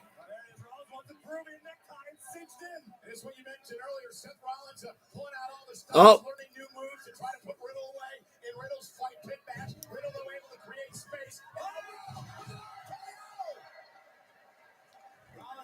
Riddle nails the cutter. Because there's only one man who does the RKO. Other ones are called the cutter. But now, what happens? Both men are down now. The referee's going to give the count. Are those diamond plates always been up? I guess it's maybe just lighting for Extreme Rules, but it feels distracting to have those lightings up on those platforms of the fight pit there. Count of 8, and so is it? I still don't understand, because in boxing, I think sometimes if you're not officially up at a full base, you still get counted. I don't know. I guess just don't overthink this matchup. Just watch people fight. But right now, Riddle's starting to feel some momentum shifting here right now, starting to get some momentum going his way. Oh, open hand chops right to the face. Rising knee strike. Oh, Riddle catch. Another cutter, but Rollins curb stomping. That's what I was talking about. That could be it for the knockout blow.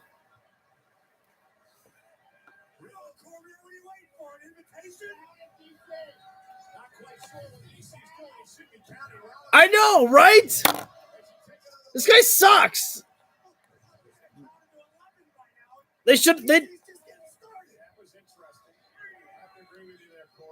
I know. This is why they should have brought in Ken Shamrock. This guy probably saw, Matt Riddle get hit down there, and he's like, "Oh man, are you okay, my friend?"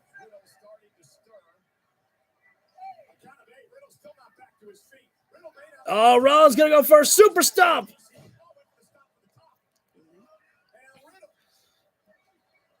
So it's official. Seth Rollins won the match because DC cheated for Matt Riddle. And now Rollins is up on the platform there. What do you mean, get down? Rollins calling for Riddle to get up on that. All I can think about calling it is a platform area. No other thing that I can think about. Rollins is super over. I think at this point you could probably cast Rollins as a babyface.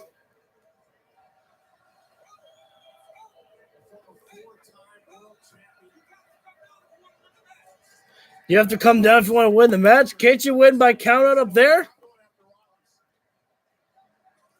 Again, maybe just don't overthink it. Just go with the flow.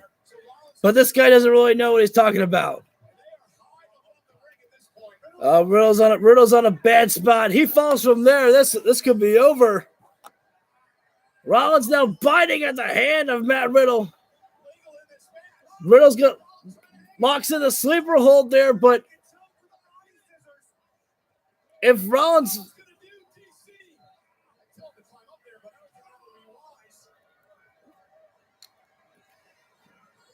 they're pulling each other back and forth into the chain. I mean, Rollins sending Riddle into this chain. I don't really know how else to call it. Rollins now just sending Riddle back and forth into the wall that's up on the platforms there.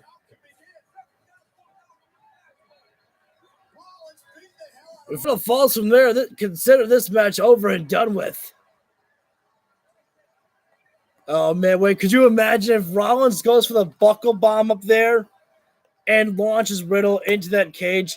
I don't think that would end well. I don't know if that cage wall was built for that. Oh, God, he's going to do that. Look at the position that Matt Riddle's in. Oh, thank goodness he didn't go for a running start. Because that would have been bad. I'm telling you. That would have not ended well. Yes, exactly, Corey. You and I had the same thought. We both expected Rollins to run like he does for the buckle bomb. Hey, at this point, Rollins just throw him off.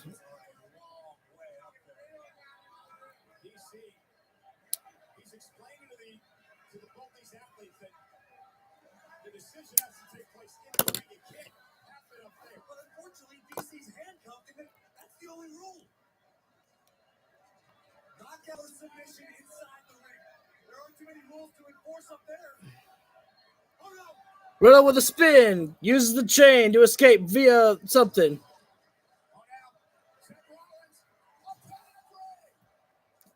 And now just roll him off. Seth, just roll him off.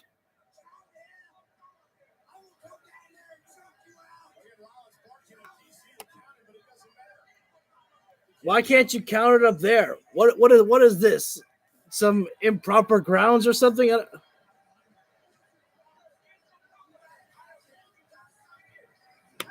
Why can't you count it up there though? I don't understand it. I just feel like that if the body's out, well, I guess you can't really. I guess that makes sense because you can't really see the body from up there. What the hell is Seth Rollins looking to do a stomp up there for?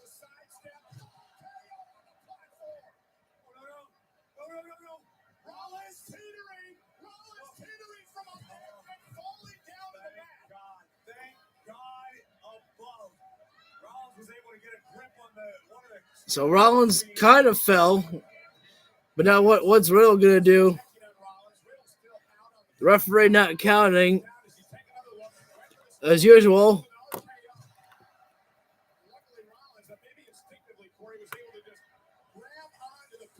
And just kind of flopped down, did Rollins. Oh, wait a second. We saw this in the promo package, what Matt Riddle's thinking about. Oh, shit. What if Rollins moves, man? What if Rollins moves from the floating bro? I'm going to go shooting star, bro. What's Riddle doing? Oh!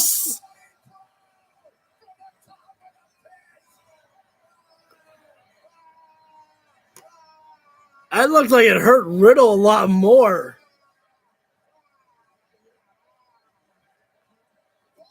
That wasn't a floating bro. That was a senton. You know, he kind of, you know, just like a senton, not like a swanton.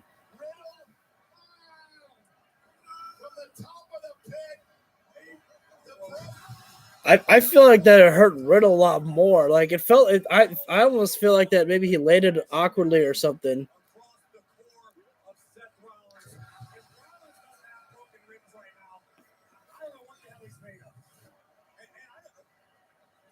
I mean, Rollins is not, you know, yelling out in anguish. Matt Riddle is still doing that.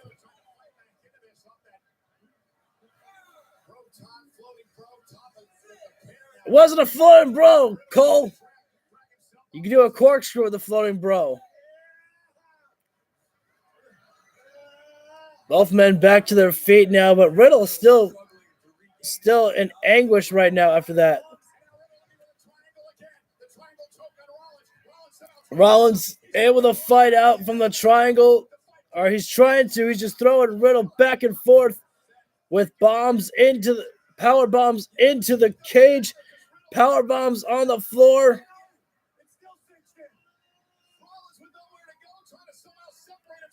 Hey, is a low blow illegal in this matchup?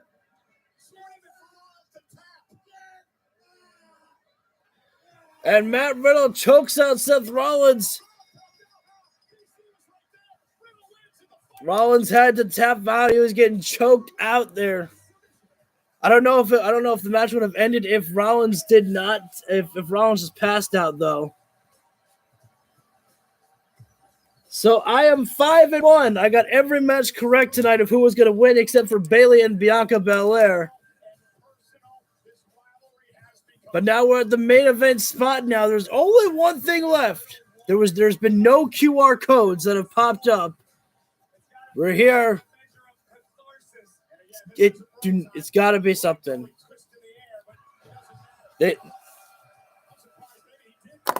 What's gonna happen now?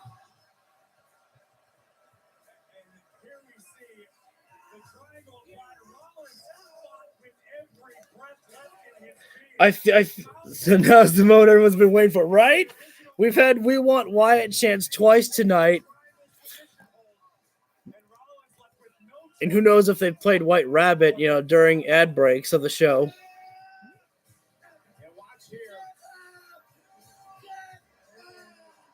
You'll see the tap by Rollins. TC, the official, doing his job, getting in there. Daniel Cormier, thank you for being here tonight as part of the fight pit. Riddle with the victory. No. It's been an unbelievable extreme rules here. No, no, no, no, no, no, no, no. 16,000 No. strong, and Fuck. Don't. everybody watching at home. They're gonna. Are we still on the air? They're gonna do it to. They're. We on the air, guys?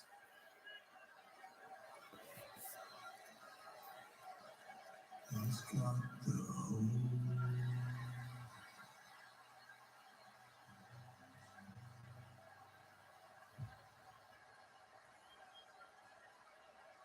He's got the whole wide world.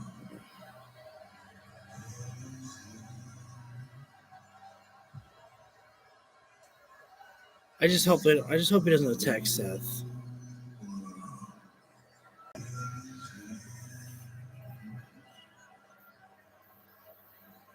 He's got the whole world in his hands. He's got the whole world in his hands. Oh, there's Huskus, the big boy, in a full costume.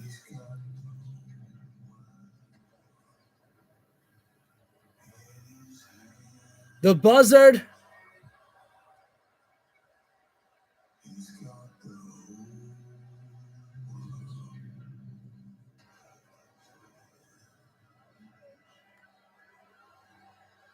Rambling rabbit.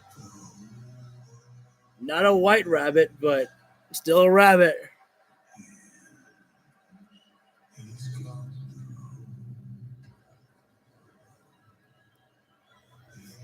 Sister Abigail or Abby the Witch, whichever you prefer. I prefer Abby. I'll never forget Sister Abigail that we tried doing. At this point, Seth has to be gone, right? Oh my God, what is it? That's the Fiend mask burnt.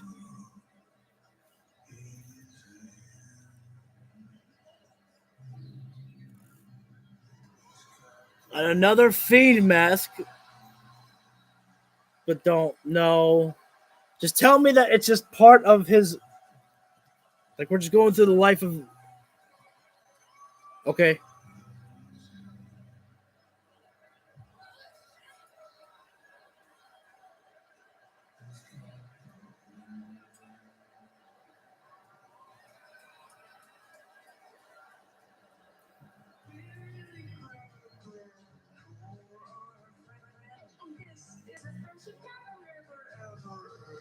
The Firefly Funhouse completely destroyed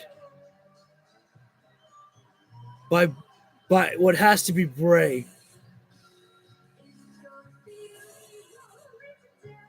Oh, this is so smart. You can tell that Bray's probably been planning the TV.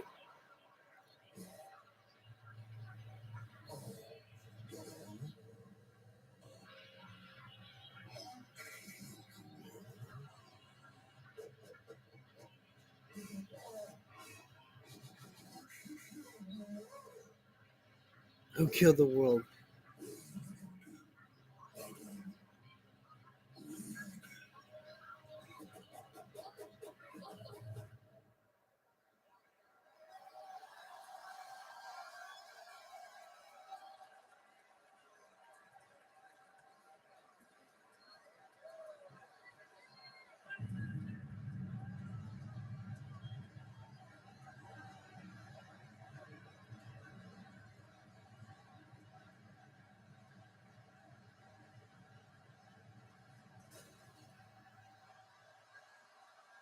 There's a door that just opened up. Oh my God.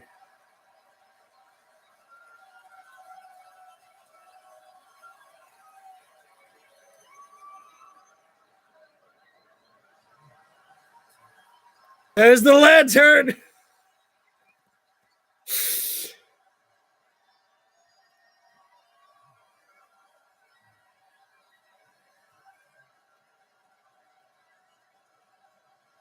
This is fucking.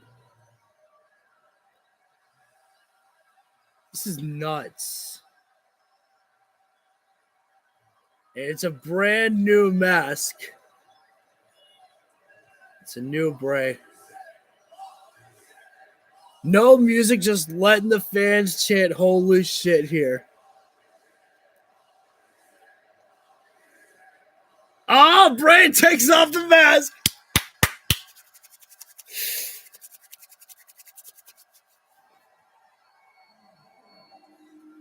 And he said, I'm here.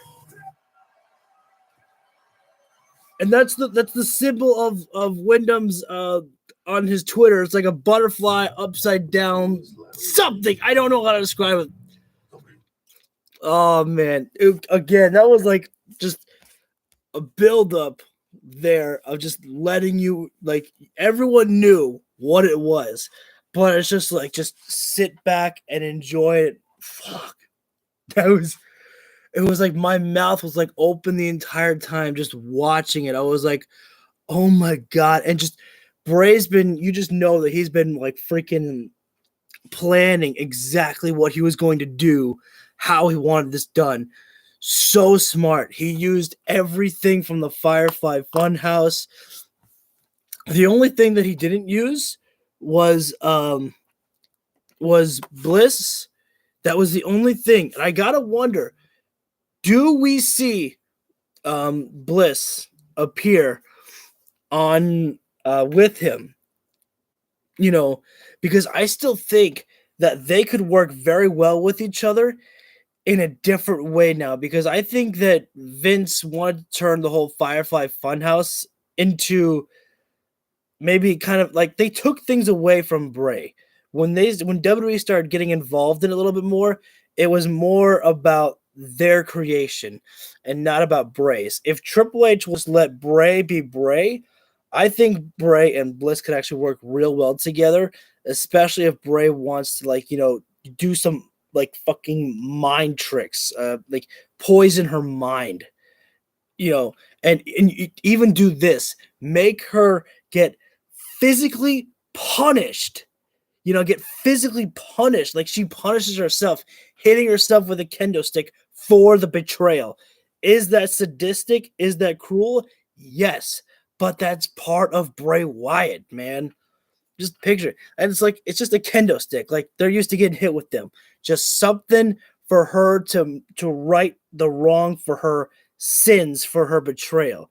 If they did that, they could do it. And then think of this, Eric Redbeard is not doing anything. I mean, he's on the independent scene, but they could call up Eric Redbeard, aka Eric Rowan, if they wanted to do it. Braun Strowman's back. You know, they could do that too, if they really wanted to. It's just with Bray Wyatt, there's so much that you could do.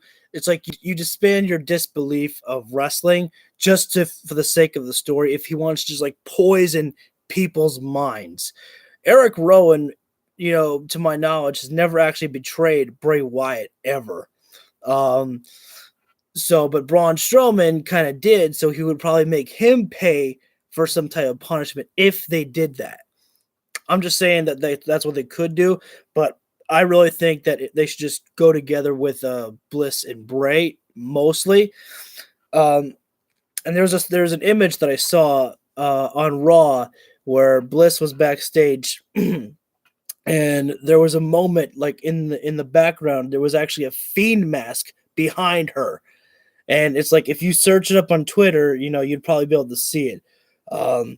And I probably shouldn't be talking this long because, you know, it's been almost a 5-hour stream here. But there's just so much that can be done now. And what I'm very happy about, Bray did not attack anyone.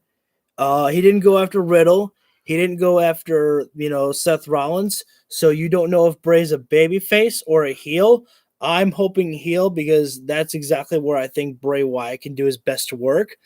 And so that's just, it leads to more more of a, what does he do now?